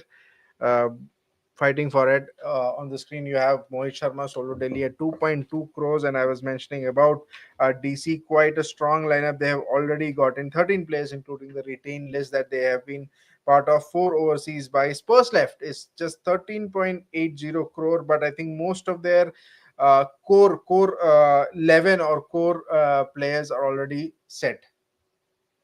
Yes, and and now he hits the 1 crore mark. So Vijay Kumar Vyas is there again at 1.2 crore, 1.3 crore. It goes up. GT and Punjab are just playing paddles, just playing blitz paddles, it seems here. Very much interest there. Vijay Kumar Vyas, again, tall bowler, can hit the hard length, very much on that Mohammed Siraj mold. Yes. Very much on that mold. He's been part of the India A setup on the fringes for a while now.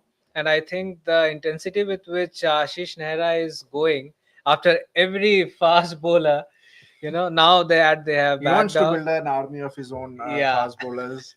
But quite interesting, very interesting that they backed out. Ashish Nehra is going out. I think they have backed out and it's probably gone back to Punjab Kings at 1.80 crore. He started from 30 lakh base price and now. And in fact, GT doesn't need to go hard at these bowlers now because they already have got Mohammed Siraj, Kagiso Rabada, Prasidh Krishna. Why do they need more bowlers? And of course, they have a Rashid Khan who will be a shoe-in, who will definitely play. So fast bowler, maybe to shed some extra bucks from Punjab's purse.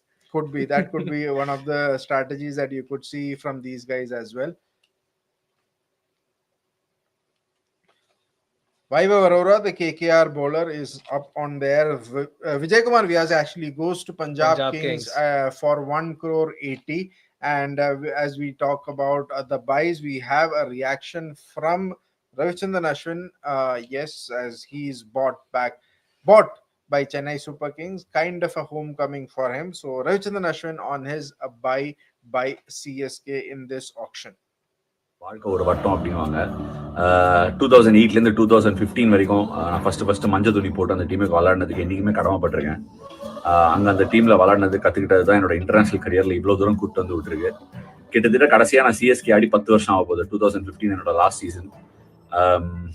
எப்படி சொல்கிறதுன்னு தெரில. இந்த action எடுத்தாங்க CSK, price, திரும்பி வரேன், home coming, ஏகப்பட்ட விஷயங்கள் இருந்தாலும் எனக்கு ரொம்ப நாஸ்டாலஜிக்காக இருந்த ஃபீலிங் வந்து 2011 ஆக்ஷனுக்கு எப்படி சண்டை போட்டாங்களோ என்னை எடுக்கிறதுக்கு லிட்டரலாக அதே மாதிரி ஒரு டவுன் த மெமரி லைன் போச்சு. ரொம்ப ஒரு ஸ்பெஷலான ஃபீலிங். அன்பிடன் ஃபேன்ஸ் அப்படின்னு நிறைய சோஷியல் மீடியாவில் கடந்த ஒரு 9-10 வருஷமா பார்த்துருக்கேன். அதுக்கு முன்னாடி இன்ஃபேக்ட் நான் ராஜஸ்தான் ராயல்ஸ்க்கு விளையாடும் போதுலாம் சிஎஸ்கே ஃபேன்ஸுக்கு எதிர்த்து விளையாடும் போது ரொம்ப கஷ்டமா இருக்கும். எப்படின்னா சுத்தமாக ஒரு நிமிஷம் கூட கத்த மாட்டாங்க நம்ம போலிங் போட்டாலோ இல்லை பேட்டிங் ஆடினாலோ. இப்போ திரும்பி அந்த ஃபேன்ஸ் முன்னாடி அந்த ஒரு எவர் க்ரோயிங் ஃபேண்டம் முன்னாடி விளையாடுறதுக்கு I am so looking forward to it. So glad to be back. So that's Ravichandran Ashwin talking about his kind of homecoming. And he said he will be playing for CSK after 10 long years. He was part of the CSK setup in 2015 and now he's set to play in 2025. He also talked about, how it's kind of a nostalgic journey for him now coming back and playing. And also the 2011 auction, and he talked about the fans as well, the fandom that CSK has, even while he was ever-growing fandom. And even while he was playing for Rajasthan Royals, he said, whenever he played in CSK, he felt like, the kind of affection that the CSK fans gave him, despite him being part of the RR setup. So he's very much happy to be back at a CSK, and will be very interesting. And MS even Dhoni, yeah, Ashwin in that same team, Jadeja, the in dynamics. fact, Jadeja also. Oh wow, just yeah. Raina is missing out Just there. Raina is missing out. But Jadeja and Ashwin back in the otherwise, T20 it's setup together. You have an MS Dhoni there. It will be very good there. And we go back to the auction table. We have Vaibhav Arora most deservingly going beyond that 1 crore mark. 30 lakh was his base price, going up to 1 lakh 60. He was one of the very solid bowlers for KKR during their campaign. He came in whenever it was required with the new ball. He was very strong with the new ball, very economical, and got crucial wickets also. So Vaibhav Arora getting what he deserves at 1 crore 70. DC and KKR most definitely are in the race for him. yes, and if you notice the entire season of KKR last year, they had a phenomenal outing the entire year. They ended up as the table toppers with 20 points, and whichever player, whenever he got an opportunity, he delivered. Yeah. And no matter how many games he played throughout the season, but now even if he is in the auction pool, you just see the impact. Yeah, the kind of impact that Vaibhav Arora, the kind of impact those experiences make you. I mean, this is what you are seeing. And KKR have got him at 180. They've brought him back at 1 crore 80. Very good buy there. And before we go on to the next player on the bidding table, we have another reaction from Rahul Chahal. The spinner he was bought by Sunrisers Hyderabad for a decent buy at 3.20. So what does he think about his buy by SRS? This is Rahul Chahal talking about SRS buying him at 323 crores 20 lakhs. Hello Hyderabad, I'm super excited to be a part of this great franchise, and I just can't wait to get there with the boys and help my team to lift the cup this time. Let's play with fire, Orange Army. Let's play with fire. That his hairstyle, I'm sure, would be some element of fire for sure. A very stylish character, Rahul Chahal, but very good bowler as well. Was at one point in time part of the India's T20 World Cup squad as well. He was picked over Chahal. He was picked over Chahal.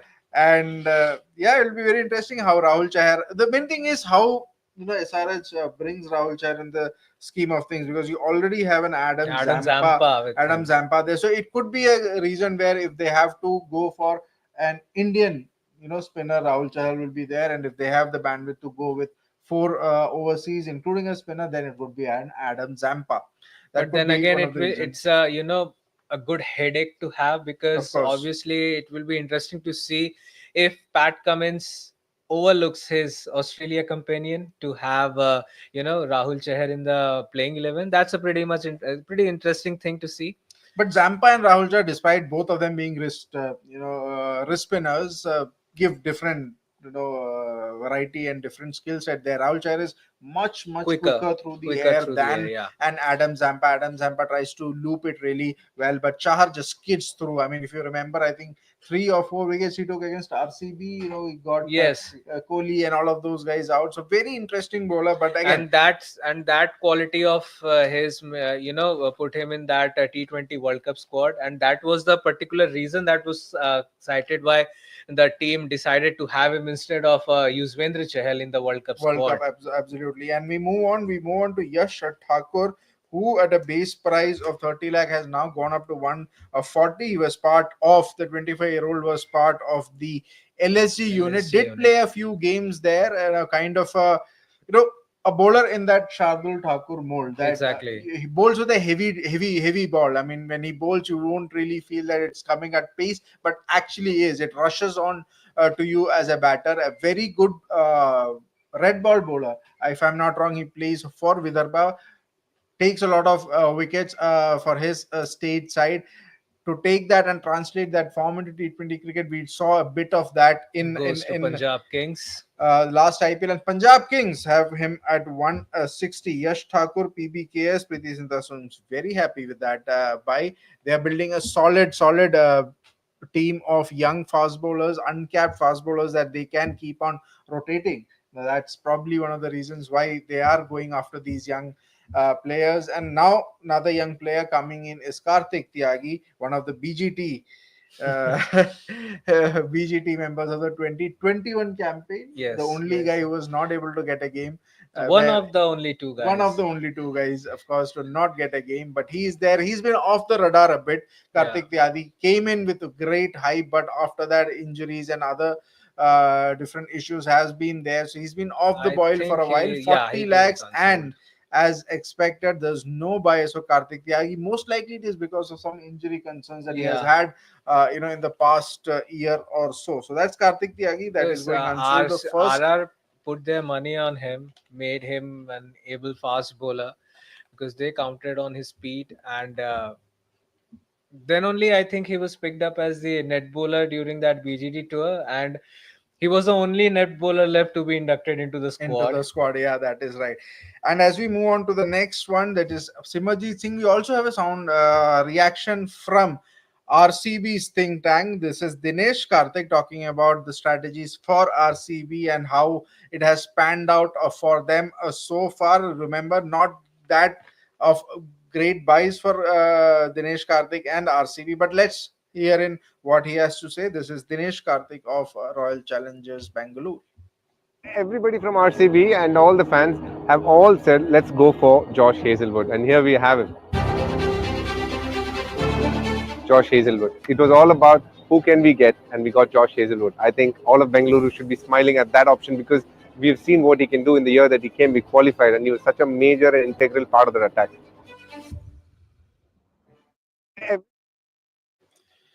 So that was Dinesh Karthik talking about Josh Hazelwood, and very specifically he's talking about Josh Hazelwood, that how he was an integral part of their attack. But for me, Josh Hazelwood was an overpriced buy, at 12 crores, if I'm not wrong. But yeah. That was same for me. I think we were discussing this. Harshit was with me, Jamie was with me, even Taus was with me, and Jamie and Taus both agreed that Hazelwood at that price, especially at the Chinnaswamy Stadium, it's not a good deal because he's more of a test bowler. Yes, he can give you line and length, but Taus had a very valid point that with the kind of shots that are being played in T20 cricket in today's day and age, someone like Hazelwood is not a good bet, whereas Harshit was sold by this idea of having Hazelwood because he believes that Hazelwood has good numbers when it comes to T20 cricket. There was a very valid point that he is a World Cup winner, he's an IPL winner, so he knows how to win tournaments. Hazelwood has played for RCB in the past, so there are few certain things that have worked in Hazelwood's favor when it comes to RCB buying him. Him being a champion, a T20 champion, an IPL champion, already been played for RCB. So I think maybe they are coming from that school of thought that we need to have this guy back, and hopefully for the RCB fans, for the RCB team, Hazelwood does something well for the team. But even I am personally also not sold. Not really sure about sold on Josh Hazelwood's idea of being part of a T20 setup. But then again, I mean, the teams would have their strategy set, so accordingly they will think. Meanwhile, Simarjeet Singh has been sold. Simarjeet Singh was part of CSK. Delhi pacer, very, tear away pacer, 1.5 crore to Sunrisers Hyderabad. Hyderabad's buys, it has been like their season last year, quite a rollicking buys. Absolutely. For a moment when the retention list came out on 31st of October, if I'm not wrong, I was shocked. I was shocked because I knew there are big names who have paid 23 crore to Klassen. There's a Travis Head, there's Abhishek Sharma. With just 45 crores left in your purse, how would you build a team? But they have done brilliantly well in this auction. They have been smart. They have been to the point with every player. They were clear what they want, what they don't want. They already have a gun batting lineup now. Slowly they are building a great bowling lineup as well. I think this is going to be the team to beat in the upcoming IPL. Most definitely. They were the just look finalists. at that lineup. Look at that lineup here. Henrik Klassen, Cummins, Abhishek Sharma, Travis Head, Ishan Kishan, Mohammed Shami, Harshal Patel, already Nitish Kumar retained, Rahul Chahar, Abhinav Manohar. Wow. And you also have a Simarjeet and Atharva Taide who are not going to get a look in for sure. But that top 14 or 13 player is just absolutely. I think the 300 mark is going to be breached in the upcoming IPL. It's with Ishan Kishan. How do you play Ishan Kishan? Where do you play Ishan Kishan? I think you have to drop Travis Head down at number 3 or Ishan Kishan at number 3. Abhishek Sharma comes down at number 3. I mean, you can't have what three Abhishek and bowlers. Travis did in the last IPL, I don't think SRH would even think about it. Yeah.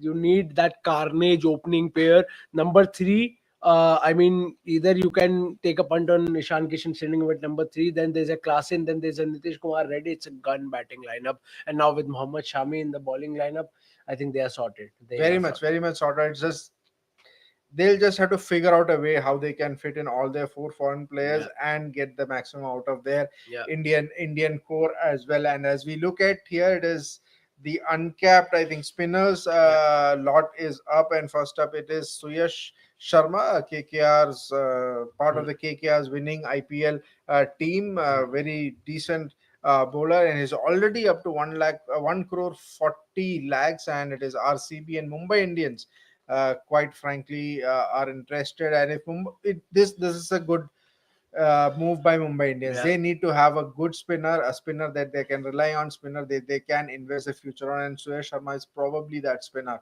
You know, something what the role Piyush Chawla did, but this is one name that Mumbai Indians are very much keen on, and you can see that they are very much keen on getting Suyash Sharma on board. So is RCB. It is a fight between RCB and Mumbai. 2 crores already up with a base price of 30 lakhs. Shreyas Sharma with the bandana or a band you can call, has very spunky style to him. Took a very crucial catch, I think, against Sunrisers Hyderabad in one of the, I think, league games where KKR beat SRH in the league games. He took a very crucial catch as well. Shreyas Sharma, so decent fielder as well. And MI is looking for a spinner. MI is looking for a spinner. They even went for Hasaranga. Hasaranga, unfortunately, he couldn't go to the MI way. But they already have a Trent Bolt as a pacer. That Bumrah Bolt combo is back, well and truly back. And I could see the smile on Taus's face. He was smiling from year to year, having Trent Bolt back in the Mumbai Indians. But that's the worry for Mumbai. That's the only buy that they have. Trent Bolt and then Naman Dheer. That's it. Yeah, but they have not done anything else apart from this. What do you expect? They are looking at whatever players who come in the accelerated auction, they'll be able to build a team from that. If there's one thing I can rather easily say about Mumbai Indians is that they are always there with a plan. They are always in an auction with a plan, and they know what they are doing. I won't be shocked if they'll bank on some uncapped cricketers that they have scouted and brought into the IPL. We have seen the Pandya brothers, Jasprit Bumrah, the best bowler in the world right now. It's all the Mumbai Indians scout that they have, brought him to the IPL and then to the international level. So Mumbai Indians know what they are doing. The Indian core that they have, it's unreal. I think it's probably at par with SRH when it comes to retentions. Mumbai Indian and SRH are close. It's tough to say which team has a better retention list, but Mumbai Indians with the core that they have and Trent Bolt along with Jasprit Bumrah already, I think they know what they are doing. And it's Karan Sharma right now, 50 lakh. Karan Sharma right now 50 lakh, but Suyash Sharma has gone to guess who? Guess where? RCB at 2.6 crore. Not going to be an easy outing for Shreyas Sharma at Chinnaswamy, bowling in 7 matches there. He would be under the pump. A role that RCB have been looking for ever since they let go of Yuzvendra Chahal. Can Shreyas Sharma be the Yuzvendra Chahal that RCB require him to be? With all due respect, I mean, no. You see, you can't be Yuzvendra Chahal. Yuzvendra Juicy Chahal, as we call him. He's one of a kind, leading IPL wicket taker. You need to be special to be in that position. And what Chahal did for RCB, as an RCB fan myself, I think that is the biggest blunder RCB has ever made in their history, to let go of Yuzvendra Chahal, and so did Rajasthan Royals. I have no idea what these two teams were thinking when they decided to let go of Chahal. Now Punjab has him. I hope he does well for Punjab. Mumbai finally get a buy.